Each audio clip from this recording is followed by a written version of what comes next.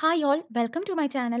അപ്പോൾ ഇന്ന് നമുക്ക് അസിസ്റ്റന്റ് എഞ്ചിനീയർ അതുപോലെ തന്നെ ഓവർസിയർ എക്സാമിനേഷന് വേണ്ടിയിട്ട് അതിൻ്റെ പ്രിപ്പറേഷൻ സ്ട്രാറ്റജീസ് ഏതൊക്കെ സബ്ജക്ട്സ് ഇമ്പോർട്ടൻ്റ് ആയിട്ട് പഠിക്കാം, ഏതൊക്കെ ചാപ്റ്റേഴ്സ് ഇമ്പോർട്ടൻ്റ് ആണ് ഒരു സബ്ജക്റ്റത്തെ, എങ്ങനെയൊക്കെ പഠിച്ചാൽ നമുക്ക് ഒരു അസിസ്റ്റന്റ് എഞ്ചിനീയർ അല്ലെങ്കിൽ ഓവർസിയർ ആകാം, സബ്ജക്ട്സ് അതുപോലെ തന്നെ സബ്ജക്ട്സ് ഏതൊക്കെ രീതിയിൽ പഠിക്കണം എന്നുള്ള കാര്യങ്ങളൊക്കെയാണ് നമ്മൾ ഇന്ന് നോക്കാൻ പോകുന്നത്.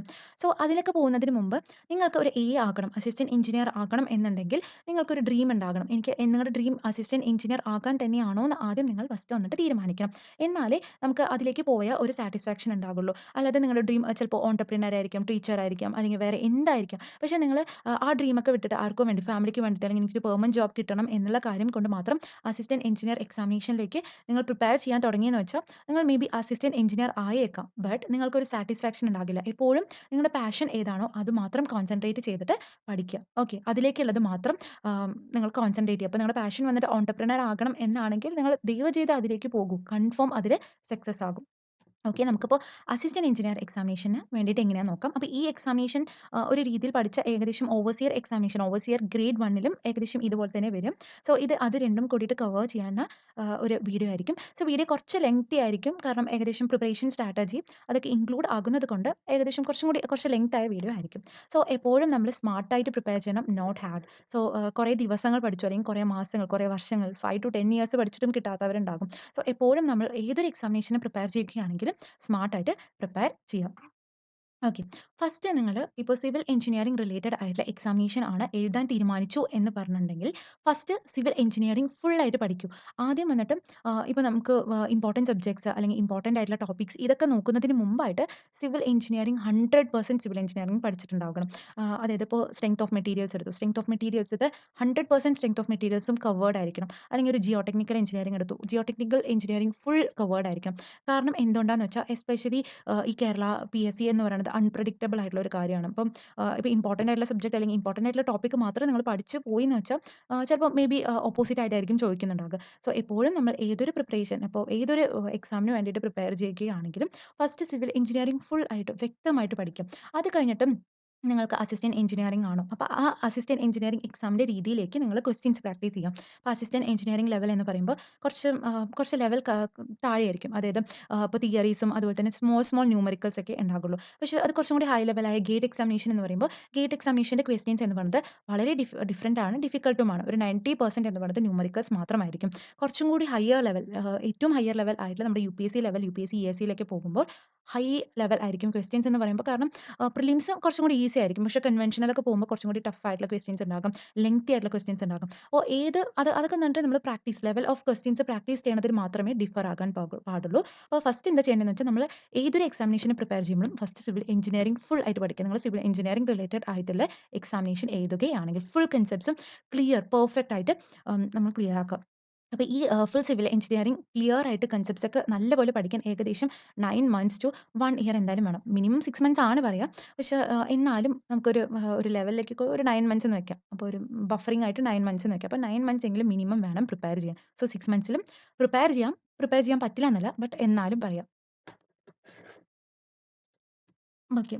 അപ്പോൾ ഫസ്റ്റ് നമ്മൾ ഓക്കെ. ഇപ്പോൾ ഇനി ഇപ്പോൾ നമ്മൾ സിവിൽ എഞ്ചിനീയറിംഗ് ഒക്കെ ഏകദേശം കുറച്ചൊക്കെ പഠിച്ചിട്ടുണ്ടാകും, അല്ലെങ്കിൽ കോളേജിൽ കുറച്ചൊക്കെ ബേസൊക്കെ ഒരു ബേസൊക്കെ നല്ലപോലെ ഒരു ബേസുള്ള ആൾക്കാരായിരിക്കും. അപ്പോൾ ഫസ്റ്റ് വന്നിട്ട് നമ്മൾ ഏതൊരു കോമ്പറ്റേറ്റീവ് എക്സാമിനേഷനും പ്രിപ്പയർ ചെയ്യുന്നതിന് മുമ്പായിട്ട് മേജർ മൈനർ സബ്ജക്റ്റ് ഐഡന്റിഫൈ ചെയ്യാം. അപ്പോൾ ഈ മേജർ മൈനർ സബ്ജക്റ്റ് എങ്ങനെ കിട്ടുകയെന്ന് വെച്ചാൽ നമ്മൾ previous year question paper analysis ചെയ്യുമ്പോൾ നമുക്ക് ഏതൊക്കെ സബ്ജക്ട്സ് ആണ് ഏറ്റവും ഇമ്പോർട്ടന്റ് ആയിട്ട് അവർ കോൺസെൻട്രേറ്റ് ചെയ്തിരിക്കുന്നത്, ഏതൊക്കെ സബ്ജക്ട്സ് ആണ് ലെസ് ഇമ്പോർട്ടന്റ് ആയിട്ട് കോൺസെൻട്രേറ്റ് ചെയ്തിരിക്കുന്നത് നമുക്കിന്ന് അറിയും. നെക്സ്റ്റ് അപ്പോൾ ഇപ്പോൾ ഈ ലെവൽ എക്സാമിനേഷന് പ്രിപ്പയർ ചെയ്യുന്നവരാണെങ്കിൽ ഇപ്പോൾ 3 കാറ്റഗറി സ്റ്റുഡൻസ് ആയിരിക്കും ഉണ്ടാകുക. അപ്പോൾ ഫസ്റ്റ് കാറ്റഗറി സ്റ്റുഡൻസ് എന്ന് പറയുന്നത് എല്ലാം കവർ ചെയ്ത സ്റ്റുഡൻസ് ആയിരിക്കും. ഫുള്ളി 100% സിലബസ് കവർ ചെയ്ത സ്റ്റുഡൻസ് ആയിരിക്കും. ഇവർ ഏകദേശം ഒരു 1 year maximum even 5 years 10 years ആയിട്ട് പഠിക്കുന്നവരുണ്ട്. അപ്പോൾ അവരൊക്കെ ഏകദേശം സിലബസ് ഒക്കെ ഫുള്ളി കവർ ചെയ്ത ആൾക്കാരായിരിക്കും. അപ്പോൾ ഈ 3 കാറ്റഗറി സ്റ്റുഡൻസിൽ നമുക്ക് 3 കാറ്റഗറി നോക്കാം. ഫസ്റ്റ് കാറ്റഗറി എന്ന് പറയുന്നത് ഫുള്ളി കവേർഡ് ആയിരിക്കും. അപ്പോൾ civil engineering full concepts clear ആയിരിക്കും. അവർ കുറേ പ്രോബ്ലംസ് ട്രൈ ചെയ്തിട്ടുണ്ടാകും. അപ്പോൾ അവരെന്താ ചെയ്യേണ്ടതെന്ന് വെച്ചാൽ അവർ ഫസ്റ്റ് വന്നിട്ട് ഓൾറെഡി കൺസെപ്റ്റ്സ് ഒക്കെ ക്ലിയർ ആയിരിക്കാം. എന്നാലും കൺസെപ്റ്റ്സ് ഒക്കെ ഒന്നും കൂടി നല്ലപോലെ നല്ലപോലെ ബ്രഷപ്പ് ചെയ്യണം. അപ്പോൾ ഫസ്റ്റ് മുതൽ ആ ഇമ്പോർട്ടന്റ് സബ്ജക്ട്സിന്റെ ഞാൻ ഓർഡർ പറഞ്ഞുതരാം. അപ്പോൾ ഈ ഇമ്പോർട്ടന്റ് സബ്ജക്ട്സ് ഓരോ സബ്ജക്റ്റ് ആയിട്ടും നല്ലപോലെ ക്ലിയർ ആയിട്ട് പെർഫെക്റ്റ് ആയിട്ട് കവർ ചെയ്യണം. ഇൻ ഡെപ്ത് ആയിട്ട് പോകുക. അപ്പോൾ ഓൾറെഡി നിങ്ങൾ ഫുള്ളി കവർ ചെയ്തിട്ടുണ്ട്. നിങ്ങൾക്ക് ഓൾറെഡി ഫുള്ളി കവേർഡ് ആയതുകൊണ്ട് 2 മന്ത്സിൽ വീണ്ടും നിങ്ങൾക്ക് ഒരു 1 മന്ത് ഫുള്ളി നിങ്ങൾക്ക് ഏതൊക്കെ ലെഫ്റ്റ് ഓവർ സബ്ജക്ട്സ് ഉണ്ടെങ്കിൽ ലെഫ്റ്റ് ഓവർ സബ്ജക്ട്സ് ഒക്കെ കോൺസെൻട്രേറ്റ് ചെയ്ത് പഠിക്കാം. അതേപോലെ തന്നെ നിങ്ങൾ പഠിച്ച സബ്ജക്ട്സ് ഒക്കെ നിങ്ങൾക്ക് ചില കൺസെപ്റ്റ്സ് ഒക്കെ നിങ്ങൾ ക്ലിയർ അല്ലാതെ പഠിച്ചിട്ടുണ്ടാവും. അല്ലെങ്കിൽ ഇൻ ഡെപ്ത് ഇല്ലാതെ പഠിച്ചിട്ടുണ്ടാവും. അതൊക്കെ ഇൻ ഡെപ്ത് ആയിട്ട് നല്ലപോലെ ക്ലിയർ ആയിട്ട് പഠിക്കാം. അതേപോലെ തന്നെ ക്വസ്റ്റ്യൻസും സോൾവ് ചെയ്യുക. ഇതാണ് ഫുള്ളി കവേർഡ് ആയിട്ടുള്ള ഫസ്റ്റ് കാറ്റഗറി സ്റ്റുഡൻറ്സ് ചെയ്യേണ്ടത്. സെക്കൻഡ് കാറ്റഗറി സ്റ്റുഡൻറ്സ് എന്ന് പറയുന്നത് കുറച്ച് കുറച്ച് മാസേ ആയിട്ടുണ്ടാവുള്ളൂ പ്രിപ്പയർ ചെയ്യാൻ സ്റ്റാർട്ട് ചെയ്തിട്ട്. അതേപോലെ തന്നെ ഒരു 50% കവർ ചെയ്തിട്ടുണ്ടാകുള്ളൂ. ഇനിയും കുറേ കവർ ചെയ്യാനുണ്ടാകും. അപ്പോൾ ഈ സെക്കൻഡ് കാറ്റഗറി സ്റ്റുഡൻറ്സ് എന്താ ചെയ്യേണ്ടതെന്ന് വെച്ചാൽ അവർ ഇമ്പോർട്ടന്റ് ആയിട്ടുള്ള സബ്ജക്ട്സ് അതായത് മേജർ സബ്ജക്ട്സ് എന്തായാലും കവർ ചെയ്തിട്ടുണ്ടാകണം. മേജർ സബ്ജക്ട്സ് 100% കവർ ചെയ്തിട്ടുണ്ടാകണം. നിങ്ങൾക്ക് ലാസ്റ്റ് ലെഫ്റ്റ് ഓവർ ടോപ്പിക്സ് ഒക്കെ വേണമെങ്കിൽ നിങ്ങൾക്ക് സ്കിപ്പ് ചെയ്യാവുന്നതേ ഉള്ളൂ. അപ്പോൾ കവർ ചെയ്ത സബ്ജക്ട്സ് ഇമ്പോർട്ടന്റ് ആയിട്ട് നിങ്ങൾ ഇപ്പോൾ ഞാൻ പറയും ഇമ്പോർട്ടന്റ് സബ്ജക്ട്സ് ഏതൊക്കെയാണ്. ആ ഇമ്പോർട്ടന്റ് സബ്ജക്ട്സ് എന്തായാലും 100% ഇൻ ഡെപ്ത് ആക്കിയിട്ട് കോൺസെപ്റ്റ്സ് ഒക്കെ നല്ലപോലെ പഠിക്കണം. അപ്പോൾ ഇതാണ് സെക്കൻഡ് കാറ്റഗറി സ്റ്റുഡൻറ്സ് ചെയ്യേണ്ടത്. തേർഡ് കാറ്റഗറി സ്റ്റുഡന്റ് എന്ന് പറയുന്നത് ഇപ്പോൾ സ്റ്റാർട്ട് ചെയ്തിട്ടേ ഉണ്ടാവുള്ളൂ. അപ്പോൾ ജസ്റ്റ് നോട്ടിഫിക്കേഷൻ ഒക്കെ വന്നു അപ്ലൈ ഒക്കെ ചെയ്തു. ജസ്റ്റ് അവരൊരു ലാവിഷ് ആയിട്ട് വിട്ടു. അപ്പോൾ അയ്യോ എക്സാം ഒക്ടോബറിലാന്ന് അറിഞ്ഞു. അപ്പോൾ ഇപ്പോഴായിരിക്കും അയ്യോ എക്സാം ഒക്ടോബറിലാണ്. ഞാൻ സീറോ ലെവൽ എനിക്ക് സീറോ ലെവൽ മുതൽ ഞാൻ പ്രിപ്പയർ ചെയ്യണം എന്ന് ഉം, ആഗ്രഹിക്കുന്നവരായിരിക്കും. സോ അപ്പോൾ അവരെങ്ങനെ പ്രിപ്പയർ ചെയ്യേണ്ടതെന്ന് വെച്ചാൽ അവർ ഫസ്റ്റ് ഇമ്പോർട്ടന്റ് ആയിട്ടുള്ള സബ്ജക്ട് മാത്രം കോൺസെൻട്രേറ്റ് ചെയ്യാം. സോ ഇൻ ഡെപ്ത് ആയിട്ട് കവർ ചെയ്യാൻ പറ്റില്ല. കാരണം 2 മന്ത്സിൽ ഇൻ ഡെപ്ത് ആയിട്ട് കവർ ചെയ്യാൻ സാധിച്ചില്ലെങ്കിലും ജസ്റ്റ് ആ ടോപ്പിക്കത്തെ എന്തൊക്കെ ഉണ്ട് ജസ്റ്റ് നിങ്ങൾക്ക് ഈസി ആയിട്ടുള്ള സബ്ജക്ട്സ് ഏതൊക്കെയാണ് അതൊക്കെ ഫസ്റ്റ് പഠിച്ചെടുക്കുക. അപ്പോൾ മോസ്റ്റ്ലി എല്ലാവർക്കും എൻവിറോൺമെന്റ്, ജിയോടെക്, ട്രാൻസ്പോർട്ടേഷൻ ഒക്കെ ഈസിയാണ്. അതുപോലെ തന്നെ ഇമ്പോർട്ടന്റ് ആയിട്ടുള്ള സബ്ജക്ട്സും ആണ്. സോ അതൊക്കെ ഫസ്റ്റ് നല്ലോണം കവർ ചെയ്യാം. പിന്നെ BM, BC ഒക്കെ ഡെയിലി കുറച്ച് നേരം വെച്ചിട്ട് കവർ ചെയ്യും. അപ്പം ഈ കാറ്റഗറി സ്റ്റുഡൻസ് അതേപോലെയാണ് ചെയ്യേണ്ടത്. അപ്പോൾ നമുക്ക് PSC എക്സാമിനേഷൻ അൺപ്രഡിക്റ്റഡും അതുപോലെ തന്നെ ഇപ്പോൾ ഫുള്ളി കവേർഡ് ഈ 3 കാറ്റഗറി സ്റ്റുഡൻസ് അല്ലോ. അപ്പോൾ 3 കാറ്റഗറി സ്റ്റുഡൻസിൽ ഏത് കാറ്റഗറി സ്റ്റുഡന്റ് വേണമെങ്കിലും ചിലപ്പോൾ ഫസ്റ്റ് 10 റാങ്ക്സിൽ എത്തിയേക്കാം. So really it depends on your hard work and smart work. അല്ലാതെ ഇപ്പോൾ ഫസ്റ്റ് കാറ്റഗറിയിലുള്ളവർ മാത്രമല്ല ഈ ആദ്യത്തെ റാങ്കുകളിൽ വരുന്നത്. ചിലപ്പോൾ ചിലവർക്ക് ഈ 1 1/2 മന്ത്സ് 2 മന്ത്സിലൊക്കെ എക്സാമിനേഷൻ ക്രാക്ക് ചെയ്തവരും ഉണ്ട്. ഓക്കെ. അപ്പൊ ഞാൻ സബ്ജക്ട് വൈസ് അപ്പൊ ഓരോ സബ്ജക്ട്സും അതിന്റെ number of questions previous year AE എക്സാംസിന് ഇതിൽ വന്നിട്ട് ഓരോ സബ്ജക്ട്സിൽ നിന്നും എത്ര ക്വസ്റ്റ്യൻസ് ആണ് ചോദിച്ചിരിക്കുന്നത്. ഇപ്പോൾ ഇത് വന്നിട്ട് 15 ഇയർ അനാലിസിസ് ആണ്. So this is 15 year analysis ചെയ്തിട്ടാണ് ഇത് കണ്ടുപിടിച്ചിരിക്കുന്നത്. ഇപ്പോൾ 15 ഇയർ അനാലിസിസ് ചെയ്തിട്ട് ഓരോ സബ്ജക്ട്സിൽ നിന്നും എത്ര ക്വസ്റ്റ്യൻസ് ആണ് നമ്പർ ഓഫ് ക്വസ്റ്റ്യൻസ് എത്രയാണ് ചോദിച്ചിരിക്കുന്നത്. അതനുസരിച്ചിട്ട് നമുക്ക് മേജർ സബ്ജക്ട്സ് ഏതാണ് മൈനർ സബ്ജക്ട്സ് ഏതാണെന്ന് പറഞ്ഞിട്ട് ഡിവൈഡ് ചെയ്യാം. സോ മേജർ സബ്ജക്ട്സ് എന്ന് പറയുന്നത് നമ്മൾ എക്സാമിനേഷന് പ്രിപ്പയർ ചെയ്യുമ്പോൾ ഈ സബ്ജക്ട് 100% നമ്മൾ പ്രിപ്പയർ ആയിരിക്കണം. പെർഫെക്റ്റ് ആയിരിക്കണം ഈ സബ്ജക്ട്സിൽ. അതാണ് ഈ മേജർ സബ്ജക്ട്സ് എന്ന് പറയുന്നത്. ഫസ്റ്റ് വൺ വന്നിട്ട് വെരി ഇമ്പോർട്ടന്റ് സബ്ജക്റ്റ് ആണ് ജിയോ ടെക്നിക്കൽ എഞ്ചിനീയറിംഗ്. അതായത് സോയിൽ മെക്കാനിക്സും ഫൗണ്ടേഷൻ എഞ്ചിനീയറിംഗും വരുന്ന ഒരു സബ്ജക്റ്റാണ് ഈ ജിയോ ടെക്നിക്കൽ എഞ്ചിനീയറിംഗ് എന്ന് പറയുന്നത്. സോ 393 ക്വസ്റ്റ്യൻസ് ആണ് ഈ 15 ഇയേഴ്സിൽ അവർ ചോദിച്ചിരിക്കുന്നത്. അപ്പം ഓരോ ഇയറിലും നമ്പർ ഓഫ് ക്വസ്റ്റ്യൻസ് വേരി ചെയ്യാം. ബട്ട് ജിയോ ടെക്നിക്കൽ ആണ് വെരി ഇമ്പോർട്ടന്റ് വെരി ഇമ്പോർട്ടന്റ് ആണ് ജിയോ ടെക്നിക്കൽ എന്ന് പറയുന്നത്. ജിയോ ടെക്നിക്കൽ എഞ്ചിനീയറിംഗ് പഠിക്കുക എന്ന് പറയുന്നത് അത്രയും അധികം ഇമ്പോർട്ടന്റ് ആണ്. A ലെവൽ എക്സാമിനേഷൻ മാത്രമല്ല ഗേറ്റ് ലെവൽ എക്സാമിനേഷന് പോയാലും ഹൈ വെയിറ്റേജ് ഉള്ള സബ്ജക്ട് എന്ന് പറയുന്നത് ജിയോ ടെക്നിക്കൽ ആണ്. അപ്പോൾ ജിയോ ടെക്നിക്കൽ ഒരിക്കലും സ്കിപ്പ് ചെയ്യരുത്. നിങ്ങളിപ്പോൾ സ്റ്റാർട്ട് ചെയ്തിട്ടേ ഉള്ളൂ എന്ന് വെച്ചാൽ ജിയോ ടെക്നിക്കൽ ആദ്യം പഠിക്കാൻ തുടങ്ങും. കാരണം ജിയോ ടെക്നിക്കൽ നോർമലായിട്ട് ഫുള്ളി കവർ ചെയ്യാൻ ഓൾമോസ്റ്റ് 1 1/2 മന്ത്സ് വേണം. എന്നാലും ഓൾറെഡി കവർ ചെയ്തവരും ഇൻ ഡെപ്ത് ആയിട്ട് കവർ ചെയ്യാം. ഓരോ വാല്യൂസ് ഒക്കെ പഠിക്കുന്നതിനെക്കാട്ടിലും വാല്യൂസ് ഒക്കെ ഇമ്പോർട്ടന്റ് തന്നെയാണ്. എന്നാലും ചില കൺസെപ്റ്റ്സ് ഒക്കെ ഉണ്ടല്ലോ. സോ എല്ലാ കൺസെപ്റ്റ്സും ക്ലിയർ ആയിട്ട് ജിയോ ടെക്നിക്കൽ എഞ്ചിനീയറിംഗിൽ പഠിക്കാം. Next strength of materials almost 280 questions ആണ് ചോദിച്ചിരിക്കുന്നത് സ്ട്രെങ്ത് ഓഫ് മെറ്റീരിയൽസിൽ.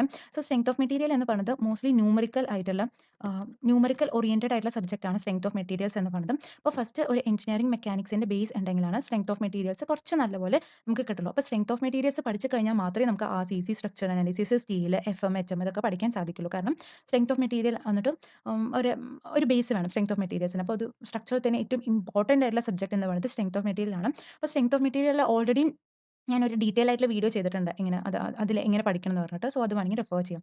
Next building material and construction. So ഇത് ഫുള്ളി തിയറി റിലേറ്റഡ് ആണ്. ഫുള്ളി നിങ്ങൾക്ക് തിയറി മാത്രം പഠിച്ചാൽ മതി. സോ ഇത് വന്നിട്ട് എന്തായാലും ഇതിൽ വാല്യൂസ് ഉണ്ടാകും. അതുപോലെ തന്നെ ഓരോ ഉം, കൂടുതൽ ചില എഞ്ചിനീയറിംഗ് പഠിച്ച കുട്ടികൾക്ക് വന്നിട്ട് ഈ ബിൽഡിംഗ് മെറ്റീരിയൽ കൺസ്ട്രക്ഷൻ പഠിക്കാനായിരിക്കും സ്ട്രക്ചർ എഞ്ചിനീയർ SOMനെക്കാട്ടിലും കൂടുതൽ കഷ്ടം എന്ന് പറയുന്നത് ഇത് പഠിക്കാനായിരിക്കും. അപ്പം ഈ സബ്ജക്റ്റ് എന്ന് പറയുന്നത് നമുക്ക് ദിവസം പഠിക്കണം. ദിവസം ഈ സബ്ജക്റ്റിന് മാത്രം ഒരു 30 മിനിറ്റ്സ് അലോട്ട് ചെയ്യും. That is more than sufficient. 2 1/2 months 30 minutes നിങ്ങൾ ഇപ്പോൾ പ്രിപ്പയർ ചെയ്യാൻ സ്റ്റാർട്ട് ചെയ്താൽ പോലും കൺഫേം കവർ ചെയ്യും. കാരണം അത് ഡെയിലി ആവശ്യമുള്ള ഒരു സബ്ജക്റ്റ് ആണ് ഈ ബിൽഡിംഗ് മെറ്റീരിയലും കൺസ്ട്രക്ഷൻ എന്നത്. ഓൾമോസ്റ്റ് 305 ക്വസ്റ്റ്യൻസ് ആണ് ഇത്ര വർഷത്തിൽ ചോദിച്ചിരിക്കുന്നത്. 15 ഇയേഴ്സിൽ ചോദിച്ചിരിക്കുന്നത്. Next RCC and pre stressed very important ആയിട്ടുള്ള സബ്ജക്റ്റ് ആണ്. ബട്ട് വാസ്റ്റ് ആയിട്ടുള്ള സബ്ജക്ട്സ് ആണ്. കുറേ ഫോർമുലാസ് ഉണ്ട്. കുറേ വാല്യൂസ് ഉണ്ട്. സോ കുറച്ച് ഡിഫിക്കൾട്ട് ആയിട്ടുള്ള സബ്ജക്റ്റ് ആണ് ഈ RCC അതുപോലെ തന്നെ പ്രീ സ്ട്രെസ്ഡ് കോൺക്രീറ്റ് എന്ന് പറയുന്നത്. അപ്പോൾ അതും കവർ ചെയ്യാൻ നോക്കുക. Next survey. സർവേ എന്ന് പറയണത് ഈസി ആയിട്ടുള്ള ഒരു സബ്ജക്റ്റാണ് സർവേ എന്ന് പറയുന്നത്. അപ്പോൾ ഇത് സാധാരണ വേറെ എക്സാംസിലൊക്കെ മൈനർ സബ്ജക്റ്റിന്റെ കാറ്റഗറിയിൽ വരുന്നതാണ് ഈ സർവേ എന്ന് പറയുന്നത്. പക്ഷേ എ ലെവൽ ഓവർസിയർ എക്സാമിനേഷനിലൊക്കെ നമ്മുടെ ഇമ്പോർട്ടന്റ് ആയിട്ടുള്ള ഒരു സബ്ജക്റ്റാണ് സർവേ എന്ന് പറയുന്നത്. അപ്പോൾ സർവേ വന്നിട്ട് അൺപ്രഡിക്റ്റബിൾ ആണ്. ചിലപ്പോൾ ഈ എക്സാമിനേഷനിൽ ക്വസ്റ്റ്യൻസ് ഉണ്ടാകാം. ചിലപ്പോൾ ക്വസ്റ്റ്യൻസ് കുറവായിരിക്കും. സോ അൺപ്രഡിക്റ്റബിൾ ആയിട്ടുള്ള ഒരു കാര്യമാണ്. കാരണം ഇത് ഒരിക്കലും പ്രിഡിക്റ്റ് ചെയ്യാൻ പറ്റില്ല. ചിലപ്പോൾ അവർക്ക് ക്വസ്റ്റ്യൻസ് കുറച്ചേ ഇടാൻ പറ്റുള്ളൂ. പക്ഷേ ഈ ഈ പോർഷനൊക്കെ എന്തായാലും Jio technical engineering, strength of materials, building material and construction എന്നൊക്കെ എന്തായാലും നിറയെ ക്വസ്റ്റ്യൻസ് ഉണ്ടാകും. അത് 100% ഷുവറാണ്. അതേപോലെ തന്നെ സർവേ വന്നിട്ട് എന്തുകൊണ്ട് ഇമ്പോർട്ടന്റ് എന്ന് പറയാൻ കാരണം അത് വളരെ ഈസി ആയിട്ടുള്ള ഒരു സബ്ജക്റ്റാണ്. അപ്പോൾ നമുക്ക് സർവേയിൽ ചോദിക്കുന്ന ആ ഒരു സർവേന്റെ ഇപ്പോൾ ഒരു 3-8 മാർക്സ് ആയിരിക്കും എ ലെവൽ എക്സാമിനേഷനിൽ സർവേന്ന് ചോദിക്കും. സോ അതേ ഒരു 3-8 മാർക്സ് നിങ്ങൾക്ക് എഫ്-എം, എച്ച്-എം, എഫ്-എംന്ന് കിട്ടും. അപ്പോൾ ഈ സർവേ എന്ന് പറയുന്നത് പഠിക്കാൻ മോസ്റ്റ്ലി ഒരു 1 വീക്ക്, 2 വീക്ക് ഒക്കെ മതി. സോ ഈ 1 വീക്കിൽ തന്നെ നമുക്ക് സർവേ ഫുൾ ആയിട്ട് കംപ്ലീറ്റ് ചെയ്യാം. ഇൻ ഡെപ്ത് ആയിട്ടും കംപ്ലീറ്റ് ചെയ്യാം. അപ്പോൾ സർവേ ഈസി ആയിട്ടുള്ള സബ്ജക്റ്റ് ആയതുകൊണ്ട് ഒരിക്കലും അത് സ്കിപ്പ് ചെയ്യാൻ പാടില്ല. Next FM and HM. So FM and എച്ച്-എമ്മിൽ ഓൾറെഡി 177 ക്വസ്റ്റ്യൻസ് ആണ് ചോദിച്ചിരിക്കുന്നത്. സോ 177 ക്വസ്റ്റ്യൻസ് എന്ന് പറയുന്നത് എഫ്-എം ആൻഡ് എച്ച്-എം എന്ന് പറയുന്നത് സോ എഫ്-എം എന്ന് പറയുന്നത് കുറേ പ്രോബ്ലംസ് എക്സ്പെക്ട് ചെയ്യാവുന്ന ഒരു പാർട്ടാണ് ഈ എഫ്-എം എന്ന് പറയുന്നത്. അപ്പോൾ പ്രോബ്ലംസ് റിലേറ്റഡ് ആണെങ്കിലും ഇൻ ഡെപ്ത് ആയിട്ടുള്ള തിയറി റിലേറ്റഡ് ആയിട്ടുള്ള കുറച്ച് ടഫ് ആയിട്ടുള്ള ക്വസ്റ്റ്യൻസ് ഒക്കെ എഫ്-എമ്മിൽ നിന്നും നമുക്ക് പ്രതീക്ഷിക്കാവുന്നതാണ്. നെക്സ്റ്റ് നമുക്കിപ്പോൾ ക്വസ്റ്റ്യൻ ടഫായി നമ്മുടെ ഈ എക്സാമിനേഷൻ ടഫായി എന്നുള്ള കാരണം ചിലപ്പോൾ എപ്പോഴെങ്കിലും ടഫായിട്ട് വന്നേക്കാം. സോ അതിന് കാരണം എന്ന് പറയുന്നത് കൂടുതലും ഈ സ്ട്രെങ്ത് ഓഫ് മെറ്റീരിയൽസ് ആയിരിക്കും ട്ടോ. കാരണം സ്ട്രെങ്ത് ഓഫ് മെറ്റീരിയൽസിനാണ് നമുക്ക് ഡിഫിക്കൾട്ട് ആയിട്ടുള്ള ന്യൂമറിക്കൽസ് ഒക്കെ ചോദിക്കാൻ പറ്റിയ ഒരു ഭാഗം എന്ന് പറയുന്നത് ഈ സ്ട്രെങ്ത് ഓഫ് മെറ്റീരിയൽസ് ആണ്. അപ്പോൾ ഈ മോസ്റ്റ്ലി ഗേറ്റ് ലെവൽ എക്സാമിനേഷനൊക്കെ ഈ സ്ട്രക്ചർ ഡൈനാമിക്സ് അതുപോലെ തന്നെ സ്ട്രെങ്ത് ഓഫ് മെറ്റീരിയൽസ് ഇതിൽ നിന്നൊക്കെ ആയിരിക്കും ഡിഫിക്കൽട്ടി ആയിട്ടുള്ള ക്വസ്റ്റ്യൻസ് ഒക്കെ ഉണ്ടാകുക. അപ്പോൾ F-M and H-M. Next environmental engineering. So environmental engineering എന്ന് പറയുന്നത് ഉള്ളതിൽ വെച്ച് ഏറ്റവും ഈസി ആയിട്ട് സ്കോർ ചെയ്യാൻ പറ്റുന്ന ഒരേ ഒരു സബ്ജക്ട് എന്ന് പറയുന്നത് എൻവിറോൺമെന്റൽ എഞ്ചിനീയറിംഗ് ആണ്. സോ ആർക്ക് വേണമെങ്കിലും ഈസി ആയിട്ട് പഠിച്ചെടുക്കാം എൻവിറോൺമെന്റൽ എഞ്ചിനീയറിംഗ്. സോ ഒരിക്കലും സ്കിപ്പ് ചെയ്യരുത്. നിങ്ങളിപ്പോൾ പഠിക്കാൻ തുടങ്ങിയിട്ടില്ല. സ്റ്റാർട്ടിംഗ് സ്റ്റേജാണ് പ്രിപ്പറേഷൻ എന്ന് പറയുന്നത്. ആ സമയത്ത് Jio technical engineering, environment, strength of materials, survey, building materials and construction, fluid mechanics. അപ്പോൾ ഇത് കൺഫേം ഇത് മാത്രം പഠിച്ചാൽ തന്നെ എക്സാമിന് എന്തായാലും കട്ട് ഓഫിലേക്ക് വരാൻ പറ്റില്ല. അറ്റ്ലീസ്റ്റ് നിങ്ങൾക്കൊരു എക്സ്പീരിയൻസിങ് ആകും. നെക്സ്റ്റ് നമുക്ക് നോക്കാം.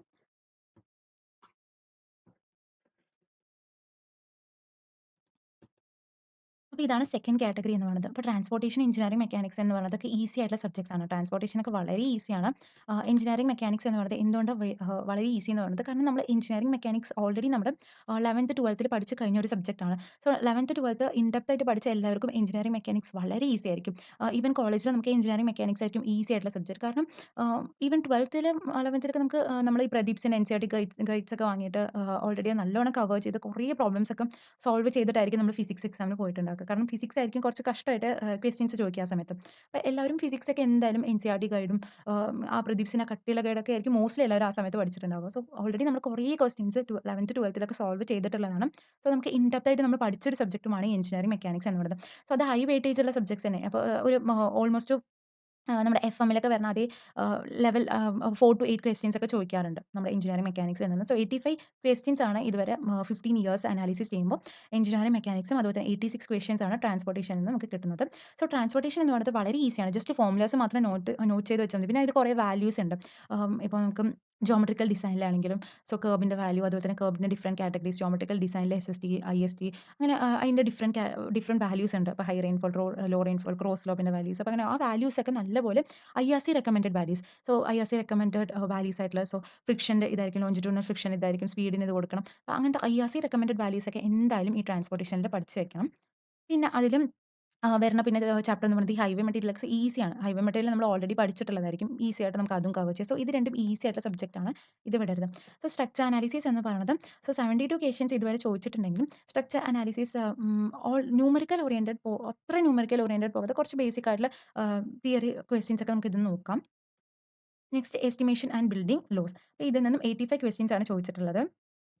ഇത് വന്നിട്ട് എസ്റ്റിമേഷനിൽ അത് വന്നിട്ട് ഈസി ആയിട്ടുള്ളൊരു നമ്മുടെ സിമെന്റിന്റെ വോളിയം കണ്ടുപിടിക്കാൻ. സോ ഈസി ആയിട്ട് ചെറിയ ചെറിയ പ്രോബ്ലംസ് ഒക്കെ എന്തായാലും എസ്റ്റിമേഷന് എക്സ്പെക്ട് ചെയ്യാം. പിന്നെ തിയറിയാണ്. ആദ്യത്തെ തിയറി എന്ന് പറയുന്നത് വളരെ സിമ്പിളാണ്. സിമ്പിൾ ആയിട്ടുള്ള തിയറിയാണ്. സോ അതും ഒന്ന് നന്നായി ബ്രഷ് അപ്പ് ചെയ്തിട്ട് പോകാം. നെക്സ്റ്റ് ബിൽഡിംഗ് ലോസും അതേപോലെ തന്നെ ഇറിഗേഷൻ എന്ന് പറയുന്നത് അത്ര ഇമ്പോർട്ടന്റ് അല്ല. ഒരു എ ലെവൽ എക്സാമിനേഷൻ എന്നാലും 70 അതൊരു ഈസി ആയിട്ടുള്ളൊരു സബ്ജക്റ്റ് ആയതുകൊണ്ട് അതും സ്കിപ്പ് ചെയ്ത് പഠിക്കുക. ഓൾമോസ്റ്റ് 70 ക്വസ്റ്റ്യൻസ് ആണ് 15 ഇയേഴ്സിൽ ചോദിച്ചിട്ടുള്ളത്. Next stage structure. So stage structure എന്ന് പറയുന്നത് ഓൾമോസ്റ്റ് എല്ലാവർക്കും ഒരു ഡിഫിക്കൾട്ട് ആയിട്ടുള്ള ഒരു സബ്ജക്റ്റാണ് സ്റ്റേജ് സ്ട്രക്ചർ എന്ന് പറയുന്നത്. സോ നിങ്ങൾക്ക് സ്കിപ്പ് ചെയ്യാം, പ്രോബ്ലം ഇല്ല. നമ്മുടെ സ്റ്റാർട്ടിംഗ് കണക്ഷൻസും എല്ലാത്തിനും ബേസിക് ആയിട്ടുള്ള കാരണം നമ്മൾ ഗേറ്റ് ലെവലിലേക്ക് പോകുമ്പോൾ ഓൾമോസ്റ്റ് 90% സ്കിപ്പ് ചെയ്യുന്ന ഒരു സബ്ജക്റ്റാണ് സ്റ്റേജ് സ്ട്രക്ചർ എന്ന് പറയുന്നത്. കാരണം അതിൽ ഒന്നും ചോദിക്കൂല്ല ഗേറ്റ് ലെവൽ എക്സാമിനേഷനിൽ. പക്ഷെ എന്നാലും നമുക്ക് നിറയെ പഠിക്കണം. കുറേ ഫോർമുലാസ് ഉണ്ട്, കുറേ തിയറീസ് ഉണ്ട്. അതുപോലെ തന്നെ കുറേ ഇൻ ഡെപ്ത് ആയിട്ട് അറിയണം. ഡിസൈൻ പ്രോബ്ലംസ് ഒക്കെ ഉണ്ട്. അപ്പോൾ സ്റ്റീൽ എന്ന് പറയുന്നത് നമുക്ക് മെറ്റീരിയൽ സ്റ്റാർട്ടിംഗ് മാത്രം സ്റ്റീലൊക്കെ പഠിച്ചാൽ മതി. Next hydrology. സോ സ്റ്റീലിൽ 64 ക്വസ്റ്റ്യൻസ് ആണ് ചോദിച്ചിരിക്കുന്നത്. ബട്ട് വെയിറ്റേജ് വളരെ വളരെ ക്വസ്റ്റ്യൻ കുറവായിട്ട് ഇതുവരെ സ്റ്റീലിനെ കാണാനുള്ളൂ. ഈ എക്സാമിനേഷനിലൊക്കെ സ്റ്റീലിന്റെ ക്വസ്റ്റ്യൻ എന്ന് പറയുന്നത് വളരെ കുറവായിരിക്കും. Next hydrology. ഹൈഡ്രോളജി എന്ന് പറയുന്നത് 46 ക്വസ്റ്റ്യൻസ് ആണ് ചോദിച്ചിട്ടുള്ളത്. Next railway. ഇതൊക്കെ മൈനർ ടോപ്പിക്സ് ആണ്. സോ ഈ കൺസ്ട്രക്ഷൻ മാനേജ്മെന്റ് ഒക്കെ നിങ്ങൾക്ക് പഠിക്കാതെ തന്നെ ഇതൊക്കെ ഈസി ആയിട്ട് എഴുതാം. സോ ഇതൊക്കെ വന്നിട്ട് മാർക്ക് സ്കോറിംഗ് പോർഷൻ ആണ്. ഈ railway, airport, harbour tunnel, urban planning, അതുപോലെ തന്നെ സ്ട്രക്ചർ ഡൈനാമിക്സ് എന്ന് പറയുന്നത് ഇതൊക്കെ ഓൾറെഡി എല്ലാവരും എല്ലാം പഠിച്ചിട്ടുണ്ടാവും. എല്ലാ സബ്ജക്ട്സും പഠിച്ചിട്ടുണ്ടാവും. പക്ഷേ ഈ സബ്ജക്ട്സ് ഒക്കെ സെലക്ടീവ് ആയിട്ടുള്ള പീപ്പിൾസ് മാത്രമേ പഠിച്ചിട്ടുണ്ടാവുള്ളൂ. സോ ഇതിന്ന് ക്വസ്റ്റ്യൻസ് വരുമ്പോൾ കട്ട് ഓഫ് ഇൻക്രീസ് ആകാനുള്ള സാധ്യതയുണ്ട്. നിങ്ങൾക്ക് അതേപോലെ തന്നെ മാർക്ക് കൂടാനുള്ള സാധ്യതയുണ്ട്. സോ അതും സ്കിപ്പ് ചെയ്യാതെ ഇതൊക്കെ ജസ്റ്റ് ഒരു 1-2 ഡേയ്സിൽ മാത്രം കവർ ചെയ്യുന്ന ഒരു സബ്ജക്റ്റ് ആണ് ഈ മൈനർ സബ്ജക്ട്സ് എന്ന് പറയുന്നത്. അപ്പോൾ നമ്മൾ 70 ഡേയ്സിന്റെ സ്ട്രാറ്റജി നോക്കാം. അപ്പോൾ 70 ഡേയ്സ് ഓൾമോസ്റ്റ് ഉണ്ട്. സോ 70 ഡേയ്സ് എന്ന് പറയുന്നത് ഓൾമോസ്റ്റ് സൂപ്പർബ് ആയിട്ടുള്ള അതായത് നമുക്ക് സൂപ്പർബ് ആയിട്ട് പ്രിപ്പയർ ചെയ്ത കൺഫേം ക്രാക്ക് ചെയ്യാൻ പറ്റുന്ന അത്ര സമയം തന്നെ നമ്മുടെ കയ്യിലുണ്ട്. ഈവൻ ഗേറ്റ് പോലത്തെ എക്സാമിനേഷൻ 1 1/2 മന്ത്സിൽ പ്രിപ്പയർ ചെയ്തു വെറും 40 ഡേയ്സിലൊക്കെ പ്രിപ്പയർ ചെയ്തിട്ട് 50-70 മാർക്സ് വാങ്ങിയിട്ടുള്ളവരൊക്കെ ഉണ്ട്. സോ ഗേറ്റ് എന്ന് പറയുന്നത് സെലക്ടീവ് ആയിട്ടുള്ള സബ്ജക്ട്സ് മാത്രം പഠിച്ചു. മാത്സ്, ആപ്റ്റി, അതുപോലെ തന്നെ ജിയോ ടെക്നിക്കൽ, എൻവിറോൺമെന്റ്, ട്രാൻസ്പോർട്ടേഷൻ ഈ സബ്ജക്ട്സ് മാത്രം പഠിച്ചാൽ തന്നെ 50 മാർക്സ് കൺഫേം നമുക്ക് കിട്ടും. സോ അതുപോലെ തന്നെ എ ലെവൽ എക്സാമിനേഷൻ എന്ന് പറയുമ്പോൾ ഇപ്പോൾ അവർ കുറച്ച് അൺപ്രഡിക്റ്റബിൾ ആയിട്ട് PSC ക്വസ്റ്റ്യൻസ് ഇടുന്നത് കൊണ്ട് അതേപോലെ തന്നെ നമ്മുടെ കേരള എന്ന് പറയുന്നത് വേറെ സ്റ്റേറ്റ്സിനെ കമ്പയർ ചെയ്യുമ്പോൾ കുറച്ചും കൂടി ഈസി ആയിട്ടുള്ള ക്വസ്റ്റ്യൻസ് ആണ്. പിന്നെ നമുക്ക് ജനറൽ സ്റ്റഡീസ് പഠിക്കേണ്ട ആവശ്യമില്ല. വേറെ മോസ്റ്റ്ലി എല്ലാ സ്റ്റേറ്റ്സിലും അവരുടെ ജനറൽ സ്റ്റഡീസ് പഠിക്കേണ്ട ഇതുണ്ട്. പക്ഷേ ഇതിൽ ആ ഒരു ഇതും ഇല്ല. അപ്പോൾ കുറച്ചും കൂടി അഡ്വാൻറ്റേജ് തന്നെയാണ് നമുക്ക് സിവിൽ മാത്രം പഠിച്ചാൽ മതി. സിവിൽ നമുക്ക് പെർഫെക്റ്റ് ആയിട്ട് ഇൻ ഡെപ്തിൽ തന്നെ പഠിച്ചു പോണം. സോ, അതിന് നമുക്ക് 70 ഡേയ്സിനെ സ്പ്ലിറ്റ് ചെയ്യാം. ആദ്യത്തെ 60 ഡേയ്സ് എന്ന് പറയുന്നത് ഫുൾ സബ്ജക്റ്റും കംപ്ലീറ്റ് ചെയ്യണം. ഏതൊക്കെ സബ്ജക്ട്സ് ആണുള്ളത് എല്ലാ സബ്ജക്ട്സും കംപ്ലീറ്റ് ചെയ്തിട്ട് അതിനെ റിവൈസ് ചെയ്യുക എന്ന് പറയുന്നത്. നെക്സ്റ്റ് ക്വസ്റ്റ്യൻസ് സോൾവ് ചെയ്യണം. എത്രത്തോളം നിങ്ങൾക്ക് ക്വസ്റ്റ്യൻസ് സോൾവ് ചെയ്യാൻ പറ്റുന്നോ അത്രത്തോളം ക്വസ്റ്റ്യൻസ് സോൾവ് ചെയ്യാം. പിന്നെ ക്വസ്റ്റ്യൻ സോൾവ് ചെയ്യുക എന്ന് പറയുന്നത് സെലക്ടീവ് ആയിട്ടുള്ള ക്വസ്റ്റ്യൻസ് മാത്രം സോൾവ് ചെയ്താൽ മതി. ചിലവർ ഇപ്പോൾ 10 മിനിറ്റ്സ് 20 മിനിറ്റ്സ് ഒക്കെ ഒരു ക്വസ്റ്റ്യൻ സോൾവ് ചെയ്യുന്നവരുണ്ട്. സോ, അത് നമുക്ക് ചിലപ്പോൾ ആവശ്യമില്ലാത്ത ക്വസ്റ്റ്യൻ ആയിരിക്കും.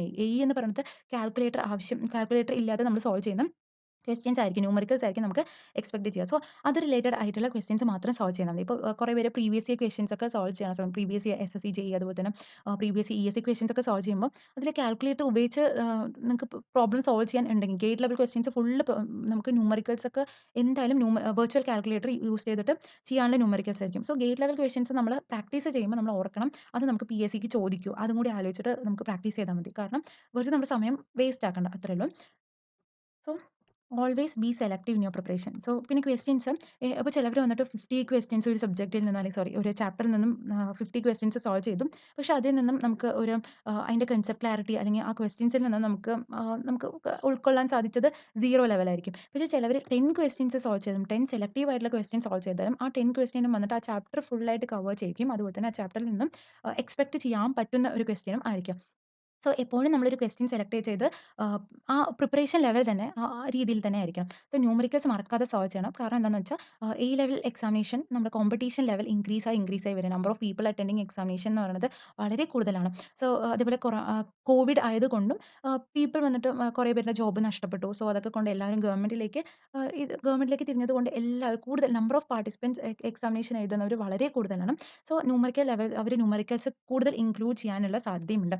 ഈവൻ 50% ന്യൂമറിക്കൽസ് വരെ ഇടാൻ ഉള്ള സാധ്യതയുണ്ട്. പക്ഷെ നടക്കാതെയും ഇരിക്കാം. എങ്ങനെയാണെങ്കിലും അവർക്ക് ക്വസ്റ്റ്യൻസ് ഇടാം. അപ്പോൾ നമ്മൾ എല്ലാം നമ്മൾ ഒരു മുൻകരുതലായിട്ട് വേണം എല്ലാം പ്രിപ്പയർ ചെയ്യാൻ. നെക്സ്റ്റ് ലാസ്റ്റ് 10 ഡേയ്സ് ഉണ്ടല്ലോ. അപ്പം ഒക്ടോബർ 1 ടു 10. സോ, ഇതിൽ നമ്മൾ പുതിയതായിട്ട് ഒരു കൺസെപ്റ്റും പഠിക്കാൻ പാടില്ല. അതേപോലെ തന്നെ ന്യൂ ആയിട്ടുള്ള ഒന്നും തന്നെ പഠിക്കേണ്ട ആവശ്യമില്ല. സോ, ഈ 1 ടു 10 എന്ന് പറയുന്നത് റിവിഷൻ നല്ലപോലെ റിവിഷൻ ചെയ്യുക. പിന്നെ മോക്ക് ടെസ്റ്റ് അറ്റൻഡ് ചെയ്യുക. ഇതായിരിക്കണം നമ്മുടെ ലാസ്റ്റ് 10 ഡേയ്സ് എന്ന് പറയുന്നത്. അപ്പോൾ ഇതാണ് 70 ഡേയ്സ് സ്ട്രാറ്റജി എന്ന് പറയുന്നത്. നമുക്ക് ഫസ്റ്റ് ഓൾറെഡി പറഞ്ഞ പോലെ നല്ലപോലെ കൺസെപ്റ്റ് പഠിച്ചു പോകുക. സോ, മേജർ സബ്ജക്ട്സിൽ നിന്നും എപ്പോഴും സ്റ്റാർട്ട് ചെയ്യുക. സോ, മേജർ സബ്ജക്ട്സ് ഏതൊക്കെയാണെന്ന് പറഞ്ഞു. ഇനി ഞാൻ ഓരോ സബ്ജക്റ്റിന്റെയും ഇൻ ഡെപ്ത് ആയിട്ടുള്ള അനാലിസിസ് ചെയ്യുമ്പോൾ നിങ്ങൾക്ക് മനസ്സിലാവും ആ ചാപ്റ്ററിൽ നിന്നും ഏതൊക്കെ ഇമ്പോർട്ടന്റ് ആയിട്ട് പഠിക്കുക എന്നുള്ളത്. സോ, അതുപോലെ തന്നെ മേജർ സബ്ജക്ട്സ്, മേജർ ടോപ്പിക്സ് ഇതൊക്കെ നല്ലപോലെ പ്രിപ്പയർ ചെയ്ത് പോകുക. അപ്പോൾ അതിൽ നിന്നൊക്കെ തുടങ്ങാം. പിന്നെ പ്രീവിയസ് ഇയർ ക്വസ്റ്റ്യൻസ് ഫോക്കസ് ചെയ്ത് സോ ഒരു പ്രീവിയസ് ഇയർ ക്വസ്റ്റ്യൻസിന്റെ ബുക്കൊക്കെ ഉണ്ട്. പക്ഷെ നല്ലതൊക്കെയാണ്. പക്ഷെ PSC ഇത് നമുക്ക് ഈ ബുക്ക് കൊണ്ട് എന്താ ഉപയോഗം എന്ന് വെച്ചാൽ നമുക്ക് ഏത് ഭാഗത്തു നിന്നാണ് നിറയെ ക്വസ്റ്റ്യൻസ് ചോദിച്ചിരിക്കുന്നതെന്ന് കണ്ടുപിടിക്കാൻ സാധിക്കും. ബട്ട് പ്രീവിയസ് ഇയർ ഫോളോ ചെയ്ത് പോയാൽ ഇപ്പോൾ എക്സാമിനേഷന് കിട്ടില്ല. ചിലവരൊക്കെ പ്രീവിയസ് ഇയർ ക്വസ്റ്റ്യൻസിന്റെ വാല്യൂസും അതുപോലെ തന്നെ ആ ആൻസർ ഒക്കെ അതേപോലെ പഠിച്ചിട്ട് പോയിട്ട് ഈവൻ തെറ്റുന്നവരൊക്കെ ഉണ്ട്. സോ എപ്പോഴും നമ്മൾ കൺസെപ്റ്റ്സ് നല്ലോണം പോലെ പഠിച്ചിട്ട് ക്വസ്റ്റ്യൻസ് സോൾവ് ചെയ്യുക. സോ പ്രീവിയസ് ഇയർ ട്രെൻഡ് നോക്കിയാലും പ്രീവിയസ് ഇയർ ക്വസ്റ്റ്യൻസ് വന്നിട്ട് നമ്മുടെ കേരള എയിൻ്റെ പ്രീവിയസ് ഇയർ ക്വസ്റ്റ്യൻസ് എന്ന് പറയുന്നത് വളരെ ഈസി ആയിട്ടുള്ള ക്വസ്റ്റ്യൻസ് ആണ്. വേറെ സ്റ്റേറ്റ്സിനൊക്കെ കമ്പയർ ചെയ്യുമ്പോൾ കേരള PSC എ എന്ന് പറയുന്നത് വളരെ ഈസി ആയിട്ടുള്ള ക്വസ്റ്റ്യൻസ് ആണ്. സോ പ്രീവിയസ് ഇയർ ക്വസ്റ്റ്യൻസ് എന്ന് പറയുന്നത് അത്ര അതിലേക്ക് കോൺസെൻട്രേറ്റ് ചെയ്യാതെ വേറെ പുതിയ പുതിയ ക്വസ്റ്റ്യൻസ് ഒക്കെ ഒന്ന് കുറച്ചും കൂടി നമുക്ക് കോൺസെൻട്രേറ്റ് ചെയ്യാൻ നോക്കുക. പിന്നെ ന്യൂമറിക്കൽസ് ഓൾറെഡി പറഞ്ഞ പോലെ തന്നെ ന്യൂമറിക്കൽസ് നോക്കും. സോ നിങ്ങൾ ന്യൂമറിക്കൽസ് സോൾവ് ചെയ്യുമ്പോൾ മിസ്റ്റേക്സ് ഉണ്ടായാൽ മിസ്റ്റേക്സ് എവിടെയാണ് മിസ്റ്റേക്ക് ചെയ്തത്, സോ അതൊക്കെ കണ്ടുപിടിച്ച് അത് അനാലിസിസ് ചെയ്യാം. സോ ടൈം മാനേജ്മെന്റ് എന്ന് പറയുന്നത് വളരെ ഇമ്പോർട്ടൻ്റ് ആണ്. കാരണം സോ ഓൾറെഡി 2 1/2 മന്ത്സേ നിങ്ങൾക്ക് പ്രിപ്പറേഷന് ടൈം ഉള്ളൂ. സോ ഈ 2 1/2 മന്ത്സിൽ എങ്ങനെ എഫക്റ്റീവ് ആയിട്ട് പ്രിപ്പയർ ചെയ്യാമെന്ന് നോക്കുക. മേ ബി ഇപ്പോൾ ജിയോ ടെക്നിക്കൽ 2 മന്ത്സിൽ പഠിക്കാൻ പറ്റുന്ന ആൾക്കാരായിരിക്കും കൂടുതൽ പേരും. സോ ഈ അങ്ങനെ 2 1/2 മന്ത്സിൽ പഠിക്കാതെ ജസ്റ്റ് സ്പ്ലിറ്റ് ചെയ്യുക. സോ ജിയോ ടെക്നിക്കലിന് ഇത്ര ഡേയ്സ്, സോ അതുപോലെ തന്നെ SOMന് ഇത്ര ഡേയ്സ് അങ്ങനെ ഓരോരോ സബ്ജക്ട്സിനും നിങ്ങൾ തന്നെ ഫിക്സ് ചെയ്തിട്ട് നിങ്ങളെ കൊണ്ട് എത്ര പറ്റും നിങ്ങളുടെ കാലിബർ അനുസരിച്ചിട്ട് നിങ്ങൾ സ്പ്ലിറ്റ് ചെയ്തിട്ട് പഠിക്കുക. നിങ്ങളെ കൊണ്ട് ആകാവുന്ന 100% കൊടുക്കുക. ബാക്കി റിസൾട്ട് വന്നിട്ട് നമുക്ക് കിട്ടിയില്ലെങ്കിൽ കുഴപ്പമില്ല. ബട്ട് 100% കൊടുക്കണം. അപ്പോൾ നമുക്ക് ഓരോ സബ്ജക്ട്സും അതിൻ്റെ ഓരോ ചാപ്റ്റേഴ്സിൻ്റെ വെയിറ്റേജും നമുക്ക് നോക്കാം.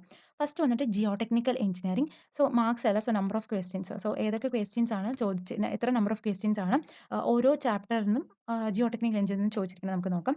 So origin and properties of സോയിലിന് 35 നമ്പർ അതായത് ക്വസ്റ്റ്യൻസ്. അതുപോലെ തന്നെ ഇൻഡെക്സ് പ്രോപ്പർട്ടീസ് ഓഫ് സോയിലിന് 15, ക്ലാസിഫിക്കേഷൻ ഓഫ് സോയിലിന് 17, സ്ട്രെസ് ഡിസ്ട്രിബ്യൂഷന് 3, പെർമിയബിലിറ്റി ഓഫ് സോയിലിന് 16, seepage analysis ന് 9, shear strength ന് 13, compaction ല് 11, consolidation ല് 22, earth pressure and retaining wall ല് 5, stability of slope ന് 2, shallow foundation ന് 23, deep foundation ന് 15, soil exploration. soil exploration ന് 9. സോ നോർമൽ ഒരു ട്രെൻഡ് അനുസരിച്ചിട്ട് A ലെവൽ എക്സാമിനേഷനും ജിയോടെക്കിൽ നിന്നും ഏറ്റവും ഇമ്പോർട്ടന്റ് ആയിട്ടുള്ള very very very very important ആയിട്ടുള്ള ഒരു സബ്ജക്ട് എന്ന് പറയുന്നതാണ് ജിയോ ടെക്നിക്കൽ എഞ്ചിനീയറിംഗ്. ഞാൻ ഓൾറെഡി മെൻഷൻ ചെയ്തു. ഓൾമോസ്റ്റ് 380 ക്വസ്റ്റ്യൻസ് ആണ് ഇതുവരെ 15 ഇയേഴ്സിൽ ചോദിച്ചിരിക്കുന്നത് ജിയോ ടെക്നിക്കൽ എഞ്ചിനീയറിംഗിൽ നിന്ന്. സോ ഇത് 100% പെർഫെക്റ്റ് ആക്കി വെക്കണം ഈ സബ്ജക്ട്. സോ ഇതിന്റെ വെയിറ്റേജ് എന്തായാലും കൂടുതലാണ്. ഏതൊരു എക്സാമിനേഷന് പോയാലും ജിയോ ടെക്നിക്കലിന്റെ വെയിറ്റേജ് എന്ന് പറയുന്നത് കൂടുതലാണ്. സോ നമുക്ക് ഒരു A ലെവലിൽ 7 ടു 17 ക്വസ്റ്റ്യൻസ് നമുക്ക് എക്സ്പെക്ട് ചെയ്യാം. സോ ബുക്സ് എന്ന് പറയുന്നത് അതേപോലെ ഇത് വന്നിട്ട് സോയിൽ മെക്കാനിക്സിന്റെ കാര്യമാണ്. സോ ഫൗണ്ടേഷനിൽ വന്നിട്ട് 3 ടു 5 ക്വസ്റ്റ്യൻസ് ഫൗണ്ടേഷനിൽ നിന്ന് നിങ്ങൾക്ക് എക്സ്പെക്ട് ചെയ്യാം. സോ ബുക്സ് എന്ന് പറയുന്നത് KR അറോറ. സോ ഈ KR അറോറയത്തെ കുറച്ച് പ്രോബ്ലംസ് ഒക്കെ സോൾവ് ചെയ്ത് നോക്കുക. ഈവൻ ബിക്കോസ് പ്രൊഫസേഴ്സ് ആയിരിക്കുമല്ലോ ഈ ക്വസ്റ്റ്യൻ പേപ്പർ ഒക്കെ ഇടുന്നത്. സോ അവർ ചിലപ്പോൾ കോംപ്രഹെൻസീവ് ബുക്കിൽ നിന്ന് ഡയറക്റ്റ് ആയിട്ട് ക്വസ്റ്റ്യൻസ് ഇടാൻ സാധ്യതയുണ്ട്. സോ അതൊക്കെ ഒന്ന് ജസ്റ്റ് ഒന്ന് റിഫർ ചെയ്തിട്ട് പോകുക. അപ്പോൾ ഇതാണ് ജിയോ ടെക്നിക്കൽ എഞ്ചിനീയറിംഗിൽ നോർമൽ ആയിട്ട് ഇമ്പോർട്ടന്റ് ആയിട്ടുള്ള ചാപ്റ്റർ എന്ന് പറയുന്നത് ഷാലോ ഫൗണ്ടേഷൻ, ബിയറിംഗ് കപ്പാസിറ്റി, പിന്നെ കംപ്രസിബിലിറ്റി, കൺസോൾട്ടേഷൻ ഒക്കെ വളരെ ഇമ്പോർട്ടന്റ് ആയിട്ടുള്ള ചാപ്റ്ററാണ് ഏതൊരു എക്സാം പോയിന്റ് ഓഫ് വ്യൂവിലും. നെക്സ്റ്റ് ഒറിജിൻ ഓഫ് സോയിൽ എന്ന് പറയുന്നത് ഈ പ്രോപ്പർട്ടീസ് ഓഫ് സോയിൽ. ഒറിജിൻ അത്ര ഇമ്പോർട്ടന്റ് അല്ല. Origin of this that is എവിടെ നിന്നൊക്കെ ഒറിജിൻ, ഓരോ different types of soil, alluvial, അതൊന്നും അത്ര ഇമ്പോർട്ടന്റ് അല്ല. എന്നാലും ജസ്റ്റ് അറിഞ്ഞു വെക്കാവുന്നത്. But properties of soil, equations അതിൽ നിന്ന് നമുക്ക് ന്യൂമറിക്കൽസ് എക്സ്പെക്ട് ചെയ്യാവുന്നതാണ്. ഈ ഒറിജിൻ ആൻഡ് പ്രോപ്പർട്ടീസ് ഓഫ് സോയിലിനൊക്കെ. അപ്പോൾ അത് വളരെ ഇമ്പോർട്ടന്റ്. അപ്പോൾ ഈ പ്രോപ്പർട്ടീസ് ഓഫ് സോയിലും ഷാലോ ഫൗണ്ടേഷൻ, പിന്നെ consultation and compressibility, bearing capacity. ഇപ്പോൾ ഇതാണ് വളരെ ഇമ്പോർട്ടന്റ്. സോ ഇതാണ് ഹൈ വെയിറ്റേജ്. ഈ ചാപ്റ്റേഴ്സിന് കുറച്ചും കൂടി നിങ്ങൾ ഹൈ വെയിറ്റേജ് കൊടുക്കണം. പിന്നെ സെക്കൻഡ് കാറ്റഗറിയിൽ വരുന്നതാണ് deep foundation, pressure and retaining wall, shear strength, effective stress, capillarity, permeability. So ഈ എഫക്റ്റീവ് സ്ട്രെസ്സും ക്യാപിലാരിറ്റി പെർമിയബിലിറ്റി ചാപ്റ്ററും കൂടി മിക്സ് ചെയ്തിട്ട് നമുക്ക് ചോദിക്കാം. പിന്നെ എഫക്റ്റീവ് സ്ട്രെസ്സും അതുപോലെ തന്നെ കൺസോൾട്ടേഷൻ, ഈ 2 ചാപ്റ്ററും കൂടി മിക്സ് ചെയ്തിട്ട് പ്രോബ്ലംസ് ചോദിക്കാം. നെക്സ്റ്റ് വന്നിട്ട് പിന്നെ അടുത്ത കാറ്റഗറിയിൽ നമ്മൾ പഠിക്കേണ്ടത് കോമ്പാക്ഷനും സീപ്പേജ് ത്രൂ സോയിൽ, ഈ 2 ചാപ്റ്റേഴ്സ് ആണ്. പിന്നെ ലീസ്റ്റ് ഇമ്പോർട്ടന്റ് ആയിട്ടുള്ളതെന്ന് പറയുന്നത് ഈ ക്ലാസിഫിക്കേഷൻ ഓഫ് സോയിൽ. അതാണ് ഈ origin of soil, classification of soil ഒക്കെ പറഞ്ഞില്ലേ. നമ്മുടെ അലൂവിയൽ സോയിൽ, റണ്ണിങ് വാട്ടർ കാരണം അതൊക്കെ അത്ര ഇമ്പോർട്ടന്റ് അല്ല. പിന്നെ വെർട്ടിക്കൽ സ്ട്രെസ്, അതും ജസ്റ്റ് ഇക്വേഷൻസ് പഠിച്ചാൽ മതി. Next stability of slope, soil exploration, ഇതൊന്നും അത്ര ഇമ്പോർട്ടന്റ് അല്ലാത്ത ചാപ്റ്റേഴ്സ് ആണ്. പിന്നെ ലീസ്റ്റ് ഇമ്പോർട്ടന്റ് എന്ന് പറയുന്നത് ഇത് ഒരിക്കലും ചോദിക്കില്ല എന്നല്ല, ഇമ്പോർട്ടൻ്റേ അല്ലാത്ത ചാപ്റ്റേഴ്സ് ആണ് ക്ലേ മിനറോളജിയും സോയിൽ സ്ട്രക്ചേഴ്സ് എന്ന് പറയുന്നത്. അതൊക്കെ ലീസ്റ്റ് ആയിട്ടുള്ള ഇമ്പോർട്ടന്റ് ആയിട്ടുള്ള ചാപ്റ്റർ ആണ്. അപ്പോൾ ഓരോ ഇതിൽ നിന്നും ഇമ്പോർട്ടന്റ് ആയിട്ടുള്ള കോൺസെപ്റ്റ്സ് ഞാൻ പറഞ്ഞുതരാം. ഫസ്റ്റ് വന്നിട്ട് പ്രോപ്പർട്ടീസ് ഓഫ് സോയിൽ. സോ ഈ ഒറിജിൻ ഓഫ് സോയിൽ അല്ലെങ്കിൽ വാട്ടർ റിലേഷൻഷിപ്പ്, ഈ ചാപ്റ്ററിൽ നിന്നും ഇമ്പോർട്ടന്റ് ആയിട്ടുള്ളതെന്ന് പറയുമ്പോൾ soil formation and soil depths അത് അത്ര ഇമ്പോർട്ടന്റ് അല്ല. Face diagram. So face diagram വളരെ ഇമ്പോർട്ടന്റ് ആണ്. ഫേസ് ഡയഗ്രാം എന്ന് പറയുന്നത്. പിന്നെ ഇമ്പോർട്ടന്റ് ആയിട്ടുള്ള definition. So void ratio, porosity. So അതിന്റെ വാല്യൂസും അതുപോലെ തന്നെ പോറോസിറ്റി എപ്പോഴാണ് ഇതാവുന്നത്, പോറോസിറ്റി, സാച്ചുറേഷൻ കുറേ ഫോർമുലാസ് ഉണ്ട് ജിയോ ടെക്നിക്കലിൽ ഈ പ്രോപ്പർട്ടീസ് ഓഫ് സോയിൽ തന്നെ. ആ ഫോർമുലാസ് ഒക്കെ ഇമ്പോർട്ടന്റ് ആയിട്ടുള്ള റിലേഷൻഷിപ്പ് എല്ലാം തന്നെ പഠിച്ചു വയ്ക്കുക.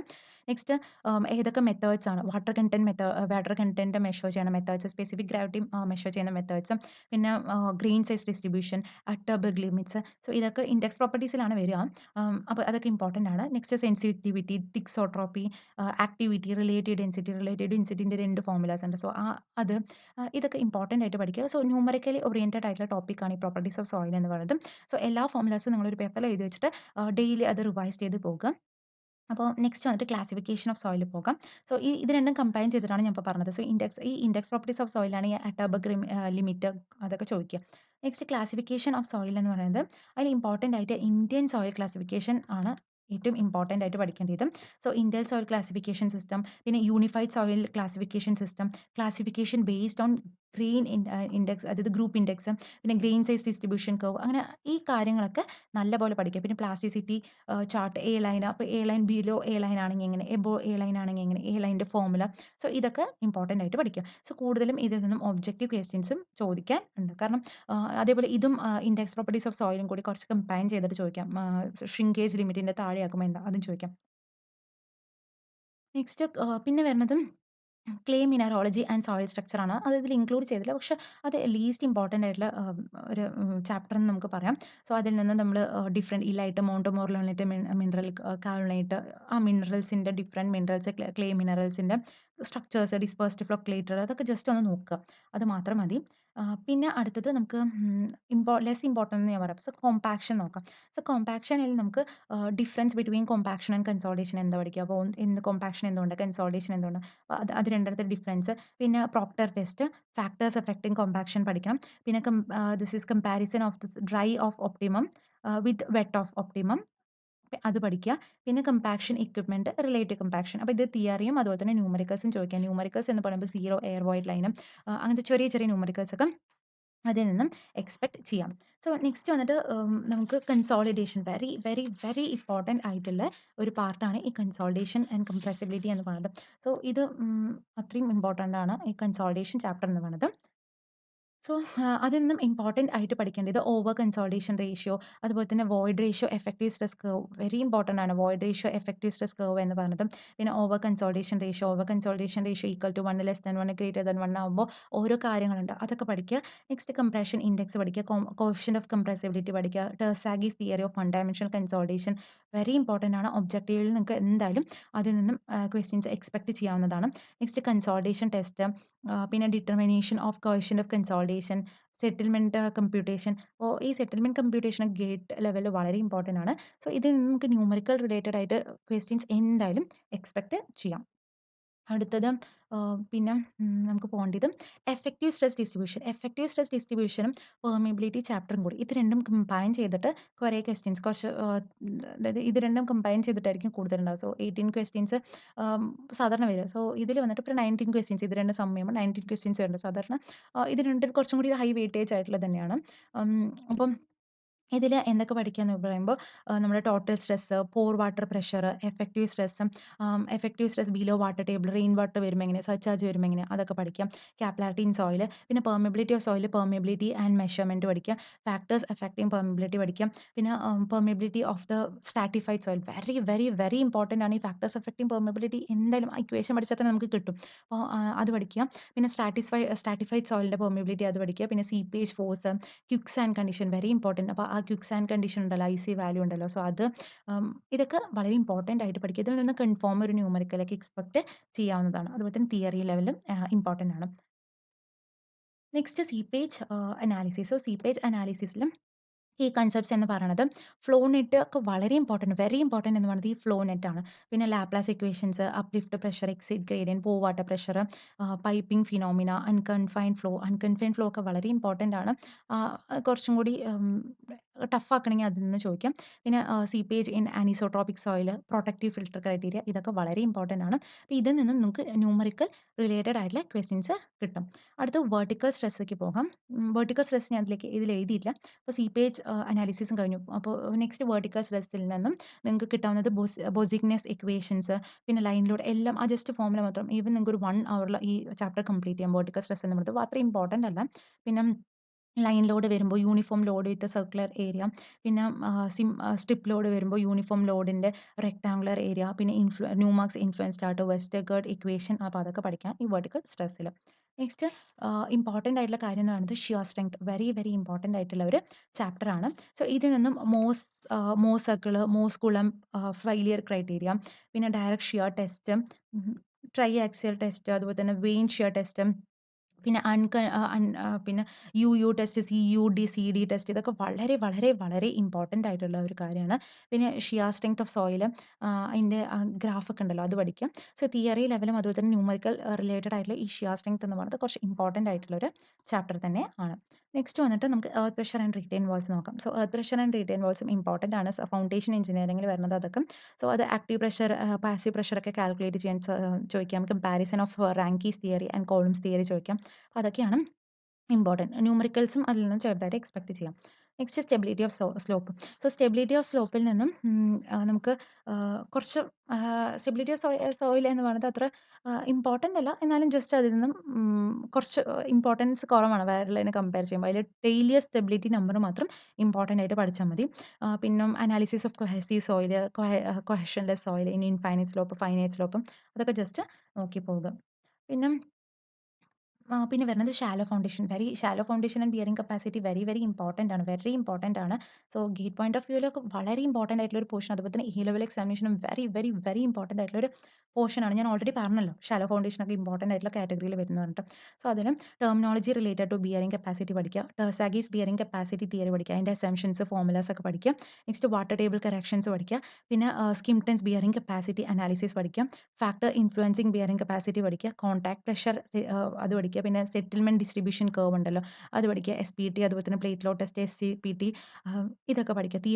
തിയറി റിലേറ്റഡും ന്യൂമറിക്കൽ റിലേറ്റഡ് ആയിട്ടുള്ള എല്ലാ പ്രോബ്ലംസും എന്തായാലും ഇതിൽ നിന്നും നമുക്ക് കിട്ടും. നെക്സ്റ്റ് ഡീപ് ഫൗണ്ടേഷനും അതുപോലെ തന്നെ കുറച്ചും കൂടി ഇമ്പോർട്ടൻ്റ് ആയിട്ടുള്ള ഒരു ചാപ്റ്ററാണ് ഡീപ് ഫൗണ്ടേഷൻ എന്ന് പറയുന്നത്. അതിൽ ക്ലാസിഫിക്കേഷൻ ഓഫ് പൈൽ, പിന്നെ load test, pile load test, dynamic pile formula അതൊക്കെ ഗേറ്റിനാണ് കുറച്ച് ഇമ്പോർട്ടൻറ്റ്. ഇതിന് അത്ര ഇമ്പോർട്ടൻ്റ് അല്ല. പിന്നെ സ്റ്റാറ്റിക് പൈൽ ലോഡ് ഫോർമുല അത് ഇമ്പോർട്ടൻ്റ് ആയിട്ട് പഠിക്കും. പിന്നെ group action of pile very very important ആണ് അതൊക്കെ. Settlement of pile group very very very important ആണ് സെറ്റിൽമെന്റ് ഓഫ് പൈൽ ഗ്രൂപ്പ്. പിന്നെ negative skin friction very important ആണ് അതൊക്കെ. അതൊന്നും സ്കിപ്പ് ചെയ്തത് ഒരിക്കലും. പിന്നെ അണ്ടർ റീംഡ് പൈൽ ഇതും ഒബ്ജക്റ്റീവ്സിന് ചോദിക്കാം. Next soil exploration. Soil exploration അതുപോലെ തന്നെ എക്സ്പാൻസീവ് സോയിൽ എക്സ്പ്ലോറേഷൻ എന്ന് പറയുന്നത് ഡിഫറെൻറ്റ് മെത്തേഡ്സ് ഓഫ് ബോറിംഗ് ഇതൊക്കെ നമ്മൾ ബിൽഡിംഗ് മെറ്റീരിയൽ ആൻഡ് കൺസ്ട്രക്ഷനിൽ പഠിക്കും. ഈ ഫൗണ്ടേഷൻ അപ്പോൾ കുറച്ച് നമുക്ക് ബേസ് ഉണ്ടെങ്കിൽ ഇതൊക്കെ കുറച്ച് ഈസി ആയിട്ട് കവർ ചെയ്ത് പോകുന്നേ ഉള്ളൂ. Different methods of boring, different soil sample, area ratio അതിൻ്റെ numericals, inside clearance, outside clearance കുറച്ചും കൂടി ഇമ്പോർട്ടൻസ്. പിന്നെ different soil samples, dynamic cone penetration test, seismic refraction മെത്തേഡ്സും, ഇലക്ട്രിക് റെസിസ്റ്റിവിറ്റി മെത്തേഡ് അപ്പോൾ ഇതൊക്കെ ഇമ്പോർട്ടൻ്റ് ആയിട്ട് പഠിച്ചു പോകും. അപ്പം നോർമലായിട്ടും ജിയോ ടെക്നിക്കലിൻ്റെ പ്രിപ്പറേഷൻ സ്ട്രാറ്റജി എന്ന് പറയുന്നത് ഏറ്റവും ഏതൊരു എക്സാമിനും ഓൾറെഡി ഇമ്പോർട്ടൻറ്റ് സബ്ജക്റ്റാന്ന് പറഞ്ഞു. ഗേറ്റ് എക്സാമിനേഷനൊക്കെ എന്തായാലും 50 ക്വസ്റ്റ്യൻസ് 50 മാർക്ക് ക്വസ്റ്റ്യൻസ് എന്തായാലും ഗേറ്റ് എക്സാമിന് ഉണ്ടാകും. പിന്നെ ESEയിലും അതുപോലെ തന്നെ 10% ഓഫ് ടോട്ടൽ മാർക്ക് എന്തായാലും അതിലും നിങ്ങൾക്ക് എക്സ്പെക്ട് ചെയ്യാം. അപ്പം നോർമലി ഇപ്പോൾ പറഞ്ഞ ചാപ്റ്റേഴ്സ് ഈ ഓർഡറിൽ പഠിച്ചു പോയാൽ കുറച്ചും കൂടി നിങ്ങൾക്ക് നല്ലപോലെ സ്കോർ ചെയ്യാം. അപ്പോൾ ഞാൻ ഒന്നും കൂടി പറയാം ഇമ്പോർട്ടൻ്റ് ആയിട്ടുള്ള chapters shallow foundation and bearing capacity. അപ്പോൾ ഫസ്റ്റ് കാറ്റഗറിയിൽ വരുന്നതാണ് shallow foundation and bearing capacity. പിന്നെ കംപ്രസിബിലിറ്റി ആൻഡ് കൺസോൾട്ടേഷൻ, പിന്നെ origin of soil and water relationship എന്ന് പറയുന്നത് ആ പ്രോപ്പർട്ടീസ് ഒക്കെ പഠിക്കില്ലേ അത്. ഈ 3 ചാപ്റ്ററും വെരി ഇമ്പോർട്ടൻ്റ് വരുന്നത്. അടുത്ത സെക്കൻഡ് കാറ്റഗറിയിൽ വരുന്നതാണ് deep foundation, earth pressure and retaining wall, പിന്നെ shear strength of soil, effective stress capillarity, permeability. പിന്നെ അടുത്ത കാറ്റഗറിയിൽ വരുന്നതാണ് സോയിൽ കമ്പാക്ഷനും സീപ്പേജും. ലാസ്റ്റ് കാറ്റഗറി എന്ന് പറയുന്നത് ഈ classification of soil, vertical stress, stability of soil, soil എക്സ്പ്ലോറേഷനും, ക്ലേ മിനറോളജി, എക്സ്പാൻസീവ് സോയിലൊക്കെ. അപ്പം ഇതുപോലെ എല്ലാ സബ്ജക്റ്റിനും ഡീറ്റെയിൽ ആയിട്ടുള്ള എക്സ്പ്ലനേഷൻ ആയിരിക്കും. അതുകൊണ്ട് കുറച്ച് ലെങ്തി ആയിട്ടുള്ള വീഡിയോ ആണ്. ഈ ഈ ഒരു വീഡിയോ നിങ്ങൾക്ക് ലെവൽ എക്സാമിനേഷൻ മാത്രമല്ല നിങ്ങൾ ഏതൊരു level examination competitive level examination പഠിക്കുമ്പോൾ ഈ വീഡിയോ എന്തായാലും കൺഫേം നിങ്ങൾക്ക് യൂസ്ഫുൾ തന്നെ ആയിരിക്കും. ഇതനുസരിച്ച് പഠിക്കുക. അപ്പോൾ ഇതിനെയാണ് നമ്മൾ സ്മാർട്ട് പ്രിപ്പറേഷൻ എന്ന് പറയുന്നത്. സോ ഹാർഡ് വർക്ക് ചെയ്യണവര് ഇതിലത്തെ എല്ലാ കാര്യങ്ങളും ഇപ്പൊ നമുക്ക് കുറച്ച് സമയമുള്ളൂ. സോ കൺസെപ്റ്റ്സ് സിവിൽ എഞ്ചിനീയറിംഗ് ഫുള്ളായിട്ട് പഠിക്കേണ്ട സമയം കഴിഞ്ഞു. കാരണം ഒരു 9 മന്ത്സ് ഒക്കെ അത് എടുത്ത് പഠിക്കേണ്ട സമയം കഴിഞ്ഞു. ഈ ലാസ്റ്റ് സമയത്ത് ഇമ്പോർട്ടന്റ് ആയിട്ടുള്ള കാര്യങ്ങളും ഇമ്പോർട്ടന്റ് ആയിട്ടുള്ള ചാപ്റ്റേഴ്സും നമ്മൾ സ്പ്ലിറ്റ് ചെയ്തിട്ടും അത് മാത്രം പഠിക്കുന്നതാണ് ഉചിതം. നെക്സ്റ്റ് സ്ട്രെങ്ത് ഓഫ് മെറ്റീരിയൽസിന്റെ സെപ്പറേറ്റ് വീഡിയോ ഞാൻ ഓൾറെഡി ചെയ്തിട്ടുണ്ട്. സ്ട്രെങ്ത് ഓഫ് മെറ്റീരിയൽസിന്റെ ഇമ്പോർട്ടന്റ് ആയിട്ടുള്ള ഇതെന്ന് പറയുന്നത്. സോ ഇതില് നമ്മള് ഈ ഇത് 4ഉം പഠിച്ചാൽ തന്നെ ഓൾമോസ്റ്റ് പിന്നെ സ്ലോപ്പ് ആൻഡ് ഡിഫ്ലക്ഷൻസും ഇതും. അപ്പോൾ ഇത് പഠിച്ചാൽ തന്നെ ഓൾമോസ്റ്റ് എല്ലാം കവറായി. എന്തായാലും ഇത് നല്ലോണം പഠിച്ചാൽ തന്നെ സ്ട്രെങ്ത് ഓഫ് മെറ്റീരിയൽസിന് 50% ക്വസ്റ്റൻസ് ആൻസർ ചെയ്യാവുന്നതാണ്. സോ പ്രോപ്പർട്ടീസ് ഓഫ് മെറ്റീരിയൽസ് എന്ന് പറയുന്നത് വളരെ ഇമ്പോർട്ടന്റ് ആണ്. ഹൂക്സ് ലോ പിന്നെ അത് ഓരോ കാര്യങ്ങളും വളരെ ഇമ്പോർട്ടന്റ് ആണ്. അപ്പോൾ ഞാനത് ഡിഫറെന്റ് കാറ്റഗറീസ് പറയാം. സോ സ്ട്രെങ്ത് ഓഫ് മെറ്റീരിയൽസ് ഇതുവരെ 6-12 മാർക്സ് ആണ്. സോ ഇതിൽ നിന്നും 6-12 മാർക്സ് ആണ് നമ്മുടെ മിനിമം 6 മാർക്സും maximum 12 marks maximum number of questions എന്ന് പറഞ്ഞത് നമ്മുടെ എ ലെവൽ എക്സാമിനേഷനിൽ ചോദിച്ചിരിക്കുന്നത്. സോ 12 ക്വസ്റ്റൻസ് എന്നൊക്കെ പറഞ്ഞത് 100 ക്വസ്റ്റൻസിൽ 12ഉം എസ്ഒഎം എന്ന് പറയുന്നത് വളരെ കൂടുതലാണ്. അതുപോലെ തന്നെ ജിയോടെക്നിക്കൽ 17 വരെ ചോദിച്ചിട്ടുണ്ട്. അപ്പോൾ 17-20 എന്നൊക്കെ പറയുമ്പോൾ 20 ക്വസ്റ്റൻസ് ഔട്ട് ഓഫ് 100ൽ 20-30 എന്ന് പറയുമ്പോൾ ഇതിൽ ഈ 2 സബ്ജക്റ്റിൽ എന്ന് പറയുമ്പോൾ തന്നെ ആലോചിച്ചാൽ മതി അതിന്റെ ഇമ്പോർട്ടൻസ് എത്രയാണെന്ന് പറഞ്ഞിട്ട്. അപ്പം ഇതിലെ പ്രോപ്പർട്ടീസ് ഓഫ് മെറ്റീരിയൽസ് ഇത് വളരെ ഇമ്പോർട്ടന്റ് ആണ്. പ്രോപ്പർട്ടീസ് ഓഫ് മെറ്റീരിയൽസ് അപ്പോൾ ഇതിൽ 50 ക്വസ്റ്റൻസ് ആണ് ഇതുവരെ ചോദിച്ചിട്ടുണ്ടെങ്കിലും ഈ ഒരു സബ്ജക്റ്റ് എന്ന് പറയുന്നത് സ്ട്രെങ്ത് ഓഫ് മെറ്റീരിയൽസ് തന്നെ ഏറ്റവും ഇമ്പോർട്ടന്റ് ആയിട്ടുള്ള ഒരു കാര്യമാണ്. ഈ ചാപ്റ്റർ ആണ് ഈ പ്രോപ്പർട്ടീസ് ഓഫ് മെറ്റീരിയൽസ്. അപ്പോൾ ഓരോരോ ഇതായിട്ട് ഞാൻ വരാം. സോ ഞാൻ 3 കാറ്റഗറി ആയിട്ട് സ്പ്ലിറ്റ് ചെയ്യുന്നു സ്ട്രെങ്ത് ഓഫ് മെറ്റീരിയലിനെ. ഫസ്റ്റ് കാറ്റഗറിയിൽ ദാറ്റ് പ്രോപ്പർട്ടീസ് ഓഫ് മെറ്റീരിയൽസ് അതായത് സ്ട്രെസ് സ്ട്രെയിൻ അതൊക്കെ വരണ ഹൂക്സ് ലോ അതും ഡിഫ്ലക്ഷൻ ഓഫ് ബീം ഇതാണ് വളരെ important. That is first category. അടുത്ത bending moment and shear force ഇതും കൂടി ഇൻക്ലൂഡ് ചെയ്തിട്ടാണ് ഫസ്റ്റ് കാറ്റഗറി. സെക്കൻഡ് കാറ്റഗറി പറയുമ്പോൾ ഇത് കുറച്ച് വെരി വെരി ഇമ്പോർട്ടന്റ് ആണ് ഫസ്റ്റ് കാറ്റഗറി. സെക്കൻഡ് കാറ്റഗറി പറയുമ്പോൾ അതിനേക്കാൾ കുറച്ച് ഇമ്പോർട്ടൻസ് കുറവായിട്ടുള്ളത്. സോ അതിൽ വരുന്നതാണ് ബെൻഡിങ് സ്ട്രെസ് ഇൻ ബീമും ഷിയർ സ്ട്രെസ് ഇൻ ബീം പിന്നെ ട്രാൻസ്ഫോർമേഷൻ ഓഫ് സ്ട്രെസ് ആൻഡ് സ്ട്രെയിനും ഇതൊക്കെ സെക്കൻഡ് കാറ്റഗറിയിൽ വരുന്നതാണ്. അടുത്ത തേർഡ് കാറ്റഗറിയിൽ വരുന്നതാണ് properties of materials, torsion of circular shaft, പിന്നെ theories of failure, combined stress, thick and thin cylinder, columns, springs. ഇതൊക്കെയാണ് third category least important category. Least അല്ല എന്നാലും കുറച്ച് തേർഡ് കാറ്റഗറി ആയിട്ട് പഠിക്കേണ്ടതെന്ന് പറയുന്നത്. അപ്പോൾ ഞാൻ ഈ ഫസ്റ്റ്, സെക്കൻഡ്, തേർഡ് പറയാനുള്ളത് ആ ഓർഡറിൽ മാത്രം പഠിച്ച് പോയാൽ മതി. കാരണം ഇതൊക്കെ ഇത് ഓൺലി അപ്ലിക്കബിൾ ടു ഓൾറെഡി ഇതൊക്കെ പഠിച്ച് കഴിഞ്ഞവർക്ക് മാത്രമാണ് ഇതൊക്കെ അപ്ലിക്കബിൾ ട്ടോ. അല്ലെങ്കിൽ ആ ഒരു ഓർഡറിൽ തന്നെ പഠിച്ച് വരണം. കാരണം ബെൻഡിങ് മൊമെന്റ് ഷിയർ ഫോഴ്സ് ഒക്കെ ഷിയർ ഫോഴ്സിന്റെ spelling bending moment shear force ഒക്കെ പഠിച്ചാലേ നമുക്ക് ഇതൊക്കെ കിട്ടുള്ളൂ. ഓക്കെ. സോ ഫസ്റ്റ് നമുക്ക് പ്രോപ്പർട്ടീസ് ഓഫ് മെറ്റീരിയൽസ് ഇപ്പോൾ ഓരോ ചാപ്റ്റേഴ്സിലും ഏതൊക്കെ ഇമ്പോർട്ടന്റ് ആയിട്ട് പഠിക്കണം അല്ലെങ്കിൽ ഇമ്പോർട്ടന്റ് ആയിട്ടുള്ള കൺസെപ്റ്റ്സ് ഏതൊക്കെയാണ് നമുക്ക് നോക്കാം. സോ പ്രോപ്പർട്ടീസ് ഓഫ് മെറ്റീരിയൽസിന്റെ കീ കൺസെപ്റ്റ്സ് എന്ന് പറയുന്നത് stress strain curve very important ആണ്. അപ്പോൾ ഈ സ്ട്രെസ് സ്ട്രെയിൻ കർവ് തന്നെ കുറേ ക്വസ്റ്റ്യൻസ് എക്സ്പെക്ട് ചെയ്യാം നിങ്ങൾക്ക്. ഹൂക്സ് ലോ ഏത് വരെ valid limit of proportionality limit വരെ അതുപോലെ തന്നെ റെസിലൻസ് ആകുമ്പോൾ ഏത് വരെയാണ് പ്രൂഫ് റെസിലൻസ് അതൊക്കെ പിന്നെ മെക്കാനിക്കൽ പ്രോപ്പർട്ടീസ് വെരി ഇമ്പോർട്ടന്റ് ആണ് മെക്കാനിക്കൽ പ്രോപ്പർട്ടീസ് എന്നൊക്കെ പറയുമ്പോൾ. സോ ഇതിൽ നിന്നൊക്കെ ആ ഫോർമുലാസ് സോ നമ്മുടെ യങ്സ് മോഡുലസ് ബൾക്ക് മോഡുലസ് അപ്പോൾ ഇതിൽ നിന്ന് ക്വസ്റ്റ്യൻസ് ഈ ഒരു ഇതിൽ നിന്ന് ക്വസ്റ്റ്യൻ കാണാത്ത ഒരു എക്സാമേ ഉണ്ടാവില്ല. അപ്പോൾ അത്രയും ഇമ്പോർട്ടന്റ് ആണ്. നെക്സ്റ്റ് ഹൂക്സ് ലോ കൺസെപ്റ്റ് പിന്നെ അതും സ്ട്രക്ചർ അനാലിസിസ് റിലേറ്റ് ചെയ്തിട്ട് സ്റ്റാറ്റിക്കലി ഇൻഡിറ്റർമൈൻഡ് ആയിട്ടുള്ള പ്രോബ്ലംസ് നിങ്ങൾക്ക് കിട്ടാം. പിന്നെ compound bars, thermal stress, Poisson's ratio so ഇതൊക്കെ കുറച്ച് ന്യൂമറിക്കലി റിലേറ്റഡ് ആയിട്ടുള്ള പോർഷൻ ആണ്. സോ ഇത് മാത്രം നോക്കി ഈ 2 അതായത് ഫസ്റ്റ് ചാപ്റ്റർ എന്ന് പറയുമ്പോൾ സ്ട്രെസ് ആൻഡ് സ്ട്രെയിൻ ഇതായിരിക്കും കൂടുതലും ഫസ്റ്റ് ചാപ്റ്റർ. സോ ഇതിൽ നിന്ന് തന്നെ 79 ക്വസ്റ്റ്യൻ ഓൾമോസ്റ്റ് 80 ക്വസ്റ്റ്യൻസ് ആണ് നമ്മുടെ 15 ഇയേഴ്സ് ഒക്കെ നോക്കുമ്പോൾ ചോദിച്ചിരിക്കുന്നത്. അപ്പോൾ ഇത് രണ്ടും അത്രയും ഇമ്പോർട്ടന്റ് ആയിട്ടുള്ള ഒരു ചാപ്റ്റർ തന്നെയാണ് സ്ട്രെങ്ത് ഓഫ് മെറ്റീരിയൽസിൽ. നെക്സ്റ്റ് നമുക്ക് ബെൻഡിങ് മൊമെന്റ് ഷിയർ ഫോഴ്സിൽ നോക്കാം. സോ അതിൽ fundamentals of shear force bending moment പിന്നെ shear force diagram bending moment diagram വരയ്ക്കുമ്പോൾ അതിന്റെ അപ്രോച്ചസും പിന്നെ ഇതൊരു ന്യൂമെറിക്കൽ ഡൊമിനേറ്റഡ് ആയിട്ടുള്ള ടോപ്പിക്കാണ്. പിന്നെ എപ്പോഴാണ് പാരബോളിക് വരിക ഒരു ബീം തന്നിട്ട് അതിന്റെ shear force diagram bending moment diagram ഓപ്ഷൻസിൽ നിന്ന് എടുക്കാൻ അങ്ങനെയൊക്കെ ചോദിക്കാം. സോ ഇതും കുറച്ച് shear force and bending moment concepts പഠിച്ചാൽ തന്നെ നമുക്ക് ഈസി ആയിട്ട് പഠിക്കാം. കാരണം കാന്റിലിവറിനെ എങ്ങനെയാണ് നമുക്ക് വരയ്ക്കേണ്ടത് ഫ്രീ എൻഡിൽ ലോഡ് വരുമ്പോൾ എങ്ങനെയാണ് ഫ്രീ എൻഡിൽ മൊമെന്റ് വരുമ്പോൾ എങ്ങനെയാണ്. സോ ഓരോരോ കാര്യം വ്യക്തമായിട്ട് പഠിച്ചാൽ തന്നെ കഴിയാവുന്നതേ ഉള്ളൂ ഈ ചാപ്റ്റർ എന്ന് പറയുന്നത്. സോ നെക്സ്റ്റ് വന്നിട്ട് ഏതാണെന്ന് വെച്ചാൽ centre of gravity and moment of inertia. ഇത് ഓൾറെഡി എഞ്ചിനീയറിംഗ് മെക്കാനിക്സിലും പഠിച്ചിട്ടുണ്ട്. സോ 15 മാർക്സ് ചോദിച്ചിട്ടുണ്ട്. വെരി ഇമ്പോർട്ടന്റ് ആയിട്ട് ഇത്രയും ക്വസ്റ്റ്യൻസ് ചോദിച്ചത് കൊണ്ട് സോ കുറച്ച് അതിൽ ഡെപ്ത് ആയിട്ട് പഠിക്കണം. കാരണം നമ്മൾ ഓൾറെഡി എഞ്ചിനീയറിംഗ് മെക്കാനിക്സിൽ പഠിച്ചുകൊണ്ട് അതിന്റെ ആവശ്യമില്ല. ഈ എസ്എമ്മിൽ പഠിക്കേണ്ട ആവശ്യം പോലും ഇല്ല. നെക്സ്റ്റ് വന്നിട്ട് theory of simple bending. So theory of simple ബെൻഡിങ്ങിൽ flexural formula, section modulus, composite ബീംസും ന്യൂമറിക്കൽ ഓറിയന്റഡ് ആയിട്ടുള്ള ടോപ്പിക്കാണ്. സോ എപ്പോഴാണ് സെക്ഷൻ മോഡുലസ് ഏതിനാണ് കൂടുതൽ, അപ്പോൾ ഓരോരോ സെക്ഷൻ്റെ സെക്ഷൻ മോഡുലസ്. സോ ഈസി ആയിട്ടുള്ള ചാപ്റ്ററാണ് സിമ്പിൾ ബെൻഡിങ് എന്ന് പറയുന്നത്. തിയറി ഓഫ് സിമ്പിൾ ബെൻഡിങ് വളരെ ഈസി ആയിട്ടുള്ള ചാപ്റ്ററാണ്. അപ്പോൾ ഇത് കുറച്ച് നല്ല വെയിറ്റേജ് ഉള്ളത് തന്നെയാണ്. നെക്സ്റ്റ് ഷിയർ സ്ട്രെസ്സിലേക്ക് പോകാം. സോ ഷിയർ സ്ട്രെസ്സിൽ ചോദിച്ചിട്ടുള്ളത് ഫണ്ടമെന്റൽസ് ഓഫ് ഷിയർ സ്ട്രെസ്സും, പിന്നെ ഷിയർ സ്ട്രെസ്സിൻ്റെ വേരിയേഷൻസ് ഉണ്ടല്ലോ, ഡിഫറെൻറ്റ് ഷിയർ സ്ട്രെസ് ഓരോരോ ഇതിനും വന്നിട്ട് rectangle, triangle, shear stress variations, shear സെന്ററിന്റെ പ്രോബ്ലം ഈവൻ ടഫായിട്ട് ചോദിക്കുക എന്ന് പറയുമ്പോൾ നമുക്ക് ഷിയർ സെന്ററിന്റെ പ്രോബ്ലം നമുക്ക് ന്യൂമറിക്കലായിട്ട് ചോദിക്കാം. നെക്സ്റ്റ് പിന്നെ ടോർഷൻ ആൻഡ് സർക്കുലർ ഷാഫ്റ്റിൽ നിന്നും ടോർഷൻ ഫോർമുല പഠിച്ചാൽ തന്നെ എല്ലാമായി, ഏകദേശം എല്ലാം കവർ ആയി. ബിക്കോസ് ടോർഷൻ ഫോർമുലയിലെല്ലാം പാരലൽ പെർപെൻഡിക്കുലർ അങ്ങനെ വെക്കുമ്പോൾ എങ്ങനെയാണ്. സോ അത് ടോർഷൻ എന്ന് പറയുന്നത് വളരെ ഈസി ആയിട്ടുള്ള ഒരു ചാപ്റ്ററാണ്. ഈവൻ 1 അവറിൽ ഫുള്ളായിട്ട് കംപ്ലീറ്റ് ചെയ്യാം. നെക്സ്റ്റ് വന്നിട്ട് സ്ലോപ്പ് ആൻഡ് ഡിഫ്ലക്ഷൻ എന്ന് പറയുന്നത് വളരെ ഇമ്പോർട്ടൻ്റ് ആണ്. Slope of deflection very very very important ആണ്. പക്ഷേ എ ലെവൽ പോയിന്റ് ഓഫ് വ്യൂവിൽ കുറച്ച് ഡിഫിക്കൽട്ടി ലെവൽ കുറവായത് കൊണ്ട് സ്റ്റാൻഡേർഡ് റിസൾട്ട്സ് ഒക്കെ പഠിച്ചു വയ്ക്കുക. Standard results, different methods of slope, അപ്പോൾ ഏത് മെത്തേഡാണ് എപ്പോഴാണ് യൂസ് ചെയ്യുക അതൊക്കെ പഠിക്കുക. പിന്നെ ചെറിയ ചെറിയ ഡിഫ്ലക്ഷൻ്റെ കാൽക്കുലേഷൻസും പഠിച്ചു വയ്ക്കാം. നെക്സ്റ്റ് വന്നിട്ട് തിൻ ആൻഡ് തിക്ക് സിലിണ്ടേഴ്സിലും ആ ഫോർമുലാസ് മാത്രം പഠിച്ചാൽ മതി. That is more than sufficient. Next കോളംസിൽ യൂളേഴ്സ് തിയറി, പിന്നെ കോളംസിന് ഡിഫറെൻറ്റ് ഇതിലുള്ള ഡിഫറെൻറ്റ് ലോഡിങ്ങിൽ ഉണ്ടാകുമ്പോൾ എങ്ങനെയാണ് ആ ഒരു നമുക്ക് ചെയ്യേണ്ട സ്റ്റെപ്സ് ഒക്കെ അറിഞ്ഞു വെക്കണം.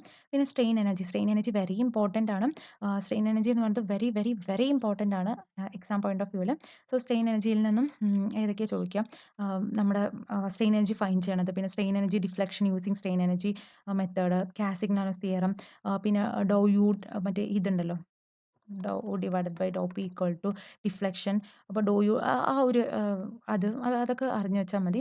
സോ പിന്നെ നെക്സ്റ്റ് വന്നിട്ട് പ്രൊപ്പഡ് ആൻഡ് ഫിക്സഡ് ബീം എന്ന് പറയുന്നത് ഓൾറെഡി നമ്മുടെ സ്ട്രക്ചർ അനാലിസിസുമായിട്ട് കമ്പൈൻ ആയിട്ടുള്ള ടോപ്പിക് ആയതുകൊണ്ട് അത്ര ഇമ്പോർട്ടൻറ്റ് എന്നാലും കൊടുക്കണം, നിങ്ങൾക്ക് ഓൾറെഡി അറിയാവുന്നതാണ്. തിയറീസ് ഓഫ് ഫെയിലിയേഴ്സ് എന്തൊക്കെയാണെന്ന് അറിഞ്ഞു വെച്ചാൽ ഇതുവരെ അത്ര ഇമ്പോർട്ടൻ്റ് ആയിട്ട് ചോദിച്ചിട്ടുള്ള ഒരേ ഒരു ക്വസ്റ്റ്യൻ ആണ് ചോദിച്ചിരിക്കുന്നത്. നെക്സ്റ്റ് സ്പ്രിങ്സിൽ ഫോർമുലാസ് മാത്രം പഠിച്ചു വെച്ചാൽ മതി, വേറെ ഒന്നും വേണ്ട. അപ്പം നമ്മളിപ്പോൾ സ്ട്രെങ്ത് ഓഫ് മെറ്റീരിയൽസ് എന്ന് പറയുമ്പോൾ ഈ പറയുന്ന ചാപ്റ്റേഴ്സ് മാത്രം എന്തായാലും പഠിക്കണം. Properties of materials, stress and strain, bending, moment and shear force, ഇത് ഓൾറെഡി നമ്മൾ എഞ്ചിനീയറിംഗ് മെക്കാനിക്സിൽ പഠിച്ചുകൊണ്ട് നമുക്ക് അറിയാം നല്ലോണം.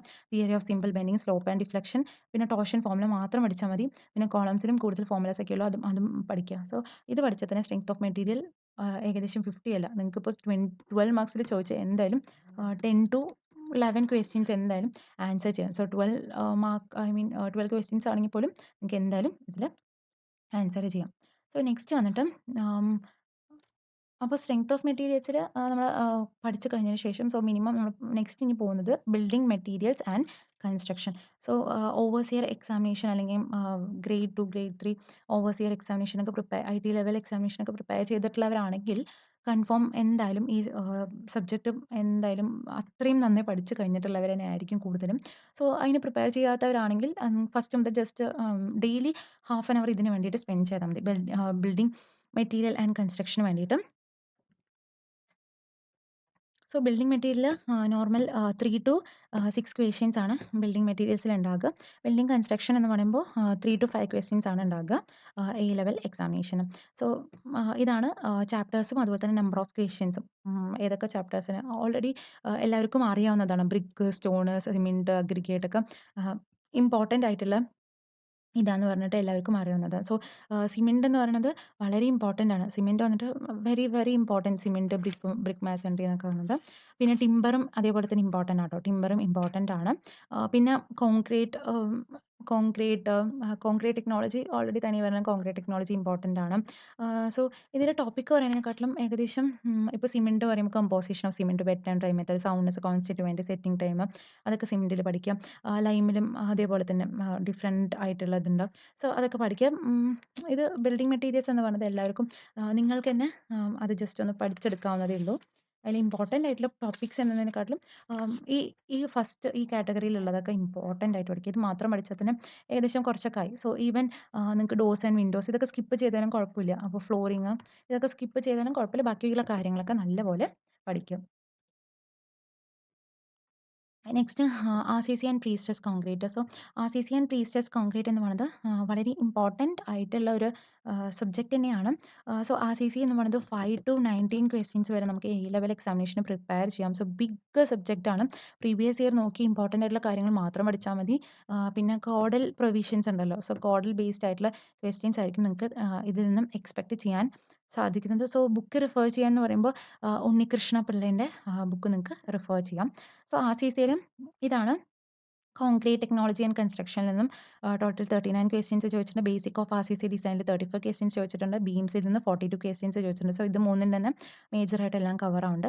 പിന്നെ സ്ലാബ്സിൽ 20 ക്വസ്റ്റ്യൻസും അതുപോലെ തന്നെ വാൾസ് കോളംസ് ഫൂട്ടിങ്സിൽ 26 പിന്നെ ഷിയർ ബോണ്ട് ആൻഡ് ഡെവലപ്മെന്റ് ലെങ്ത്തിൽ നിന്ന് 4 questions prestressed concrete and മിൻസിലീനിയസിൽ നിന്നും 70 ക്വസ്റ്റ്യൻസ് ആണ് ചോദിച്ചിട്ടുള്ളത്. സോ ഇതിലും ഇമ്പോർട്ടൻ്റ് ആയിട്ടുള്ള കാര്യം എന്ന് പറയുന്നത് ഫസ്റ്റ് ഇമ്പോർട്ടൻ്റ് ആയിട്ടുള്ളത് ഇൻട്രൊഡക്ഷൻ ഇതൊക്കെ ഇമ്പോർട്ടൻ്റ് ആയിട്ടുള്ള തന്നെ. പിന്നെ ബീംസ് ആൻഡ് കോളംസ് ഇമ്പോർട്ടൻ്റ് ആണ്. Next footings. അപ്പോൾ ഇതൊക്കെയാണ് ഫസ്റ്റ് കാറ്റഗറിയിൽ വരുന്നത്. പിന്നെ സെക്കൻഡ് കാറ്റഗറിയിൽ വരുന്നതാണ് limit state of collapse shear പിന്നെ കോളംസ് പ്രീ സ്ട്രെസ്ഡ് കോളം ഇതൊക്കെ സെക്കൻഡ് കാറ്റഗറിയിൽ വരുന്നതാണ്. പിന്നെ തേർഡ് കാറ്റഗറിയിൽ limit state of collapse flexure torsion miscellaneous topics ഒക്കെ തേർഡ് കാറ്റഗറിയിൽ വരും. ലാസ്റ്റ് കാറ്റഗറിയിലാണ് ബോണ്ട് അനാലിസിസ് ഒക്കെ വരുന്നത്. Last കാറ്റഗറിയിലാണ്.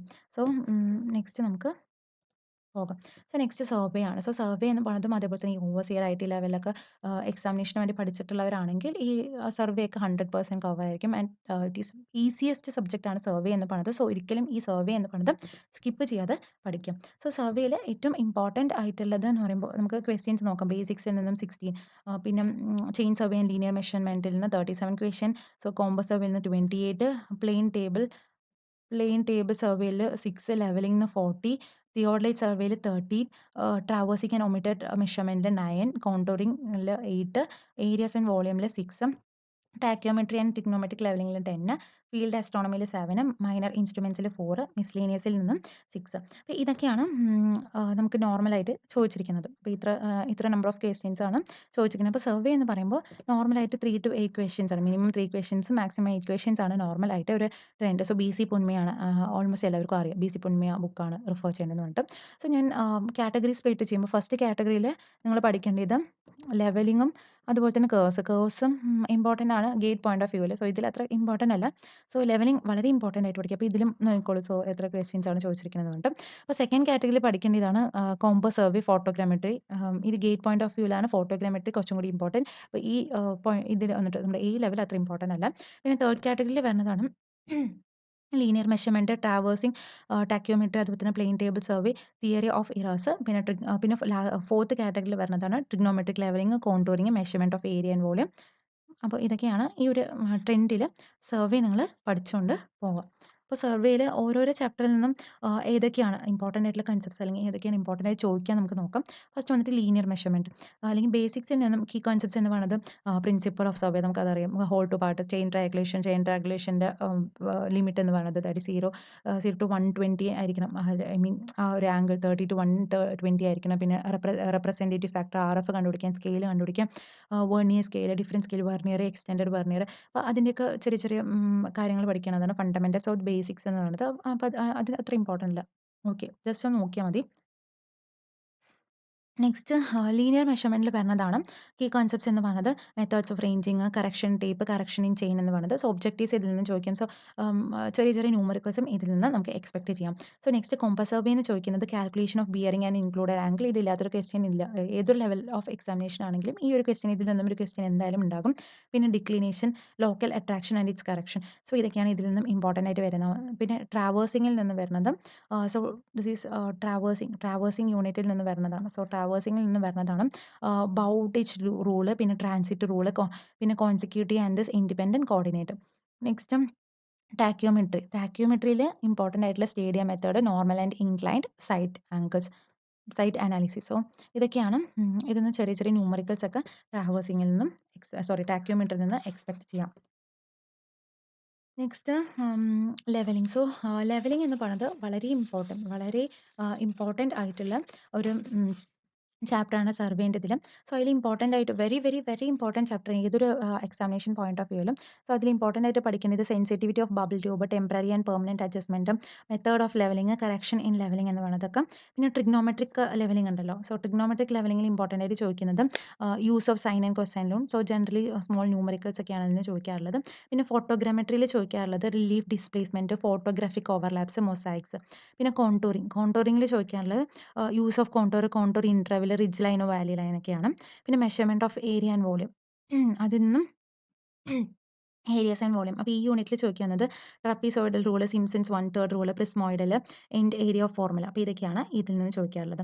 So theories of errors. So theories of errors ഈ ചാപ്റ്ററിൽ നിന്ന് ചോദിക്കാവുന്നത് most probable value, allocation of weight, loss of weight, precision indices, ഇതൊക്കെയാണ് ആ യൂണിറ്റിൽ നിന്ന് ചോദിക്കാറുള്ളത്. പിന്നെ പ്ലെയിൻ ടേബിൾ സർവേയിൽ നിന്നും അതിൻ്റെ ഓരോ methods 2 point, 3 point problem, resection, ഇതൊക്കെയാണ് പ്ലെയിൻ ടേബിൾ സർവേയിൽ ചോദിക്കാറുള്ളത്. നെക്സ്റ്റ് കേർവ്സിൽ നിന്നും elements of curve, setting out method, transition curves ഒക്കെ നമുക്ക് ഇമ്പോർട്ടൻ്റ് ആയിട്ട് നോക്കാം. നെക്സ്റ്റ് നമുക്ക് FM and HM very vast ആയിട്ടുള്ള സബ്ജക്റ്റ് ആണ്. അപ്പോൾ ഇതിൽ നിന്നും നോർമൽ എഫ്-എമ്മിൽ നിന്നും 4 to 12 ക്വസ്റ്റ്യൻസ് ആണ് ചോദിക്കാവുന്നത്. OCF-ൽ നിന്നും 0 to 4 ക്വസ്റ്റ്യൻസ് ആണ്. 0 to 4 ക്വസ്റ്റ്യൻസ് ആണ് OCF-ൽ നിന്നും ചോദിക്കാവുന്നത്. പിന്നെ എഫ്-എം എന്ന് പറയുന്നത് എഫ്-എമ്മിൽ നിന്ന് ചോദിക്കാവുന്ന ക്വസ്റ്റ്യൻസ് എന്ന് പറയുന്നത് ദിസ് ഈസ് 4 to 12 ക്വസ്റ്റ്യൻസ് ആണ്.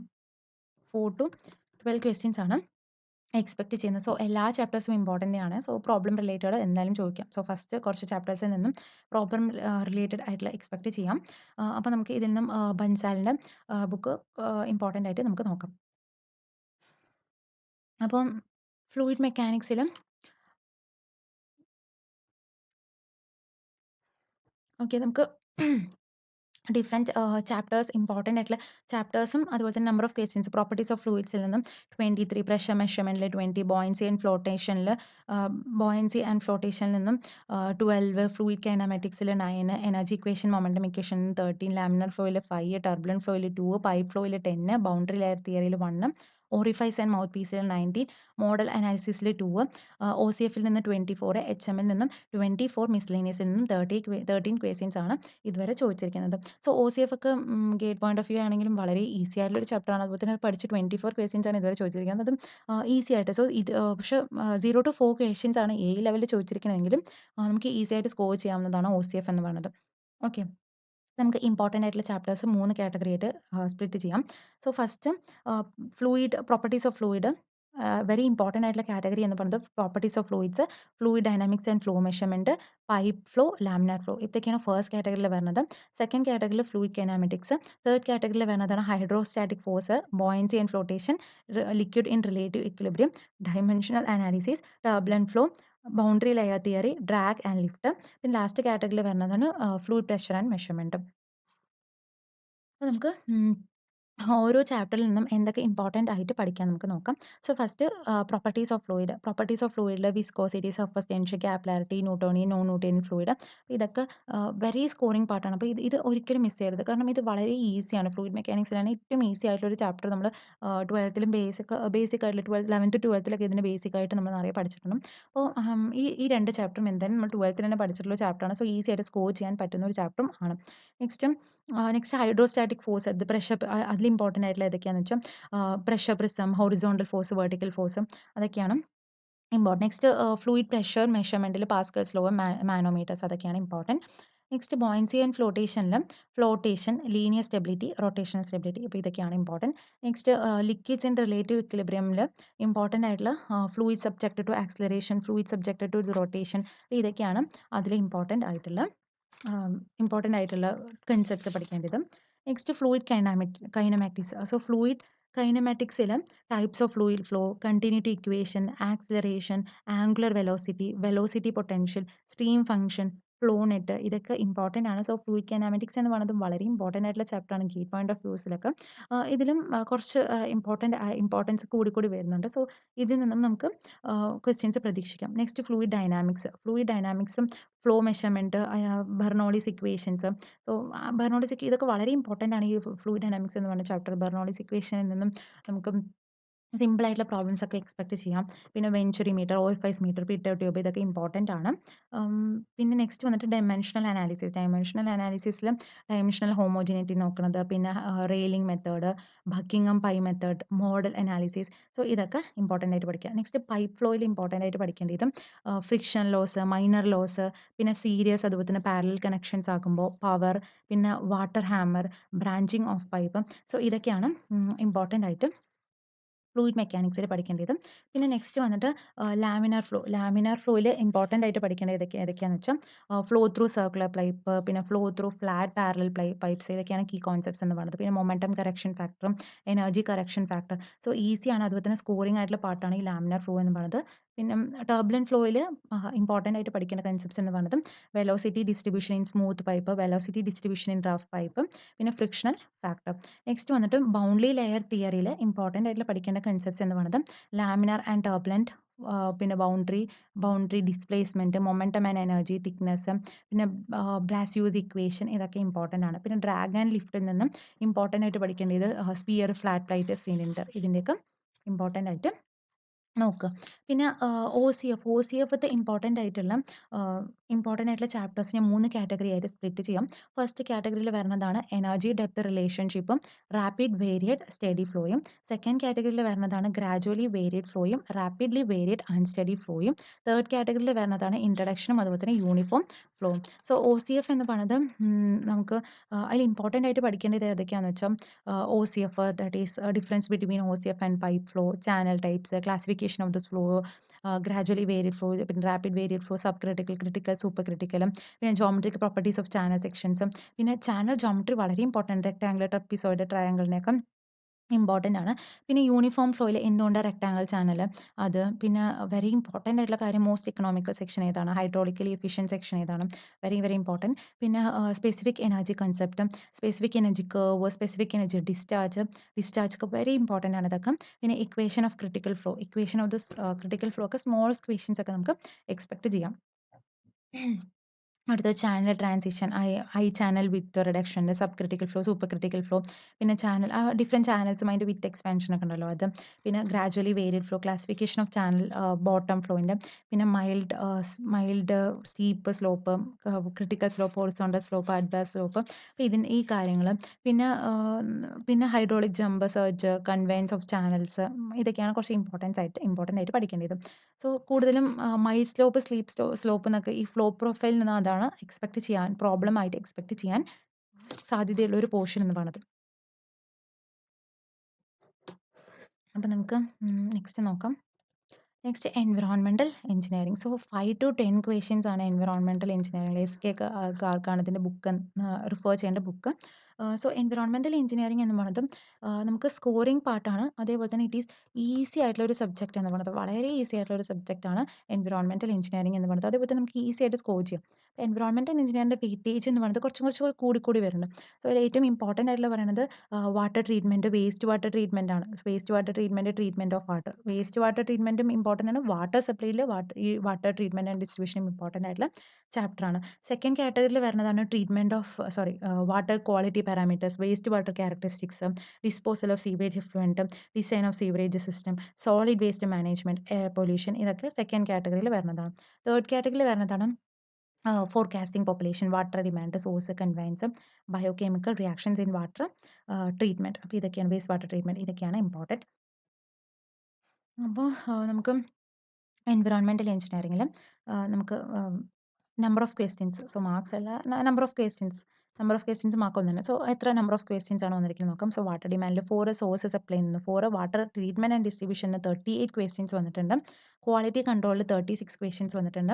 നെക്സ്റ്റ് ഹൗസ് ഡ്രൈനേജ് പ്രിൻസിപ്പൽ നിന്ന് 14 ക്വസ്റ്റ്യൻസ് വന്നിട്ടുണ്ട്. സീവറേജ് സിസ്റ്റത്തിൽ 11, സീവേജ് ട്രീറ്റ്മെൻറ്റിൽ 19, air noise pollution 7, solid waste മാനേജ്മെൻറ്റിന് 3. ഇത്ര ക്വസ്റ്റ്യൻസ് ആണ് വന്നിരിക്കുന്നത്. സോ ഈ എൻവിറോൺമെൻറ്റ് ഓരോ ഇതിൽ നിന്നും ഇമ്പോർട്ടൻ്റ് ആയിട്ട് ഏതൊക്കെ പഠിക്കണമെന്ന് ഞാൻ പറഞ്ഞുതരാം. ഫസ്റ്റ് വാട്ടർ ഡിമാൻഡ് സോഴ്സ് കൺവെയൻസിൽ നിന്നും നമുക്ക് ഫോർകാസ്റ്റിംഗ്, പോപ്പുലേഷൻ ഫോർകാസ്റ്റിംഗ് ഫോർമുലാസ് ഒക്കെ പഠിച്ചു വെക്കുക. അപ്പോൾ ഏതൊക്കെ ഇപ്പോൾ ഓൾഡ് ആകുമ്പോൾ, യങ് ആകുമ്പോൾ ഏത് മെത്തേഡാണ് യൂസ് ചെയ്യുക, types of water demand, water various source of water, types of joints, values അതൊക്കെ ഇമ്പോർട്ടൻ്റ് ആയിട്ട് പഠിച്ചു വെക്കുക. സോ ഈ വാൾസ് ഒക്കെ ഉണ്ടല്ലോ, ഡിഫറെൻറ്റ് വാൾസ് ഉണ്ടാകും, ട്രാപ്സ് ഉണ്ടാകും, അതൊക്കെ പഠിക്കുക. നെക്സ്റ്റ് വാട്ടർ ക്വാളിറ്റി പാരാമീറ്റേഴ്സിൽ എന്തൊക്കെ പഠിക്കണം എന്ന് വെച്ചാൽ ടർബിഡിറ്റി, ആൽക്കലിനിറ്റി, ഹാർഡ്നെസ്, അതിൻ്റെ അക്സെപ്റ്റബിൾ ലിമിറ്റ്സ്, എല്ലാത്തിൻ്റെ അക്സെപ്റ്റബിൾ ലിമിറ്റ്സ് പഠിച്ചു വെക്കുക. പിന്നെ പി എച്ച്, അതിൻ്റെയൊക്കെ ഫോർമുലാസ് ഉണ്ടല്ലോ, പി എച്ചിൻ്റെ ഫോർമുല, ആൽക്കലിനിറ്റിൻ്റെ, ഹാർഡ്നെസ്സിൻ്റെ ഫോർമുല, എല്ലാത്തിൻ്റെ ഫോർമുലാസ് അറിഞ്ഞു വെക്കുക. അതിൻ്റെ ന്യൂമറിക്കൽസ് എന്തായാലും അതിൽ നിന്ന് എക്സ്പെക്ട് ചെയ്യാവുന്നതാണ്. Next treatment of water. Treatment of water very important ആണ്. Soil theory of sedimentation, design of sedimentation, filtration units, അതുപോലെ തന്നെ ബാക്ക് വാഷിംഗ്, റാപ്പിഡ്സ് ആൻഡ് ഫിൽറ്ററിലുള്ളത് അത്, മെത്തേഡ് ഓഫ് സോഫ്റ്റനിങ്, ഏത് മെത്തേഡാണ് എഫക്റ്റീവ്, അങ്ങനെ ആ കാര്യങ്ങളൊക്കെ നോക്കാം. Next distribution system. So distribution സിസ്റ്റത്തിൽ നിന്നും ലേ ഔട്ട് ഓഫ് ഡിസ്ട്രിബ്യൂഷൻ, അതുപോലെ തന്നെ ഹാർഡി ക്രോസ് മെത്തേഡ്, അതൊക്കെ ഇമ്പോർട്ടൻ്റ് ആയിട്ട് നോക്കുക. പിന്നെ വേസ്റ്റ് വാട്ടർ ക്യാരക്ടറിസ്റ്റിക്സിൽ ഏതൊക്കെ പഠിക്കണം എന്ന് വെച്ചാൽ reaction kinematics, BOD calculation, population equivalence, അതൊക്കെ നോക്കുക. Next biochemical reaction in treatment of waste water, ആ ചാപ്റ്ററിൽ നിന്നും കാറ്റബോളിക്, ആനബോളിക് ആയിട്ടുള്ള reactions, endogenous respiration, aerobic and anaerobic cycle, അതൊക്കെ നോക്കുക. പിന്നെ സീവേജ് ഇഫ്ലുവന്റ് ഡിസ്പോസലിൽ നിന്നും self purification, oxygen sag curve, zone of pollution in റിവേഴ്സും, യൂട്രിഫിക്കേഷൻ ഓഫ് ലേക്സ്, ഇതൊക്കെ നോക്കാം. പിന്നെ സീവറേജ് സിസ്റ്റം ഡിസൈനിൽ self cleaning velocity, egg shaped സീവറിൻ്റെ ഇത്, പിന്നെ വെന്റിലേഷൻ ഓഫ് സീവേഴ്സ്, അതൊക്കെ നോക്കുക. നെക്സ്റ്റ് വേസ്റ്റ് വാട്ടർ ക്യാരക്ടറിസ്റ്റിക്സ് വളരെ ഇമ്പോർട്ടൻ്റ് ആണെന്ന് ഓൾറെഡി പറഞ്ഞല്ലോ. അപ്പോൾ അതിൽ നിന്നും ഡിസൈൻ ഓഫ് ഓൾ യൂണിറ്റ്സ് നോക്കുക.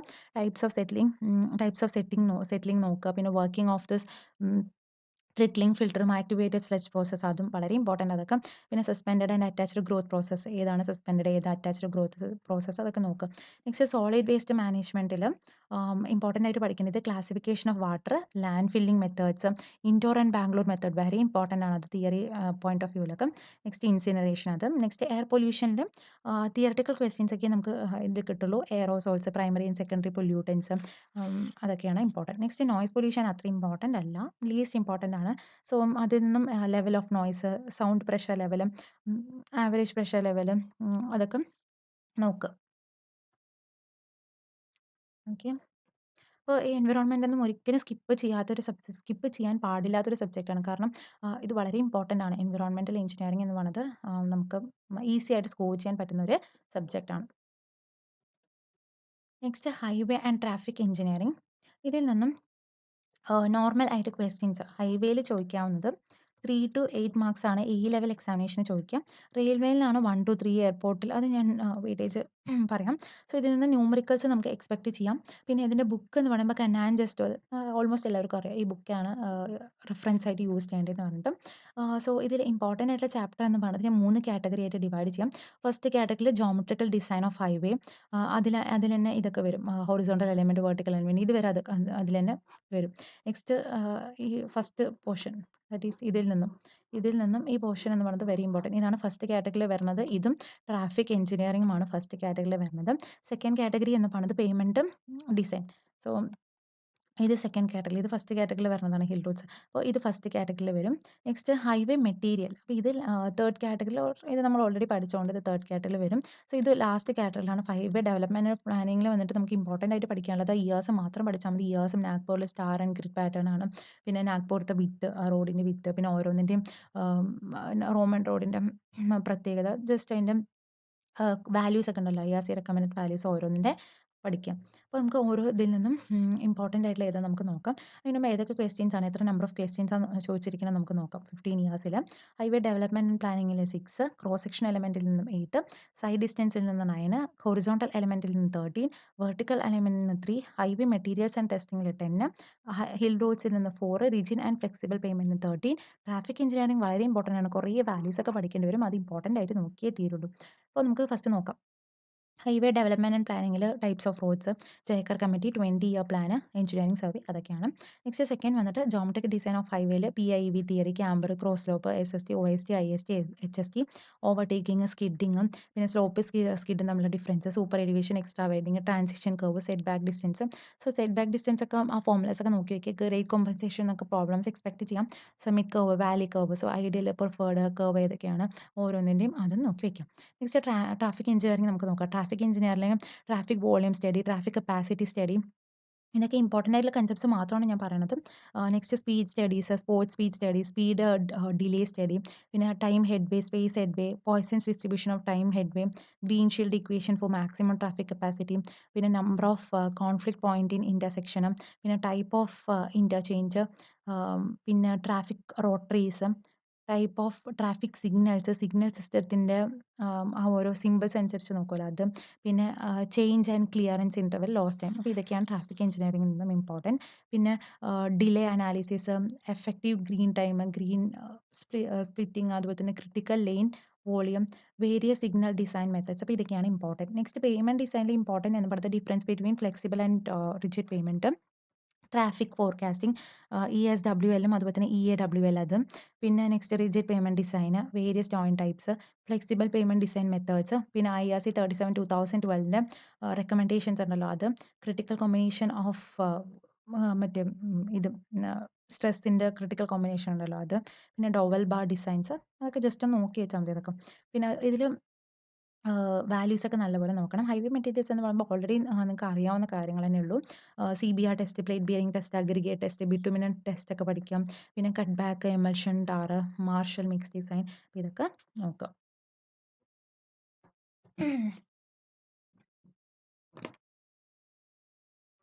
അപ്പോൾ next engineering mechanics. So engineering mechanics എന്ന് പറയണതും നമ്മുടെ ഓവർസിയർ ലെവൽ എക്സാമിനേഷൻ എന്ന് പറയുമ്പോൾ വളരെ ഇമ്പോർട്ടൻ്റ് ആയിട്ടുള്ള ഒരു സബ്ജക്റ്റാണ് എഞ്ചിനീയറിംഗ് മെക്കാനിക്സ് എന്ന് പറയുന്നത്. അതേപോലെ തന്നെ IT ലെവലിലാണെങ്കിലും എഞ്ചിനീയറിംഗ് മെക്കാനിക്സ് വളരെ ഇമ്പോർട്ടൻ്റ് ആണ്. പിന്നെ എഞ്ചിനീയറിംഗ് മെക്കാനിക്സ് നമുക്ക് ഓൾറെഡി 12ത്തിലും 11ത്തിലൊക്കെ നല്ലപോലെ പഠിച്ച ആൾക്കാർക്ക് എഞ്ചിനീയറിംഗ് മെക്കാനിക്സ് ജസ്റ്റ് ഒന്ന് ബ്രഷപ്പ് ചെയ്താൽ മതി. ഇമ്പോർട്ടൻ്റ് ആയിട്ടുള്ള ഫോർമുലാസ് ഒക്കെ ഒന്ന് ജസ്റ്റ് നോക്കിയാൽ മാത്രം മതി. ഈ പ്രൊജക്റ്റിൻ്റെ ഫോർമുലാസ്, പ്രൊജക്റ്റിൽ ഓരോരോ പ്രൊജക്റ്റിലൊക്കെ നമ്മൾ ഡീറ്റെയിൽ ആയിട്ട് 12th പഠിച്ചിട്ടുണ്ട്. അതേപോലെ ഫോഴ്സും പിന്നെ കൈനമാറ്റിക്സും ഡൈനാമിക്സും ഒക്കെ നമ്മൾ ചെറുപ്പം മുതലേ പഠിച്ചിട്ടുള്ള എനിക്ക് തോന്നുന്നു 7th സ്റ്റാൻഡേർഡ് മുതൽ നമ്മൾ ആ ഫോർമുലാസ് ഒക്കെ പഠിക്കാൻ തുടങ്ങി. V = U+ATയും പിന്നെ S=UT+12 ഇതൊക്കെ ചെറുപ്പം വരെ പഠിക്കാൻ തുടങ്ങിയ ഫോർമുലാസ് ആണ്. അത് പിന്നെ ആപ്റ്റിറ്റ്യൂഡിൽ നമ്മൾ നോർമൽ കോളേജിലൊക്കെ ആപ്റ്റിറ്റ്യൂഡ് പ്ലേസ്മെന്റിലൊക്കെ പഠിച്ച കാര്യങ്ങൾ തന്നെയാണ്. ഈ ടൈം, ഡിസ്റ്റൻസ്, ആ വെലോസിറ്റി, ആ കാര്യങ്ങളും സെൻറ്റർ ഓഫ് സെൻറ്റർ ഓഫ് ഗ്രാവിറ്റിയും അതേപോലെ എല്ലാം ഇമ്പോർട്ടൻ്റ് ആയിട്ട് നമ്മൾ എഞ്ചിനീയറിംഗ് മെക്കാനിക്സ് അതുകൊണ്ട് തന്നെ വളരെ ഈസി. വർക്ക് എനർജി പവറും നമ്മൾ എനിക്ക് തോന്നുന്നു 8ത്തിലൊക്കെ പഠിച്ചിട്ടുണ്ട്. നമ്മൾ ആ വർക്ക് എനർജി നമ്മൾ നമ്മുടെ ടെക്സ്റ്റ് ബുക്കിലൊക്കെ ഉണ്ടാവുമല്ലോ, ഒരാൾ തലയിൽ വർക്ക് ഡൺ എപ്പളാ 0 ആകുക, അങ്ങനത്തെ കാര്യങ്ങളൊക്കെ നമ്മൾ 8th സ്റ്റാൻഡേർഡിൽ തന്നെ പഠിച്ചിട്ടുള്ളതാണ്. പിന്നെ നമ്മൾ കണ്ടിന്യൂഷൻ ആയിട്ട് 8th 9ത്തിലൊക്കെ പഠിച്ചിട്ടുള്ള കാര്യങ്ങൾ തന്നെ, ഫിസിക്സിൽ പഠിച്ചിട്ടുള്ള കാര്യങ്ങൾ തന്നെ ഈ എഞ്ചിനീയറിംഗ് മെക്കാനിക്സിലുള്ളൂ. അപ്പോൾ അതത്ര ഇമ്പോർട്ടൻറ്റ്, എത്രത്തോളം ഇമ്പോർട്ടൻ്റ് ആണോ അത് നമുക്ക് ഏകദേശം അറിയാവുന്നതാണ്, നമുക്ക് അറിയാവുന്ന സബ്ജക്റ്റ് തന്നെയാണ്. അപ്പോൾ എഞ്ചിനീയറിംഗ് മെക്കാനിക്സിലും പ്രോബ്ലംസ് ഒക്കെ കുറച്ച് സോൾവ് ചെയ്യണം.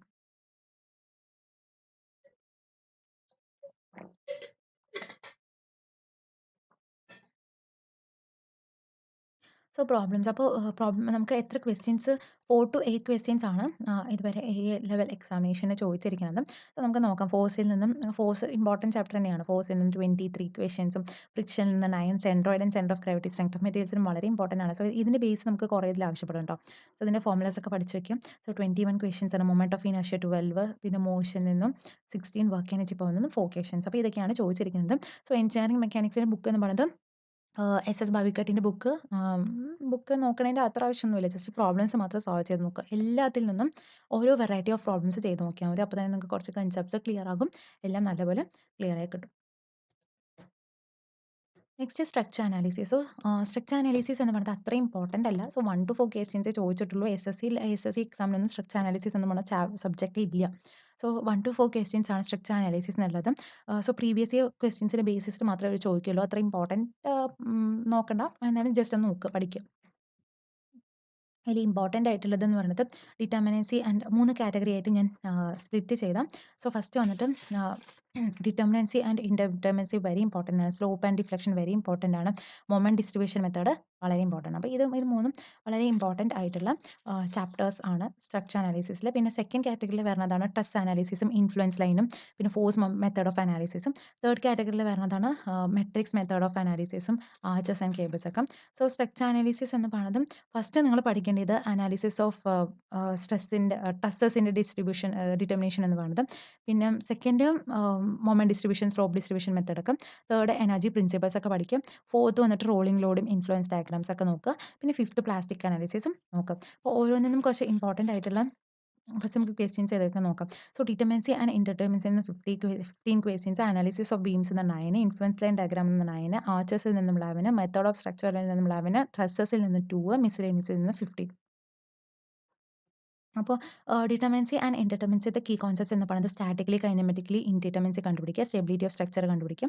സോ അതിൽ നിന്നും പ്രോബ്ലംസ് ഒക്കെ കൺഫേം എക്സ്പെക്ട് ചെയ്യാവുന്നതാണ്. പിന്നെ സ്ലോപ്പ് ആൻഡ് ഡിഫ്ലക്ഷൻ മെത്തേഡിൽ നിന്നും ഫണ്ടമെന്റൽസും അതുപോലെ തന്നെ cases of beams, frames, symmetrical സ്ട്രക്ചറിൻ്റെയൊക്കെ സിമെട്രിക്കൽ ആയിട്ടുള്ള സ്ട്രക്ചേഴ്സിൻ്റെയൊക്കെ ഓരോരോ കേസസ് നോക്കി വെക്കാം. നെക്സ്റ്റ് മൊമെന്റ് ഡിസ്ട്രിബ്യൂഷൻ മെത്തേഡിൽ ഫണ്ടമെന്റൽസും cases of beams, frames, symmetrical structures, അപ്പോൾ ഇതൊക്കെ നോക്കി വെക്കാം. പിന്നെ ട്രസ് അനാലിസിസിൽ നിന്നും സ്റ്റാറ്റിക്കലി ഇൻഡിറ്റർമിനൻറ്റ്, ഡിറ്റർമിനൻറ്റ് ട്രസ്സസ് ഒക്കെ കണ്ടുപിടിക്കുക, ട്രസ്സസിൻ്റെ ജോയിൻസ് കണ്ടുപിടിക്കുക, അതൊക്കെയാണ്. ഇൻഫ്ലുവൻസ് ലൈനിൽ വരുന്നത് ഫണ്ടമെന്റൽസ്, മുള്ളർ ബ്രെസ്ലി പ്രിൻസിപ്പിൾ, പിന്നെ മൂവിംഗ് ലോഡ്സ്, അതൊക്കെ ഐ മീൻ ഒരു കുറച്ച് ന്യൂമറിക്കൽസ് ഒക്കെ ഒന്ന് പ്രാക്ടീസ് ചെയ്യുമ്പോൾ അത് നല്ലപോലെ ക്ലിയർ ആകും. പിന്നെ മെട്രിക്സ് മെത്തേഡ് ഓഫ് അനാലിസിസിൽ സ്റ്റിഫ്നെസ് മെട്രിക്സ് മെത്തേഡും ഫ്ലെക്സിബിലിറ്റി മെട്രിക്സ് മെത്തേഡും ഇമ്പോർട്ടൻ്റ് ആയിട്ട് നോക്കി വയ്ക്കുക. പിന്നെ ഫോഴ്സ് മെത്തേഡ് ഓഫ് അനാലിസിസിൽ ഫണ്ടമെന്റൽസും അപ്രോച്ചസും നോക്കുക. പിന്നെ കേബിൾസ് ആൻഡ് ആർച്ചസിൽ ഫണ്ടമെന്റൽസും അനാലിസിസും നോക്കുക.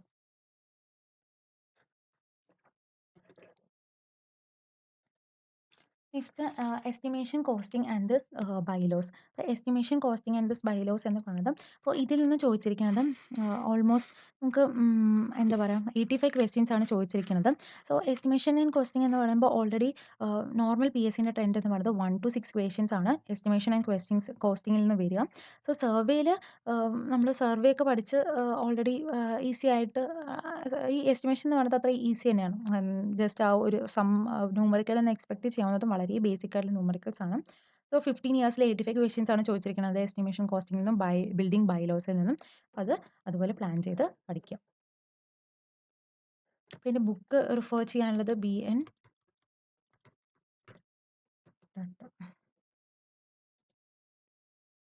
നെക്സ്റ്റ് അടുത്ത ഇറിഗേഷൻ. അപ്പോൾ ഇറിഗേഷൻ വന്നിട്ട് 1 to 8 ക്വസ്റ്റ്യൻസ് ആണ് ഇതുവരെ A ലെവൽ എക്സാമിനേഷനിൽ ചോദിച്ചിരിക്കുന്നത്.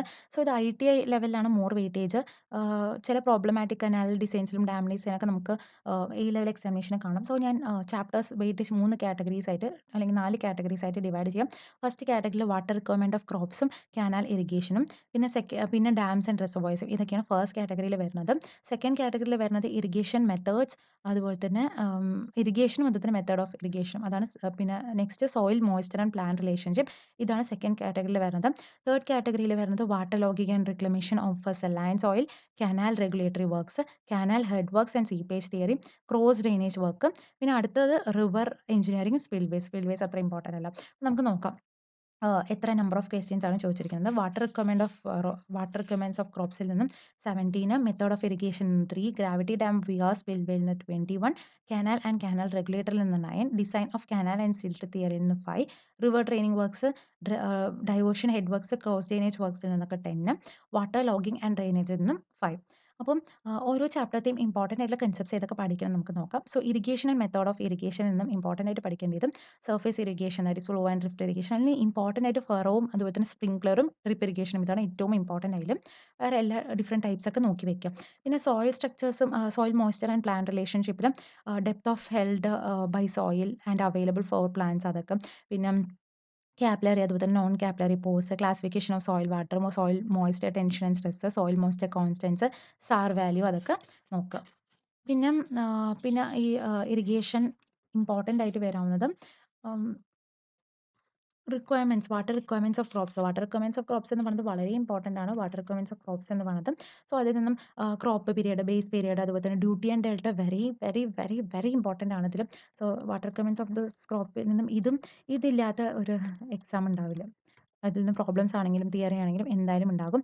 പിന്നെ cultivable area, uncultivable area, intensity of irrigation, kor watering, kor depth, kor period, crop ratio, time factor, capacity factor, പിന്നെ palewa irrigation, irrigation efficiencies, irrigation requirement of crops, PET, AET, അതൊക്കെ നമുക്ക് നോക്കാം. പിന്നെ വാട്ടർ ലോഗിംഗ് ആൻഡ് ഡ്രെയിനേജിലും വാട്ടർ ലോഗിംഗ് അതുപോലെ തന്നെ റിക്ലമേഷൻ ഓഫ് സെലൈൻ സോയിലിൽ നിന്നൊക്കെ tile drains വളരെ ഇമ്പോർട്ടൻ്റ് ആണ്. പിന്നെ causes and control of water ലോഗിങ്ങും, പിന്നെ ലീച്ചിങ് റിക്വയർമെൻറ്റ്, ആ ന്യൂമറിക്കൽ ജസ്റ്റ് ഒന്ന് നോക്കി വയ്ക്കുക. പിന്നെ ക്ലാസിഫിക്കേഷൻ ഓഫ് സെലൈൻ സോയിൽ, ഇതൊക്കെയാണ് ഇമ്പോർട്ടൻറ്റ്. നെക്സ്റ്റ് കനാൽ ഡിസൈനിൽ നിന്നും കനാൽ ഡിസൈനിന് ഇമ്പോർട്ടൻറ്റ് വന്നിട്ട് mechanism of bed formation, mechanism of sediment ട്രാൻസ്പോർട്ടും, ഷീൽഡ് എൻട്രൈറ്റ്മെന്റ് മെത്തേഡ്, പിന്നെ കെനഡീസ് ആൻഡ് ലേസീസ് തിയറി വളരെ ഇമ്പോർട്ടൻ്റ് ആണ് അതിൽ. പിന്നെ design of lined irrigation canal. Next canal regulatory വർക്കിൽ നിന്നും canal falls, canal regulator, canal escapes, canal outlets, ഇതൊക്കെയാണ് theory related ആയിട്ട് മാത്രമേ നിങ്ങൾക്ക് എക്സ്പെക്ട് ചെയ്യാൻ പറ്റുള്ളൂ. പിന്നെ കനാൽ ഹെഡ് വർക്ക്സിൽ നിന്നും സീപ്പേജ് തിയറി, അതിൽ നിന്നും location of canal head works, weirs and ബാരേജസും, പിന്നെ under sluices or scouring sluices, പിന്നെ ഡിവൈഡ് വാൾസ്, പിന്നെ കനാൽ ഹെഡ് റെഗുലേറ്ററും, പിന്നെ fish ladder and silt control ഡിവൈസും, പിന്നെ ഫെയിലിയർ ഓഫ് വിയേഴ്സ്, പിന്നെ seepage theory very very very important ആണ് അതിൽ. പിന്നെ നെക്സ്റ്റ് റിവർ എഞ്ചിനീയറിംഗിൽ കീ കോൺസെപ്റ്റ്സ് എന്ന് പറയുന്നത് റിവർ ട്രെയിനിങ് ആണ് ഏറ്റവും ഇമ്പോർട്ടൻ്റ് ആയില്ല. പിന്നെ മീൻഡറിംഗ്, ക്ലാസിഫിക്കേഷൻ ഓഫ് റിവർ ഒക്കെ ജസ്റ്റ് ഒന്ന് നോക്കുക. നെക്സ്റ്റ് ക്രോസ് ഡ്രെയിനേജ് വർക്ക്സിലും aqueduct, siphon aqueduct, super passage, siphon, ഇതൊക്കെയാണ് വളരെ ഇമ്പോർട്ടൻറ്റ്. പിന്നെ ഡാംസ് ആൻഡ് റിസർവോയ്സിലെ classification of dams, selection and type of dam and site, അതൊക്കെ. പിന്നെ force acting on gravity dam, mode failure, principal and shear stress, പിന്നെ gravity ഡാമിൻ്റെ element profile, high അതുപോലെ തന്നെ ലോ ഗ്രാവിറ്റി ഡാം, ഇതൊക്കെയാണ് important. പിന്നെ സ്പിൽവേസിലും ഓഗീസ്, ഡിഫറെൻറ്റ് സ്പിൽവേസ് ടൈപ്സ് ഒക്കെ ഉണ്ടല്ലോ, അതൊക്കെ നോക്കി വെക്കാം. അപ്പോൾ ഇറിഗേഷൻ എന്ന് പറയുന്നത് നമ്മുടെ ഈ പോയിന്റ് ഓഫ് വ്യൂവിൽ അത്ര ഇമ്പോർട്ടൻ്റ് ഒന്നുമല്ല, എന്നാലും ജസ്റ്റ് നോക്കി വെക്കാം.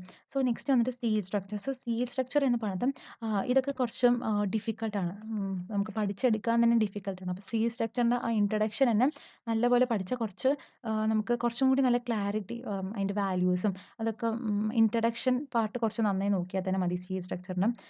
Less questions, 0 to 2 questions expect ഇതുവരെ, ഐ മീൻ അത്ര ക്വസ്റ്റ്യൻസ് എക്സ്പെക്ട് ചെയ്യാൻ പറ്റുള്ളൂ ഒരു A ലെവലിൽ സ്റ്റീലിൽ നിന്നും, അത്ര ഇമ്പോർട്ടൻ്റ് അല്ല. ഇത് പഠിക്കാനും കുറച്ച് കഷ്ടമാണ്. സോ ഇതൊക്കെയാണ് ഡിഫറെൻറ്റ് ചാപ്റ്റേഴ്സും അതുപോലെ നമ്പർ ഓഫ് ക്വസ്റ്റ്യൻസും. സ്ട്രക്ചർ ഫാസ്റ്റ്നേഴ്സിന് 24, ടെൻഷൻ മെമ്പേഴ്സിന് 4, കംപ്രഷൻ മെമ്പേഴ്സിന് 10, ബീംസിന് 10, പ്ലേറ്റ് ഗ്രൈഡേഴ്സിന് 4, പ്ലാസ്റ്റിക് അനാലിസിസിന് 3, മിസ്ലേനിയസിന് 9. അപ്പം ഈവൻ ഇത് ലാസ്റ്റ് പഠിച്ചാൽ മതി സ്റ്റീലൊക്കെ. നെക്സ്റ്റ് ഹൈഡ്രോളജി, ഇത് ഇമ്പോർട്ടൻറ്റ്. അത്ര ഒരു ഹൈഡ്രോളജിയിൽ നിന്നും എത്ര ക്വസ്റ്റ്യൻസ് ആണ് ഇതുവരെ ചോദിച്ചിരിക്കുന്നത് വെച്ചാൽ 1 to 4 ക്വസ്റ്റ്യൻസ്, അല്ല സോറി 1 to 4 ക്വസ്റ്റ്യൻസ് ആണ് ഈ ലെവലിൽ നമുക്ക് പ്രിപ്പയർ ചെയ്യുമ്പോൾ എക്സ്പെക്ട് ചെയ്യാവുന്നത്. സോ 2 to 3 ക്വസ്റ്റ്യൻസ് വരെ ആകാം. സോ ഡയറക്റ്റ് ടേംസ് ആയിരിക്കും, ഡെഫിനേഷൻസ് എല്ലാം ഡയറക്റ്റ് ആയിരിക്കും. ഹൈഡ്രോളജി ആയിരിക്കും ഇമ്പോർട്ടൻ്റ് ആയിട്ടുള്ള ചാപ്റ്റർ എന്ന് പറയുന്നത് ഹൈഡ്രോളജി ആണ്. പിന്നെ ഹൈഡ്രോഗ്രാഫ്, അതൊക്കെ ഇമ്പോർട്ടൻ്റ് ആണ്.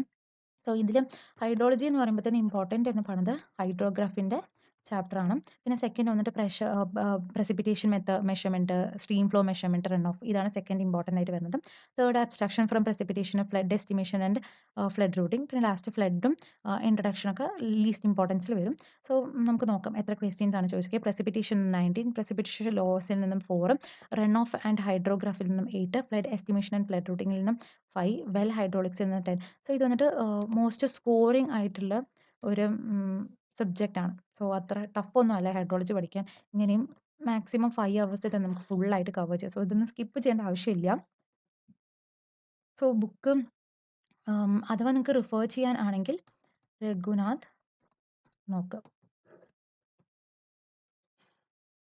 നെക്സ്റ്റ് വന്നിട്ട് railway engineering. So railway engineering എന്ന് പറയുന്നത് നമുക്ക് എക്സ്പെക്ട് ചെയ്യാവുന്നത് 1 to 3 ക്വസ്റ്റ്യൻ ആണ്. നമുക്ക് നോർമൽ A ലെവൽ എക്സാമിനേഷന് പ്രിപ്പയർ ചെയ്യുമ്പോൾ എക്സ്പെക്ട് ചെയ്യാവുന്നത് railway engineering. So railway engineering book വന്നിട്ട് SC, ഇതാണ്.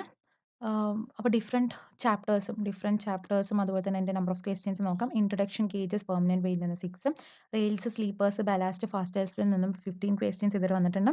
ജോമെട്രിക്കൽ ഡിസൈൻ ഓഫ് ട്രാക്സും ടേണേഴ്സിൽ നിന്നും 15. സോ ഇതൊക്കെ റെയിൽവേ എഞ്ചിനീയറിംഗ് സ്കിപ്പ് ചെയ്യാം, അല്ലെങ്കിൽ സ്കിപ്പ് ചെയ്യാതെ ഇരിക്കാം. ജസ്റ്റ് ഒന്ന് നോക്കിയാൽ മാത്രം മതി. റെയിൽവേ എഞ്ചിനീയറൊക്കെ അത്ര ഇമ്പോർട്ടൻറ്റ് അല്ല. നെക്സ്റ്റ് എയർപോർട്ട് ആൻഡ് ഹാർബർ ഒക്കെ. എയർപോർട്ടിൽ നിന്നും നമുക്ക് എക്സ്പെക്ട് ചെയ്യുന്നത് 0 to 1 ആണ്. പിന്നെ ഡക്ക് ആൻഡ് ഹാർബറിൽ നിന്നും 0 to 1 ക്വസ്റ്റ്യൻസ് ഒക്കെയാണ് നമുക്ക് എക്സ്പെക്ട് ചെയ്യാൻ സാധിക്കുന്നത്. പിന്നെ ടണലിൽ നിന്നും അതുപോലെ തന്നെ ടൗൺ പ്ലാനിങ്ങും ഉണ്ട് കേട്ടോ. പിന്നെ ടൗൺ പ്ലാനിങ്ങിൽ നിന്നും 0 to 2 ക്വസ്റ്റ്യൻ ആണ് എക്സ്പെക്ട് ചെയ്യാവുന്നത്. അപ്പം എയർപോർട്ട് എഞ്ചിനീയറിംഗിൽ നിന്നും 15 ക്വസ്റ്റ്യൻസ് ആണ് ഇതുവരെ ചോദിച്ചിരിക്കുന്നത്. ബ്രിഡ്ജ് എഞ്ചിനീയറിംഗിൽ നിന്നും 13, ഹാർബർ എഞ്ചിനീയറിംഗിൽ നിന്നും 7. അപ്പോൾ ഇതൊക്കെ 15 ഇയർ അനാലിസിസ് ചെയ്തിട്ടാണ് കേട്ടോ. സോ 15 ഇയർ അനാലിസിസ് ചെയ്തിട്ടാണ് ഇത്ര നമ്പർ ഓഫ് ക്വസ്റ്റ്യൻസ് നോക്കിയിരിക്കുന്നത്. നെക്സ്റ്റ് ടണൽ എഞ്ചിനീയറിംഗിൽ നിന്നും 4.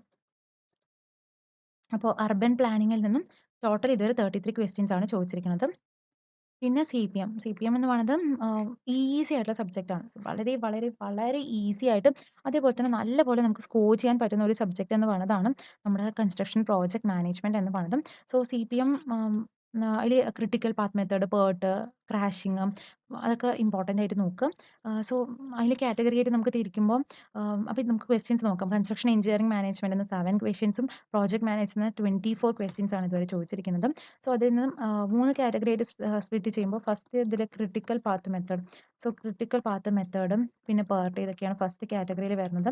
സെക്കൻഡ് കാറ്റഗറിയിൽ വരുന്നതാണ് ഡിസീസ് ക്രാഷിങ്ങും അതുപോലെ തന്നെ തേർഡ് കാറ്റഗറിയിൽ വരുന്നതും AOA നെറ്റ്വർക്കും ആക്ടിവിറ്റി ഓവർലോഡും അതൊക്കെയാണ് തേർഡ് കാറ്റഗറിയിൽ വരുന്നത്. ഫോർത്ത് കാറ്റഗറിയിൽ ഇൻട്രഡക്ഷനും അതുപോലെ തന്നെ അലോക്കേഷൻ അപ്ഡേറ്റിംഗ് അതൊക്കെ റിസോഴ്സസ് അലോക്കേഷൻ അപ്ഡേറ്റിംഗ് അത് പിന്നെ എഞ്ചിനീയറിംഗ് ഇക്കണോമിക്ക് ലാസ്റ്റ് അതിൽ വരുന്നതും. സോ ഇത് നമുക്ക് പ്രോബ്ലം ചെയ്യാൻ ചെറുതായിട്ടും അനാലിസിസ് നമ്മൾ കോളേജ് പഠിച്ച ഒരു ഓർമ്മയിൽ ഇതൊക്കെ ചെയ്തു പോകാവുന്നതേ ഉള്ളൂ. അത്ര ടഫായിട്ടുള്ള പോർഷനുമല്ല, ടഫായിട്ടുള്ള ക്വസ്റ്റ്യൻ വരാൻ സാധ്യതയും ഇല്ലാത്തൊരിതാണ്. അപ്പോൾ നമുക്ക് ഈ ഇതിൽ നിന്ന് ഞാൻ പറയാൻ വിട്ടുപോയി. സോ ബ്രിഡ്ജ് എഞ്ചിനീയറിൽ നിന്ന് 0 to 1 ക്വസ്റ്റ്യൻ ആണ് എക്സ്പെക്ട് ചെയ്യാൻ നമുക്ക് പറ്റുക. എയർപോർട്ടിൽ നിന്നും 0 to 1, ഹാർബറിലും അതേപോലെ തന്നെ 0 to 1, പിന്നെ ഡക്കാൻ ഹാർബറിലും 0 to 1 ക്വസ്റ്റ്യൻ ആണ് എക്സ്പെക്ട് ചെയ്യാവുന്നത്. സോ അത് മേ ബി സ്കോറിംഗ് പാർട്ടായിരിക്കും. എല്ലാം പഠിച്ചു കഴിഞ്ഞവർക്കൊക്കെ സ്കോറിംഗ് പാർട്ടാണത്. പിന്നെ ടണൽ എഞ്ചിനീയറിംഗ് ഇതിൽ നിന്നും 0 to 1 ഇതാണ് എക്സ്പെക്ട് ചെയ്യാവുന്നത്. അപ്പോൾ ഇതല്ലാതെ നമുക്ക് CAD. സോ CAD-ൽ നിന്നും സോറി ഇവിടെ എഴുതിയില്ലേ, CAD-ൽ നിന്നും എഞ്ചിനീയറിംഗ് ഡ്രോയിങ്ങിൽ നിന്നും 0 to 2 ക്വസ്റ്റ്യൻസ് നമുക്ക് എക്സ്പെക്ട് ചെയ്യാം. സോ ഇതിൻ്റെ ബുക്ക് എന്ന് പറയുന്നത് PI വർഗീസ്. നെക്സ്റ്റ് വർക്ക്ഷോപ്പ് സയൻസിൽ നിന്നും നിങ്ങൾക്ക് 0 to 2 ക്വസ്റ്റ്യൻസ്. പിന്നെ ടൗൺ പ്ലാനിങ്ങും ഓൾറെഡി പറഞ്ഞു. സോ 2 അതിൻ്റെ ബുക്ക് എന്ന് പറയുന്നത് രംഗവാല നോക്കിയാൽ മതി. ഓക്കെ. ഇനി നമ്മൾ ഇതുവരെ പഠിച്ചു കഴിഞ്ഞിട്ട് നമുക്ക് ഏതൊക്കെ സബ്ജക്ട്സ് ആണ്, ഓരോരോ സബ്ജക്ട്സിൽ നിന്നും എത്ര ക്വസ്റ്റ്യൻസ് ആണ് എക്സ്പെക്ട് ചെയ്യാം, നമുക്ക് എത്ര ലെവൽ എക്സാമിനേഷൻ എത്ര ക്വസ്റ്റ്യൻസ് കിട്ടും, ഓരോരോ സബ്ജക്ട്സത്തെ ഞാൻ ഇമ്പോർട്ടൻ്റ് ആയിട്ടുള്ള കൺസെപ്റ്റ്സ് പറഞ്ഞു. അപ്പോൾ ഈ ഇമ്പോർട്ടൻറ്റ് കൺസെപ്റ്റ്സ് മാത്രം പഠിച്ചിട്ട് പോയാൽ തന്നെ 100% ഷുവർ നിങ്ങൾക്ക് എന്തായാലും ഒരു 60+ മാർക്ക് എന്തായാലും സ്കോർ ചെയ്യാൻ പറ്റും. ഇമ്പോർട്ടൻറ്റ് കൺസെപ്റ്റ്സ് മാത്രം പഠിച്ചിട്ട് പോയാൽ തന്നെ. സോ ചാപ്റ്റേഴ്സ് തരംതിരിച്ച് തന്നിട്ടുണ്ട്. അപ്പോൾ ഇതിൽ നിന്നും ഈ 10 ഈ ഫസ്റ്റ് പറഞ്ഞിട്ടുണ്ടല്ലോ ഏതൊക്കെ സബ്ജക്ട്സ് ഇമ്പോർട്ടൻ്റ് ആയിട്ട് പഠിക്കണം. ആ ഒരു ലെവലിൽ പഠിച്ചു പോയാൽ തന്നെ 60+ മാറിയിട്ട് ഒരു നല്ലപോലെ പഠിച്ചാൽ തന്നെ കുറച്ച് ക്വസ്റ്റ്യൻസ് ഒക്കെ സോൾവ് ചെയ്യുമ്പോൾ തന്നെ എന്തായാലും ഈ ലെവലിൽ 70+ മാർക്ക് എന്തായാലും 100% ഷുവർ ആണ് നിങ്ങൾക്ക് കിട്ടുമെന്ന് പറഞ്ഞത്. കുറച്ചും കൂടി ഹാർഡ് വർക്ക് ചെയ്താൽ എങ്ങനെയും ഒരു 80 to 90 മാർക്ക് നിങ്ങൾക്ക് കിട്ടും. ഉറപ്പാണ് നിങ്ങൾക്ക് ക്രാക്ക് ചെയ്യാനും പറ്റും. സോ സ്മാർട്ടായിട്ട് പഠിക്കുക. നമുക്ക് വേറെയും കുറച്ച് പ്രിപ്പറേഷൻ സ്ട്രാറ്റജിയിൽ എന്തൊക്കെ കുറച്ചും കൂടി നല്ല നോക്കണം, നമുക്ക് നോക്കാം. എന്തൊക്കെ ട്രിക്സാണ് നമുക്ക് നോക്കാം. ഫസ്റ്റ് പറഞ്ഞ പോലെ മേജർ സബ്ജക്ട്സിൽ നിന്നും സ്റ്റാർട്ട് ചെയ്യാം. ജിയോ ടെക്നിക്കൽ തന്നെ സ്റ്റാർട്ട് ചെയ്താൽ ഒരു കുഴപ്പമില്ല. സോ ജിയോ ടെക്നിക്കൽ അത്രയും ഇമ്പോർട്ടൻ്റ് ആണ്. ജിയോ ടെക്നിക്കൽ, SOM, പിന്നെ എൻവിറോൺമെൻറ്റ്, ഇതൊക്കെ transportation, survey, building materials, construction, ഇതൊക്കെ വളരെ ഇമ്പോർട്ടൻ്റ്. FM. അപ്പോൾ ഇതൊന്നും സ്കിപ്പ് ചെയ്യാതെ പഠിച്ചു പോവുക. Okay. Next less weightage subjects ഞാൻ പറഞ്ഞല്ലോ. അപ്പോൾ ചിലവരൊക്കെ ഈ റെയിൽവേ ഒക്കെ ഒരു മാസം ഇരുന്ന് പഠിക്കണവരെ ഞാൻ കണ്ടിട്ടുണ്ട്. സോ ഇതൊക്കെ വേസ്റ്റാണ്. ഈ ഒരു മാസം റെയിൽവേ ഒക്കെ പഠിക്കണം എന്ന് പറഞ്ഞാൽ അത്രയും വേസ്റ്റാണ്. സോ ഒരു മാർക്കിന് വേണ്ടി നിങ്ങൾ 1 മന്ത് വെറുതെ വേസ്റ്റാക്കി പഠിച്ചു. അതേ ഇത് നിങ്ങൾ ആ ഒരു ജിയോ ടെക്നിക്കൽ നിങ്ങൾക്കിപ്പോൾ 17 ക്വസ്റ്റ്യൻസ് ഉള്ള ജിയോ ടെക്കിന് നിങ്ങൾക്ക് 1 മന്ത് സ്പെൻഡ് ചെയ്ത് പഠിച്ചു എന്ന് വെച്ചാൽ നിങ്ങൾ ആ ഒരു മാർക്ക് നിങ്ങൾക്ക് ചിലപ്പോൾ റെയിൽവേ ചോദിച്ചില്ല. ഒന്നും നടക്കില്ല. പക്ഷേ ജിയോ ടെക്നിക്കൽ ചോദിക്കാത്തൊരു എക്സാം ഉണ്ടാവില്ല. എന്തായാലും ഹൈ വെയിറ്റേജ് തന്നെ ആയിരിക്കും ജിയോ ടെക്നിക്കലിലും. അപ്പോൾ നമുക്ക് എപ്പോഴും അങ്ങനെയാണ് സ്മാർട്ടായിട്ട് പഠിക്കുക. അപ്പോൾ നമ്മൾ കൂടുതൽ ടൈം ഈ മേജർ സബ്ജക്ട്സിന് വേണം അലോട്ട് ചെയ്യാൻ. സോ ഈ 1 മന്ത് ഉണ്ടല്ലോ, നമുക്ക് ഈ 1 മന്ത് അതായത് ഈ ഓഗസ്റ്റിൽ എന്തായാലും മേജർ സബ്ജക്ട്സ് കംപ്ലീറ്റ് ചെയ്തിട്ടുണ്ടാവണം. അതായത് നമ്മുടെ ജിയോടെക്, SM, അതുപോലെ തന്നെ FM, പിന്നെ building materials construction daily half an അവർ വെച്ച് പോയാൽ മതി. എൻവിറോൺമെൻറ്റ്, അപ്പോൾ ഇതൊക്കെ എൻവിറോൺമെൻറ്റ് ഒക്കെ ഈസി ആയിട്ട് പഠിച്ചെടുക്കാം. പിന്നെ ട്രാൻസ്പോർട്ടേഷൻ, പിന്നെ RCC, ഇതൊക്കെ ഓഗസ്റ്റ് സെപ്റ്റംബറിൽ ഇത് ഫുള്ളായിട്ട് എന്തായാലും കവേർഡ് ആയിരിക്കണം കേട്ടോ.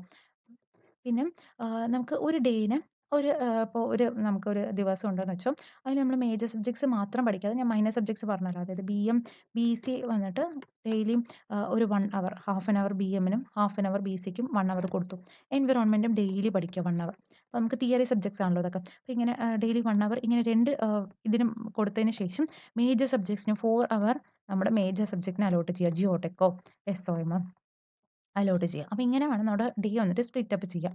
പിന്നെ നമ്മൾ ഇപ്പം ക്വസ്റ്റ്യൻസ് സോൾവ് ചെയ്യുമ്പോൾ ഞാൻ ഓൾറെഡി പറഞ്ഞ പോലെ നമ്മൾ 10 ക്വസ്റ്റ്യൻസ് ആണ് സോൾവ് ചെയ്തത്. വെറും 10 ക്വസ്റ്റ്യൻസേ സോൾവ് ചെയ്തുള്ളൂ എന്ന് വെച്ചാൽ 10 ക്വസ്റ്റ്യൻസും പെർഫെക്റ്റ് ആയിട്ട് നല്ലപോലെ പെർഫെക്റ്റ് ആയിട്ട് സോൾവ് ചെയ്യാൻ വേണ്ടിയിട്ട് പഠിക്കും. അപ്പോഴാണ് നമുക്ക് ഒരു എക്സാമിനേഷൻ നമുക്ക് കോൺസെപ്റ്റ് ക്ലാരിറ്റി വന്നാൽ മാത്രമേ ഇപ്പോഴത്തെ ഈ ലെവൽ എക്സാമിനേഷനിലൊക്കെ നമുക്ക് അറ്റൻഡ് ചെയ്യാൻ പറ്റുള്ളൂ. അത്രയും നന്നായിട്ട് ഹാർഡ് വർക്ക് ചെയ്ത് പഠിക്കുക.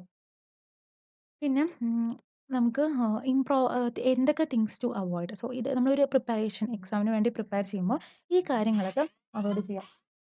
ഇപ്പോൾ സ്റ്റഡി ടെക്നിക്സ് നമുക്ക് പുതിയ പുതിയ സ്റ്റഡി ടെക്നിക്സ് ഞാൻ പറഞ്ഞുതരാം. ഈ സ്റ്റഡി ടെക്നിക്സ് ഒക്കെ ഫോളോ ചെയ്യുമ്പോൾ നിങ്ങളുടെ പഠനം ബോറടിക്കാതിരിക്കും. അതേപോലെ തന്നെ നിങ്ങൾക്ക് നല്ലപോലെ എക്സാമിനേഷനിൽ പെർഫോം ചെയ്യാൻ സാധിക്കും. സോ സ്റ്റഡി ടെക്നിക്സ് എന്തൊക്കെയാണ് നമുക്ക് നോക്കാം. First പ്രൊമഡോറോ technique. സോ പ്രൊമഡോറോ ടെക്നിക്ക് എന്ന് പറയുന്നത് റിസർച്ച് എന്താ പ്രൂവ് ചെയ്തിരിക്കണമെന്ന് വെച്ചാൽ നമുക്ക് കറക്റ്റ് 25 മിനിറ്റ്സ് ആണ് ഒരു കാര്യത്തിലേക്ക് 100% കോൺസെൻട്രേഷൻ കൊടുക്കാൻ പറ്റുള്ളൂ എന്നാണ് പ്രൂവ് ചെയ്തിരിക്കുന്നത്. അത് കഴിഞ്ഞിട്ട് നമുക്കൊരു 5 മിനിറ്റ്സ് ബ്രേക്ക് കൊടുക്കണം. പിന്നെ നമ്മൾ 5 മിനിറ്റ്സ് ബ്രേക്ക് കൊടുക്കുമ്പോൾ വീണ്ടും നമ്മൾ എന്ത് ചെയ്യും, നമ്മുടെ മൈൻഡൊക്കെ റിഫ്രഷ് ആയിട്ട് വീണ്ടും നമ്മൾ അടിപൊളിയായിട്ട് പിന്നെ ഫസ്റ്റ് മുതലേ നമുക്ക് ആ ഒരു ആക്റ്റീവ്നെസ് വരും. അപ്പോൾ അപ്പോൾ അങ്ങനത്തെ ഒരു മെത്തഡോളജിയിൽ വേണം ഈ പ്രൊമഡോറോ ടെക്നിക്ക് എന്ന് പറയുമ്പോൾ നമുക്ക് ബോറടിക്കാതെ എന്നാൽ നിറയെ നേരം നമുക്ക് പഠിക്കാനും സാധിക്കുന്ന ഒരു മെത്തേഡാണ് ഈ പ്രൊമഡോറോ ടെക്നിക്ക് എന്ന് പറയുന്നത്. അതായത് 25 മിനിറ്റ്സ് പഠിക്കുക, 5 മിനിറ്റ്സ് ബ്രേക്ക് എടുക്കാം. വീണ്ടും 25 മിനിറ്റ്സ് പഠിക്കുക, 5 മിനിറ്റ്സ് ബ്രേക്ക് എടുക്കാം. വീണ്ടും 25 മിനിറ്റ്സ് പഠിക്കുക, 5 മിനിറ്റ്സ് ബ്രേക്ക് എടുക്കാം. അപ്പോൾ ഇങ്ങനെ ഇത് ഫസ്റ്റ് പ്രൊമഡോറോ, ഇത് സെക്കൻഡ് പ്രൊമഡോറോ, പിന്നെ തേർഡ് പ്രൊമഡോറോ, ഇങ്ങനെ ഫോർത്ത് പ്രൊമഡോറോ കഴിഞ്ഞതിന് ശേഷം നാലാമത്തെ 25 മിനിറ്റ്സ് പഠിച്ചതിന് ശേഷം പിന്നെ ബ്രേക്ക് എന്ന് പറയുന്നത് 15 മിനിറ്റ്സ് ആയിട്ടുള്ള ലോങ് ബ്രേക്കാണ് നിങ്ങൾക്ക് എടുക്കേണ്ടത്. സോ 15 മിനിറ്റ്സ് ലോങ് ബ്രേക്ക് എടുക്കാം. സോ ഇതിത്തെ 5 മിനിറ്റ്സ് അപ്പോൾ നമ്മൾ 25 മിനിറ്റ്സ് എവിടെയെങ്കിലും ഇരുന്ന് പഠിക്കുകയായിരിക്കും. സോ എവിടെയെങ്കിലും ഇരുന്ന് പഠിക്കുമ്പോൾ ആ 25 മിനിറ്റ്സ് നല്ലപോലെ പഠിച്ചിട്ട് ഈ 5 മിനിറ്റ്സ് ബ്രേക്ക് എന്ന് പറയുമ്പോൾ ആ ബ്രേക്കിൽ നിങ്ങൾ ഫോണൊന്നും എടുക്കരുത്. പക്ഷേ ആ ബ്രേക്കിൽ ജസ്റ്റ് ഒന്ന് സ്ട്രെച്ച് ചെയ്യുകയോ അല്ലെങ്കിൽ ജസ്റ്റ് ഒരു ചെറിയൊരു വാക്ക് പോയിട്ട് വരികയോ അങ്ങനെയൊക്കെ ഈ 5 മിനിറ്റ്സിൽ ചെയ്യാം. പിന്നെ അടുത്ത 25 മിനിറ്റ്സ് പിന്നെ അങ്ങനെ 4 പ്രാവശ്യം 25 മിനിറ്റ്സ് പഠിച്ചതിന് ശേഷം നിങ്ങൾ ലോങ് ബ്രേക്ക് എന്തായാലും ഈ 15 മിനിറ്റ്സ് എടുക്കണം. അപ്പോൾ ഈ ടൈം നിങ്ങൾക്ക് ഫോൺ ഉപയോഗിക്കാം, അല്ലെങ്കിൽ നമുക്ക് ഫാമിലി ഫ്രണ്ട്സായിട്ട് സംസാരിക്കാം. എന്തെങ്കിലും കാര്യം മാറ്റി വെച്ചിട്ടുണ്ടെങ്കിൽ ഈ 15 മിനിറ്റ്സിൽ നിങ്ങൾക്ക് ചെയ്യാം.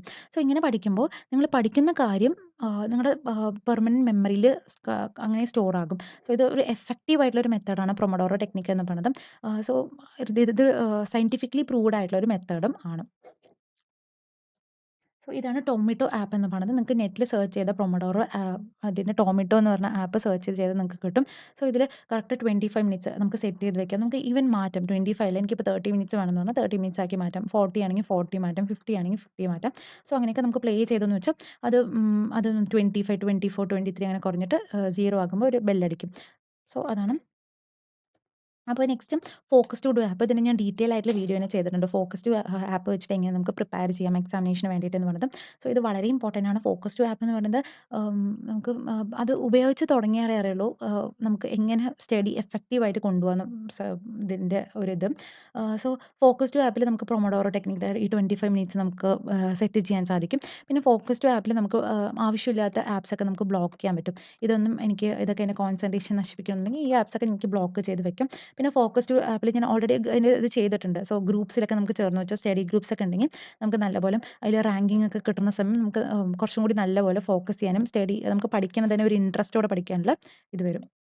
അടുത്തതും ഫേമസ് ടെക്നിക്ക് എന്ന് പറയുന്നത്. ഫേമസ് ടെക്നിക്ക് എന്ന് പറയുന്നത് നമ്മൾ എപ്പോൾ പഠിക്കുന്ന ഒരു കാര്യം നമുക്ക് വേറൊരാൾക്ക് പറഞ്ഞു കൊടുക്കുമ്പോൾ നമ്മൾ പഠിക്കുന്ന കാര്യം നമ്മുടെ പെർമനന്റ് മെമ്മറിയിൽ സ്റ്റോർ ആകും. സോ എങ്ങനെയാണെന്ന് വെച്ചാൽ ഇപ്പോൾ ഒരു ബൊമ്മയോ അല്ലെങ്കിൽ ഏതെങ്കിലും ഒരു ടെഡി ബിയർ എന്തെങ്കിലും ഒന്നും അല്ലെങ്കിൽ നമ്മുടെ അമ്മേനോ അച്ഛനോ ആരെങ്കിലും കൂടെ ഇരുത്തിയിട്ട് ജസ്റ്റ് ഇതൊക്കെ പറഞ്ഞു കൊടുത്താൽ മതി. അപ്പോൾ ഇതൊക്കെയാണ് സംഭവം. ഇങ്ങനെ നമ്മൾ പഠിച്ചതൊക്കെ അവർക്ക് പറഞ്ഞു കൊടുക്കുമ്പോൾ നമുക്ക് പെട്ടെന്ന് നമ്മുടെ മൈൻഡിലേക്ക് പോകും. സോ അതാണ് ഈ ഫേമസ് ടെക്നിക്ക് എന്ന് പറയുന്നത്. ടീച്ചർ സ്റ്റുഡൻറ് മെത്തേഡാണത്. അപ്പോൾ നമ്മൾ ഒന്നും വേണ്ട, ഒരു 50 റുപ്പീസ് ഒരു കടയിൽ പോയി ഒരു 50 റുപ്പീസിൻ്റെ വൈറ്റ് ബോർഡോ ബ്ലാക്ക് ബോർഡോ വാങ്ങിയതിന് ശേഷം നിങ്ങൾ പഠിച്ചത് ജസ്റ്റ് ഞാനൊരു ടീച്ചറാണെന്ന് സങ്കല്പിച്ചിട്ട് അതിൽ എക്സ്പ്ലെയിൻ ചെയ്ത് കൊടുത്താൽ തന്നെ നിങ്ങളുടെ പെർമനന്റ് മെമ്മറിയിൽ സ്റ്റോർ ആകും. നെക്സ്റ്റ് സ്പേസ്ഡ് റെപ്പിറ്റേഷൻ എന്ന് പറയുന്നത് ഇപ്പോൾ ഫോർഗെറ്റിംഗ് കർവ് അനുസരിച്ചിട്ടും നമ്മൾ എന്തൊരു കാര്യം പഠിക്കുന്നതും നമ്മൾ ഒരു ഏകദേശം ഒരു 1 അവർ ആകുമ്പോൾ തന്നെ നമുക്കത് കുറച്ചൊരു 90% നമ്മുടെ മൈൻഡിൽ ഉണ്ടാകുള്ളൂ. പിന്നെ 16 അവേഴ്സ് കഴിയുമ്പോൾ നമ്മൾ പഠിച്ചതിൻ്റെ ഒരു 60% മാത്രമേ നമ്മുടെ മൈൻഡിൽ ഉണ്ടാകുള്ളൂ. പിന്നെ നെക്സ്റ്റ് ഡേ ആകുമ്പോൾ അത് 50% ആയിട്ട് കുറയും. പിന്നെ തേർഡ് ഡേ ആകുമ്പോൾ വീണ്ടും നമുക്ക് നല്ലോണം കുറഞ്ഞ് 10%, 20% അങ്ങനെ അത്രയ്ക്കും നല്ലോണം കുറയും. പിന്നെ 5 ഡേയ്സ് ആകുമ്പോൾ വീണ്ടും 5% 50% അങ്ങനെ നമ്മൾ പഠിച്ചത് അങ്ങനെ മറന്നു പോകും. ബട്ട് 1 മന്ത് ആകുമ്പോൾ നമ്മൾ പഠിച്ചത് ഫുള്ളായിട്ട് മറന്നു പോകും. സോ അതനുസരിച്ചിട്ട് അപ്പോൾ നമ്മൾ ഇങ്ങനെ റിപ്പീറ്റ് ചെയ്ത് റിവൈസ് ചെയ്തുകൊണ്ടിരിക്കണം. നമ്മളിപ്പോൾ ഇന്ന് പഠിക്കുന്ന കാര്യം 3rd ഡേ റിവൈസ് ചെയ്യണം, 5th ഡേ റിവൈസ് ചെയ്യണം. അത് കഴിഞ്ഞ് 1 മന്ത് റിവൈസ് ചെയ്യണം. അപ്പോൾ ഇങ്ങനെ റിവൈസ് ചെയ്തെന്ന് വെച്ചാൽ നമുക്ക് ടെമ്പററി മെമ്മറിയിൽ സ്റ്റോർ ആവുന്ന കാര്യങ്ങളൊക്കെ പെർമനന്റ് പോയി സ്റ്റോർ ആകും. പിന്നെ നമ്മൾ ജീവിതകാലത്തിൽ അത് മറക്കില്ല. സോ അങ്ങനെ നമ്മൾ റിവൈസ് ചെയ്ത് പഠിക്കുമ്പോൾ നമുക്കത് യൂസ്ഫുൾ ആയിരിക്കും. പിന്നെ പാരലൽ ആയിട്ട് 2 സബ്ജക്റ്റ് പഠിക്കുക. അതായത് ഇപ്പോൾ വന്നിട്ട് ഇപ്പോൾ എക്സാമ്പിൾ ഞാൻ പറഞ്ഞില്ലേ ഒരു മേജർ സബ്ജക്റ്റ് പഠിക്കുകയാണെങ്കിൽ 2 മൈനർ സബ്ജക്റ്റ് പഠിക്കുക. അപ്പോൾ ഇങ്ങനെ പഠിക്കുമ്പോൾ നമുക്ക് ബോറടിക്കുകയും ചെയ്യില്ല. നമ്മൾ പഠിക്കുന്നതൊക്കെ വേഗം നമ്മുടെ മൈൻഡിലേക്ക് നിൽക്കുകയും ചെയ്യും. Next review. നമ്മൾ എന്ത് കാര്യം പഠിക്കുമ്പോഴും ഈ കാര്യം ഓർക്കുക. SQ3R എന്ന് പറഞ്ഞത്. സോ ഫസ്റ്റ് വന്നിട്ട് അതിനെ സർവേ ചെയ്യുക. ഫസ്റ്റ് അതെന്തൊക്കെയാണ്, അതിലെന്തൊക്കെയുണ്ടെന്ന് ആദ്യം നമുക്ക് നോക്കാം. പിന്നെ നമ്മളെ തന്നെ ക്വസ്റ്റ്യൻ ചെയ്യാം. സോ അപ്പോൾ വന്നിട്ട് ഫസ്റ്റ് നമ്മളിപ്പോൾ സെൻട്രിപെറ്റൽ ആക്സിലറേഷനെ കുറിച്ച് പഠിക്കുമ്പോൾ നമ്മളിപ്പോൾ ബക്കറ്റ് തിരിച്ച് നോക്കുമ്പോൾ ഇങ്ങനെ ആകും. അപ്പോൾ നമ്മൾ തന്നെ ക്വസ്റ്റ്യൻ ചെയ്ത് നോക്കുക. നമ്മുടെ റിയൽ ടൈം എക്സാമ്പിൾ വെച്ചിട്ട് നമുക്ക് നോക്കാം. പിന്നെ നമുക്ക് കിട്ടിയില്ല വീണ്ടും റീഡ് ചെയ്യാം. വീണ്ടും റീഡ് ചെയ്തിട്ട് വീണ്ടും കിട്ടിയില്ലെങ്കിൽ റിപ്പീറ്റ് ചെയ്യാം. അത് കഴിഞ്ഞ് വീണ്ടും റിവ്യൂ എന്ന് പറയുമ്പോൾ റിവിഷൻ. നമ്മൾ വീണ്ടും അത് ആലോചിച്ച് നമുക്ക് കിട്ടുന്നുണ്ടോ എന്ന് പറഞ്ഞിട്ട് നമുക്ക് നമ്മളെ തന്നെ ടെസ്റ്റ് ചെയ്തുകൊണ്ടിരിക്കണം.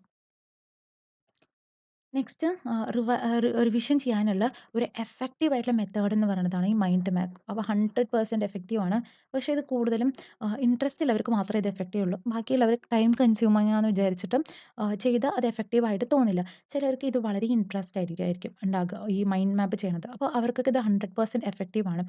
സോ നമുക്ക് ഡിഫറെൻറ്റ് കളർ പെൻസ് അതുപോലെ തന്നെ നമ്മുടെ ഹൈലൈറ്റേഴ്സ് ഒക്കെ ഡിഫറെൻറ്റ് കളേഴ്സിൽ വാങ്ങാൻ കിട്ടും. അപ്പോൾ അതൊക്കെ ഉപയോഗിച്ച് നല്ല അട്രാക്റ്റീവ് ആയിട്ടുള്ള മൈൻഡ് മാപ്സ് നമുക്ക് ക്രിയേറ്റ് ചെയ്യാം. അപ്പോൾ അത് നമുക്ക് റിവൈസ് ചെയ്യുമ്പോൾ അത് ജസ്റ്റ് ഒന്ന് നോക്കിയാൽ മതി. നമ്മുടെ വിഷ്വൽ മെമ്മറി ആയിട്ട് നമ്മുടെ സ്റ്റോർ ആകും. അപ്പോൾ ഇത് ഈ മൈൻഡ് മാപ്പ് ക്രിയേറ്റിംഗ് ആയിട്ടുള്ള ആപ്സ് തന്നെ കുറേ നെറ്റിൽ അവൈലബിൾ ആണ്.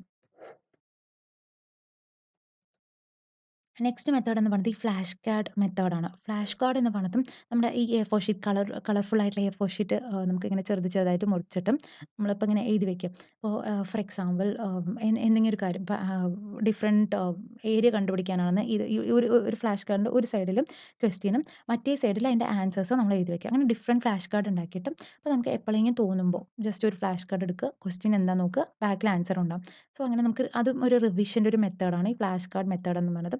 അപ്പോൾ ഇതും ഇൻട്രസ്റ്റ് ഉള്ളവർ ഈ മെത്തേഡ് ഫോളോ ചെയ്തോളൂ. അപ്പോൾ ഇതൊക്കെ ഓരോരോ പേഴ്സൺ ഡിപ്പെൻഡ് ചെയ്തിട്ടാണ്. ചിലവർക്ക് മൈൻഡ് മാപ്പും ഫ്ലാഷ് കാർഡൊന്നും വർക്കൗട്ട് ആകില്ല. അവർക്ക് ജസ്റ്റ് ബുക്ക് എടുത്തിട്ട് ഷോർട്ട് നോട്ട്സ് ഒക്കെ റിവൈസ് ചെയ്യണതായിരിക്കും അവർക്ക് അഡാപ്റ്റബിൾ ആയിട്ട് തോന്നുക. അപ്പോൾ ചിലവർക്ക് മൈൻഡ് മാപ്പ് ആയിരിക്കും സൂപ്പർബായിട്ട് തോന്നുക. ചിലവർക്ക് ഫ്ലാഷ് കാർഡ് ആയിരിക്കും സൂപ്പർബായിട്ട് തോന്നുക. അപ്പം ഈ ഫ്ലാഷ് കാർഡൊക്കെ സ്പേസ്ഡ് റിപ്പീറ്റേഷൻസ് ഒക്കെ യൂസ് ചെയ്തിട്ട് റിവൈസ് ചെയ്യാൻ വളരെയധികം ഹെൽപ്ഫുൾ ആണ്.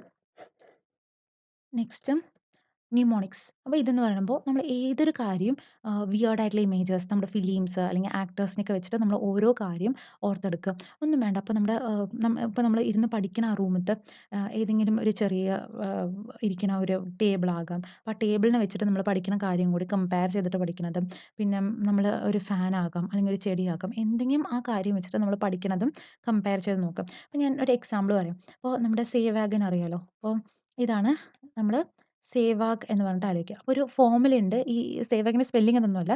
അപ്പോൾ ജിയോ ടെക്നിക്കലിൻ്റെ ഒരു ഫോർമുല ഉണ്ടല്ലോ.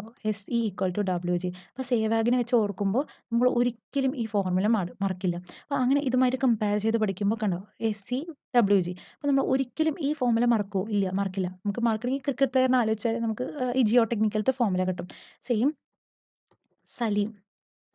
നമ്മുടെ വൃക്കത്തെ കോമ്പോണൻറ്റ്സ് ആണ്. Silica, aluminium, lime, iron, manganese എന്ന് പറയുന്നത്. അപ്പോൾ ഈ നമ്മൾ സലീമായിട്ടൊന്ന് ആലോചിച്ചാൽ തന്നെ നമുക്ക് ഈ കോമ്പോണൻറ്റ്സ് ഒക്കെ ക്ലിയർ ആയി. അപ്പോൾ അത് ഒരിക്കലും മറക്കില്ല. സോ അങ്ങനെ നമ്മൾ റിലേറ്റ് ചെയ്തിട്ട് പഠിക്കുക.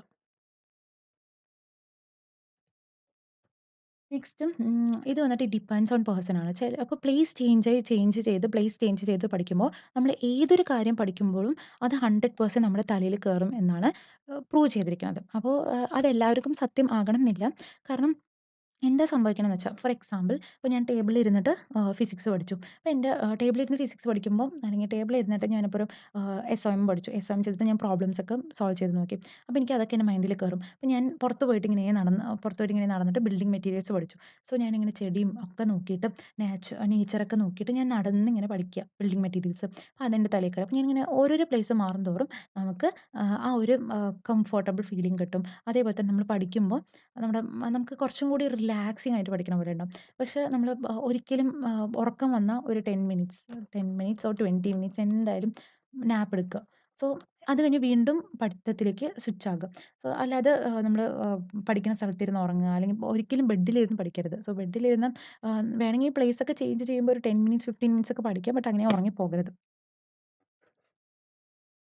Next, planning. So this is very, very, very important for any kind of examination. ഏതൊരു എക്സാമിന് പ്രിപ്പയർ ചെയ്യുമ്പോഴും പ്ലാനിങ് എന്ന് പറയുന്നത് വളരെ ഇമ്പോർട്ടൻ്റ് ആണ്. സോ ഈ പ്ലാനിങ്ങിന് വേണ്ടിയിട്ട് ബുള്ളറ്റ് ജേർണൽസ് ഒക്കെ ആമസോണിൽ ഫ്ലിപ്കാർട്ടിലൊക്കെ അവൈലബിൾ ആണ്. സോ അതിനൊന്നും ആവശ്യമില്ല. ഒന്നും വേണ്ട, നമ്മളൊരു 20 റുപ്പീസിൻ്റെ നോട്ട് വാങ്ങുക. 20 റുപ്പീസിൻ്റെ നോട്ട് വാങ്ങിയിട്ട് ഡേ പ്ലാനും വീക്ക്ലി പ്ലാന് മന്ത്ലി പ്ലാനായിട്ട് സ്പ്ലിറ്റ് ചെയ്യാം. അപ്പോൾ ഫോർ എക്സാമ്പിൾ ഒരു മന്ത് ഇപ്പോൾ എൻ്റെ ഓഗസ്റ്റ് ആണെന്ന് വെച്ചോ, ഞാൻ ഓഗസ്റ്റിൽ ഏതൊക്കെ സബ്ജക്റ്റ് എനിക്ക് കംപ്ലീറ്റ് ചെയ്യണം. ഫോർ എക്സാമ്പിൾ എനിക്ക് എസ് ഒ എമ്മും ജിയോടെക്കും കംപ്ലീറ്റ് ചെയ്യണം എന്ന് വെച്ചിട്ട് ഞാൻ പ്ലാൻ ചെയ്തു. അങ്ങനെ പ്ലാൻ ചെയ്യുമ്പോൾ നെക്സ്റ്റ് ഞാൻ വീക്ക്ലി പ്ലാൻ ചെയ്യണം. സോ വീക്ക് 1 ഏതൊക്കെ കംപ്ലീറ്റ് ചെയ്യണം, വീക്ക് 2 ഏതൊക്കെ കംപ്ലീറ്റ് ചെയ്യണം, വീക്ക് 3 വീക്ക് 4 വീക്ക് 1 ഏതൊക്കെ ചാപ്റ്റേഴ്സ് കംപ്ലീറ്റ് ചെയ്യണം, വീക്ക് 2 ഏതൊക്കെ ചാപ്റ്റേഴ്സ് കംപ്ലീറ്റ് ചെയ്യണം, വീക്ക് 3 വീക്ക് 4 അങ്ങനെ ഓരോരോ വീക്കും ഏതൊക്കെ ചാപ്റ്റേഴ്സ് കംപ്ലീറ്റ് ചെയ്യണം ഞാൻ ഫസ്റ്റ് തന്നെ പ്ലാൻ ചെയ്ത് വെക്കാം. പിന്നെ ഡേ പ്ലാൻ എന്ന് പറയുമ്പോൾ ഞാൻ ഉറങ്ങാൻ പോണതിൻ്റെ മുമ്പ് തലേന്ന് ഞാൻ പിറ്റേ ദിവസം എന്തൊക്കെ പഠിക്കണം എന്ന് പറഞ്ഞിട്ട് തലേ ദിവസം തന്നെ പ്ലാൻ ചെയ്ത് വെക്കുന്നതാണ് ഡേ പ്ലാൻ എന്ന് പറയുന്നത്. Next group study. Group study എന്ന് പറയുന്നത് 100% എഫക്റ്റീവ് ആണ്. ചിലർക്ക് ഗ്രൂപ്പ് സ്റ്റഡി ഇഷ്ടമല്ല. സോ ഇഷ്ടമല്ലാത്തവർക്ക് ഓക്കെ. പക്ഷേ ഗ്രൂപ്പ് സ്റ്റഡി ഇൻട്രസ്റ്റ് ഉള്ളവർ ഇപ്പോഴൊക്കെ കോവിഡ് ആയതുകൊണ്ട് ഓൺലൈനിലാകാം. ഈവൻ നിങ്ങൾക്ക് ടെലിഗ്രാം യൂസ് ചെയ്യാം, സൂം യൂസ് ചെയ്യാം. അപ്പോൾ ഇതൊക്കെ യൂസ് ചെയ്തിട്ട് ഗ്രൂപ്പ് സ്റ്റഡീൻ്റെ മെറിറ്റ്സ് എന്തൊക്കെയാണെന്ന് വെച്ചാൽ നമുക്ക് ഈ വേഗം ഓരോ ടോപ്പിക്സും വേഗം വേഗം പഠിക്കാം. എസ്പെഷ്യലി തിയറി ടോപ്പിക്സ് ഇപ്പം ഒരാൾ സിമെൻറ്റ് പഠിച്ചു, ഒരാൾ ബ്രിക്ക് പഠിച്ചു, ഒരാൾ ലൈം പഠിച്ചു, ഒരാൾ അഗ്രിഗേറ്റ് പഠിച്ചു. അപ്പം 4ഉം വേറെ വേറെ ടോപ്പിക്സ് ആണ്. ഒരാൾ സിമന്റ് പഠിച്ചിട്ടും അതിനെക്കുറിച്ച് പറഞ്ഞു തരുന്നു. അപ്പോൾ എല്ലാവർക്കും കിട്ടുന്നു. പിന്നെ ഒരാൾ ചോദ്യം ചോദിക്കുന്നു, മറ്റേ ആൾ ആൻസർ പറയുന്നു, വേറൊരാൾ ചോദ്യം ചോദിക്കുന്നു, ഒരാൾ ആൻസർ പറയുന്നു. അപ്പോൾ നമുക്ക് കിട്ടിയില്ലെങ്കിൽ അപ്പോൾ വീണ്ടും നമ്മൾ ആലോചിക്കുക, വീണ്ടും പഠിക്കുക. സോ നമുക്ക് കിട്ടാത്ത ക്വസ്റ്റ്യൻസ് ഗ്രൂപ്പ് സ്റ്റഡി എന്ന് പറയുന്നത് 100% എഫക്റ്റീവ് ആണ്. നിങ്ങൾക്ക് പറ്റിയ ഗ്രൂപ്പ് ഉണ്ടെങ്കിൽ, പറ്റിയ ഫ്രണ്ട്സ് ഗ്രൂപ്പ് ഉണ്ടെങ്കിൽ സൂപ്പർബാണ്. ഈവൻ ടെലിഗ്രാമിൽ തന്നെ കുറേ ഗ്രൂപ്പ്സ് ഉണ്ടാകും. എനിക്കറിയില്ല അതിനെക്കുറിച്ച്. ബട്ട് എന്തായാലും ഉണ്ടാകാതിരിക്കില്ല. അല്ലെങ്കിൽ നിങ്ങളുടെ കോളേജസിലോ സ്കൂൾ സ്റ്റുഡൻസിനോ ആരൊക്കെ ആയിട്ടാണെങ്കിലും ഗ്രൂപ്പ് സ്റ്റഡി 100% എഫക്റ്റീവ് ആണ്. നെക്സ്റ്റ് ഇതൊക്കെ നമുക്ക് എന്തായാലും ഉണ്ടാവണം. എന്തൊക്കെയാ നമുക്ക് നോക്കാം. Family time. നമ്മൾ ഇപ്പോൾ ഒരു പ്രിപ്പറേഷന് വേണ്ടി പഠിക്കണം. പ്രിപ്പറേഷന് വേണ്ടി പഠിക്കുന്ന സമയം നമ്മൾ ഫാമിലീൻ്റെ കൂടെ ഇരുന്ന് ഭക്ഷണം കഴിക്കാൻ നോക്കുക. അവരുടെ കൂടെ കുറച്ച് ടൈം സ്പെൻഡ് ചെയ്യുക. അപ്പോൾ നമുക്ക് മൈൻഡ് റിലാക്സ് ആവും. മൈൻഡ് റിലാക്സ് ആയി നമ്മൾ പഠിക്കണതൊക്കെ നമ്മുടെ പെർമനന്റ് മെമ്മറിയിൽ സ്റ്റോർ ആകും. നമുക്ക് എല്ലാം ആവശ്യമാണ്. നമുക്ക് ഒരു റിലാക്സ് ആയിട്ട് പഠിക്കാം. സ്ട്രെസ്സേ ഇല്ലാതെ നമുക്ക് പഠിക്കാൻ സാധിക്കും. Next exercise. എക്സസൈസ് വളരെ ഇമ്പോർട്ടൻറ്റ്. ഞാൻ ഓൾറെഡി മെൻഷൻ ചെയ്തു. എക്സസൈസ് ചെയ്യണ സമയം നമ്മുടെ ബോഡി ഫാറ്റ് പോകുന്നതല്ല, നമുക്ക് സ്റ്റാമിന കിട്ടും. ഓക്സിജൻ സപ്ലൈ ഇൻക്രീസ് ആകും. ബ്രെയിനിൽ ഓക്സിജൻ സപ്ലൈ ഇൻക്രീസ് ആകും. സോ ഹെഡ് സ്റ്റാൻഡ് ഒക്കെ നിൽക്കാൻ അറിയണവർ, യോഗയുടെ ഒരു പോസാണ് ഈ ഹെഡ് സ്റ്റാൻഡ്. സോ നിങ്ങൾക്ക് നെറ്റിൽ സെർച്ച് ചെയ്താൽ കിട്ടും. സോ ഹെഡ് സ്റ്റാൻഡ് നിൽക്കാൻ അറിയണവരൊക്കെ ഹെഡ് സ്റ്റാൻഡ് നിൽക്കുന്നത് വളരെ നല്ലതാണ്. കാരണം ഹെഡ് സ്റ്റാൻഡ് നിൽക്കുമ്പോൾ നമ്മുടെ ബ്ലഡ് സർക്കുലേഷൻ ഫുള്ളായിട്ട് ബ്രെയിനിലേക്ക് സപ്ലൈ ആകും. സോ ബ്രെയിനിലേക്ക് സപ്ലൈ ആകുമ്പോൾ, കാരണം ബ്രെയിനിലാണ് നമുക്ക് ഈ മെമ്മറിക്കും അതുപോലെ ക്രിയേറ്റിവിറ്റിക്ക് എല്ലാത്തിനും ആവശ്യമുള്ള ഓരോ ഓർഗൻസ് പാർട്സ് ഒക്കെ നിൽക്കുന്നത്. അപ്പോൾ ഇതൊക്കെ ആക്ടിവേറ്റ് ചെയ്യാൻ വേണ്ടിയിട്ടാണ് ഹെഡ് സ്റ്റാൻഡ്. ഹെഡ് സ്റ്റാൻഡ് ചെയ്യുമ്പോൾ ബ്ലഡ് സർക്കുലേഷൻ എവിടെ നമ്മുടെ ബ്രെയിനിലേക്ക് ഇൻക്രീസ് ആകും. സോ ഇൻക്രീസ് ആകുമ്പോൾ അവിടേക്ക് കുറച്ചും കൂടി ന്യൂട്രിയൻസ് കിട്ടും. അപ്പോൾ ഈ എക്സസൈസ് പോലെ തന്നെ ഇമ്പോർട്ടൻ്റ് ആണ് ഫുഡും. നമുക്ക് നമ്മൾ നല്ല ന്യൂട്രിയൻസ് ഉള്ള ഫുഡ് കഴിക്കുമ്പോഴാണ് നമുക്ക് എനർജി കിട്ടുകയും അതുപോലെ തന്നെ ബ്രെയിനിന് ഫുഡ് സപ്ലൈ ആകുകയും ചെയ്യുള്ളൂ. അപ്പോൾ അപ്പോഴാണ് നമുക്ക് നല്ല ആക്റ്റീവായിട്ട് പഠിക്കാനും സാധിക്കുള്ളൂ. നെക്സ്റ്റ് നമുക്ക് കുറച്ച് സമയം നമ്മുടെ ഹോബീസിലേക്ക് മാറ്റി വയ്ക്കുക. അതായത് what ever it is, gardening ഒക്കെ ചെയ്തതെന്ന് വെച്ചാൽ അത്രയും നല്ലതും. സോ ഗാർഡനിങ് ചെയ്യുമ്പോൾ നമ്മളൊരു ചെടി വളർത്തുമ്പോൾ അതും നമ്മുടെ കൂടെ വളരുമ്പോൾ നമുക്ക് പ്രോഗ്രസ് ഉണ്ടാവുന്നത് പോലെ ചെടിക്കും പ്രോഗ്രസ് ഉണ്ടാകുമ്പോൾ കാണുമ്പോൾ തന്നെ നമുക്കൊരു സന്തോഷമാണ്. അപ്പോൾ നമുക്ക് എന്തായാലും എല്ലാവർക്കും ഒരു ഹോബീസ് എന്തായാലും ഉണ്ടാകണം. ഉണ്ടായില്ലെങ്കിൽ ഉണ്ടാക്കി തീർക്കുക. ഞാനിപ്പോൾ ലോക്ക്ഡൗണിൽ ഗാർഡനിങ് ഒരു ഹോബി ആയിട്ട് എടുത്ത പോലെ അപ്പോൾ എനിക്ക് ചെയ്യുമ്പോഴാണ് അതിൻ്റെ ഡിഫറൻസ് മനസ്സിലാവണം. ഈവൻ നമ്മുടെ ഒരു ക്യാരക്ടർ വരെ ചേഞ്ച് ആകും. ഒരു ഹോബി ചേഞ്ച് ആകുന്നതനുസരിച്ച്. നമുക്ക് ഹോബി എന്ന് പറയുന്നത് പീസ്ഫുൾ ആയിട്ട് മെന്റൽ സ്റ്റെബിലിറ്റി ഇൻക്രീസ് ചെയ്യിപ്പിക്കും. അപ്പോൾ നമുക്കൊരു ക്യാരക്ടർ പേഴ്സണാലിറ്റി ഡെവലപ്മെന്റ് എല്ലാം റിലേറ്റഡ് ആണ്. അപ്പോൾ നല്ലൊരു ഹോബി ഉണ്ടാകുന്നത് ഒരു ആവശ്യമുള്ള കാര്യമാണ്. Next friends. ഞാൻ പറഞ്ഞില്ലേ, ഗ്രൂപ്പ് സ്റ്റഡി മാത്രമല്ല, നമുക്ക് ഫ്രണ്ട്സിനോടും കുറച്ച് ടൈം സ്പെൻഡ് ചെയ്യാം. പിന്നെ പ്രോപ്പർ ബ്രേക്സ് എന്തായാലും വേണം. ഞാൻ ഓൾറെഡി അതുകൊണ്ട് പ്രൊമോഡോറോ ടെക്നിക്ക് പറഞ്ഞത് 25, 5, 25 എന്ന് പറഞ്ഞിട്ട്. സോ ഈ പ്രോപ്പർ ബ്രേക്സ് ഉണ്ടായാൽ മാത്രമേ നമ്മൾ പഠിക്കണതൊക്കെ നമ്മുടെ തലയിൽ നിൽക്കുള്ളൂ. സോ പ്രോപ്പർ ബ്രേക്സ് ഉണ്ടാകുക. സോ ഫോണിൽ സോഷ്യൽ മീഡിയയിൽ അഡിക്റ്റ് ആവാതിരുന്നാൽ മതി. സോഷ്യൽ മീഡിയ യൂസ് ചെയ്യണതൊക്കെ നല്ലത് തന്നെയാണ്. സോ ഈവൻ നമുക്ക് നല്ല ഫ്രണ്ട്സ് ഒക്കെ ഉണ്ടെങ്കിൽ നല്ല ഫ്രണ്ട്സായിട്ട് ഇൻട്രാക്ട് ചെയ്യാം, നമുക്ക് ഷെയർ ചെയ്യാം. സോ പ്രോപ്പർ ബ്രേക്സ് ഉണ്ടാകണം. സോ സ്ലീപ്പ് വന്നിട്ട് ഇത് വന്നിട്ട് ആക്ച്വലി 8 അവേഴ്സ് സ്ലീപ്പാണ് റെക്കമെൻഡഡ്. ഇത് എന്തായാലും ഇത് ഈവൻ നമുക്ക് എപ്പോഴെങ്കിലും ഒരു ദിവസം 2 ദിവസമോ വീക്ക്ലി വൺസ് ഓർ ട്വൈസ് അല്ലെങ്കിൽ ഇപ്പോൾ മന്ത്ലി ഏതെങ്കിലും ഒന്ന് നമുക്ക് ഒരു പ്രൊഡക്ടിവിറ്റിയിലേക്ക് വരാൻ വേണ്ടിയിട്ടും ഇപ്പോൾ നിങ്ങൾ സ്ലീപ്പ് കുറച്ച് സാക്രിഫൈസ് ചെയ്തു ഒരു ദിവസം അപ്പോൾ കുഴപ്പമൊന്നുമില്ല. പക്ഷേ നമുക്ക് കണ്ടിന്യൂസ് ആയിട്ട് ചിലവർ സ്ലീപ്പിൽ സാക്രിഫൈസ് ചെയ്തിട്ട് നിങ്ങൾക്ക് വേറെ ടൈം ഉണ്ടല്ലോ പറഞ്ഞിട്ട് സ്ലീപ്പിനോട് സാക്രിഫൈസ് ചെയ്തു എന്ന് വെച്ചാൽ ഇത് വന്നിട്ട് ലോങ് ടേം ആയിട്ടുള്ള ഒരു ഗോളാണ്. നമ്മൾ 7 ടു 8 മന്ത്സ് പ്രിപ്പറേഷൻ ആയിരിക്കും. സോ ഈ ലോങ് ടേം ആയിട്ടുള്ള ഗോളിന് അത് നല്ലപോലെ എഫക്റ്റ് ആവും. നിങ്ങൾക്ക് എക്സാം ക്രാക്ക് ചെയ്യാൻ പറ്റില്ല. നിങ്ങൾ സ്ലീപ്പൊക്കെ സാക്രിഫൈസ് ചെയ്തിട്ട് പഠിച്ചിട്ടുണ്ടാവും. പക്ഷേ നിങ്ങൾക്ക് എക്സാം ക്രാക്ക് ചെയ്യാൻ പറ്റിയിട്ടുണ്ടാവില്ല. കാരണം എന്താ നോക്കുമ്പോൾ നമ്മുടെ സ്ലീപ്പായിരിക്കും. നമുക്ക് ബോഡിക്ക് എത്ര നമുക്ക് ഫുഡ് ഇല്ലെങ്കിൽ നമ്മൾ എങ്ങനെയാണ് ഉണ്ടാവുക? അതേപോലെ തന്നെ നമ്മുടെ ബ്രെയിനിന് സ്ലീപ്പ് ഇല്ലെങ്കിൽ നമ്മൾ പഠിക്കുന്നതൊക്കെ നമ്മുടെ ബ്രെയിൻ സ്റ്റോർ ചെയ്യണമല്ലോ. സോ ഈ ബ്രെയിൻ സ്റ്റോർ ചെയ്യാൻ അതിന് സമയം വേണം. സോ അതിന് അതുകൊണ്ടാണ് സ്ലീപ്പ് വന്നിട്ട് 7 ടു 8 അവേഴ്സ്. സോ 7 അവേഴ്സ് പോലും ആവശ്യമില്ല. 8 അവേഴ്സ് റെക്കമെൻഡഡ് എന്ന് പറഞ്ഞിട്ട് സയന്റിഫിക്കലി പ്രൂവ്ഡ് ആയിട്ടുള്ള ഒരു കാര്യമാണിത്. നിങ്ങൾ ഒന്നും വേണമെങ്കിൽ നെറ്റിൽ സെർച്ച് ചെയ്ത് നോക്കിയാൽ തന്നെ നിങ്ങൾക്ക് ജേർണൽസ് ഒക്കെ കാണാൻ സാധിക്കും. പ്രൂവ്ഡ് ആയിട്ടുള്ള ജേർണൽസ് സയന്റിഫിക്കലി റിസർച്ച് ആയിട്ടുള്ള ജേർണൽസ് ഒക്കെ നോക്കിയാൽ സ്റ്റഡീസ് നോക്കിയാൽ മനസ്സിലാവും. നമ്മുടെ ഇപ്പോൾ നമ്മൾ ചിലപ്പോൾ എക്സാമിനേഷനിലൊക്കെ നിങ്ങൾക്ക് നോക്കിയാൽ അറിയാം. അയ്യോ എനിക്ക് നല്ലോണം അറിയണ ആൻസർ ആയിരുന്നു. ഞാൻ എ ഓപ്ഷൻ ആയിരുന്നു എന്ന് വിചാരിച്ചു. പക്ഷേ ഞാൻ ബി ഓപ്ഷൻ ക്ലിക്ക് ചെയ്തു. പിന്നെ അയ്യോ എനിക്ക് കൺഫ്യൂഷനായി അവിടെ പോയിട്ട്. ഇതിനൊക്കെ കാരണം എന്താണെന്ന് വെച്ചാൽ നിങ്ങളുടെ സ്ലീപ്പ് സൈക്കിളിൽ ഉണ്ടാക്കുന്ന ഇംപ്രോപ്പർ ആയിട്ടുള്ള സ്ലീപ്പ് സൈക്കിൾ ഷെഡ്യൂൾ ഉള്ളത് കൊണ്ടും അതുപോലെ തന്നെ സ്ലീപ്പ് പ്രോപ്പർ അല്ലാത്തത് കൊണ്ടൊക്കെയാണ്.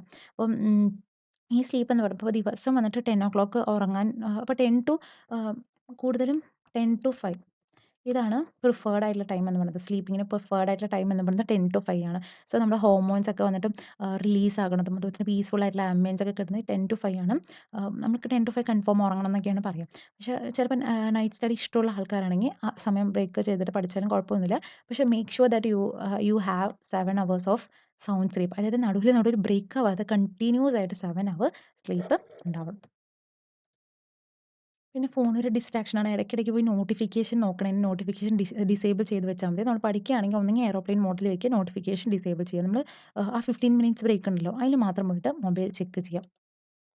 നെക്സ്റ്റ് ഫോണിൽ നിന്നും കുറച്ച് ഡിസ്റ്റൻസ് വലിച്ച് വെക്കുക. നമ്മൾ പഠിക്കുമ്പോൾ ഫോൺ ഒന്നെങ്കിൽ അടുത്ത റൂമിലോ അല്ലെങ്കിൽ അമ്മേൻ്റെ അടുത്തോ അച്ഛൻ്റെ അടുത്തോ ഒളിപ്പിച്ച് വെക്കാനൊക്കെ പറഞ്ഞാൽ മതി.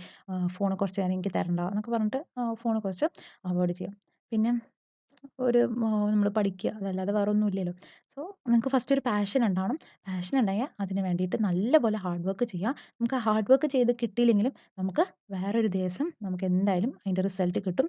But hard work never fails. അപ്പോൾ എല്ലാവരും നല്ലപോലെ പഠിക്കുക. എല്ലാവർക്കും ഓൾ ദി ബെസ്റ്റ്. എക്സാമിനേഷൻ എഴുതുന്നവർക്ക് എല്ലാവർക്കും all the best. So thank you. ഇത് നിങ്ങൾക്ക് ഹെൽപ്ഫുൾ ആയെന്ന് വിചാരിക്കുന്നു. ബിക്കോസ് ഈ വീഡിയോ ഞാൻ പ്രിപ്പയർ ചെയ്തത് കുറേ ഈ അസിസ്റ്റന്റ് എഞ്ചിനീയർ ആയവർക്കും പിന്നെ കുറച്ച് പ്രൊഫസേഴ്സിൻ്റെ അടുത്തുള്ള അവരുടെ അടുത്തും കളക്ട് ചെയ്തിട്ട് ഉള്ള ഡീറ്റെയിൽസ് ആണ്. പിന്നെ കുറേ റെഫറൻസ് വെച്ചിട്ടാണ് ഈ വീഡിയോ ക്രിയേറ്റ് ചെയ്തിരിക്കുന്നത്. സോ കൺഫേം നിങ്ങൾക്ക് ഇത് ഫോളോ ചെയ്താൽ തന്നെ 100% ഷുവറാണ് നിങ്ങൾക്ക് നല്ലൊരു മാർക്കിൽ റീച്ച് ആകാൻ പറ്റും എന്നുള്ളത് 100% ഷുവറാണ്. സോ എല്ലാവരും പ്രിപ്പയർ ചെയ്യുക നല്ലപോലെ. All the best for your examination. Thank you.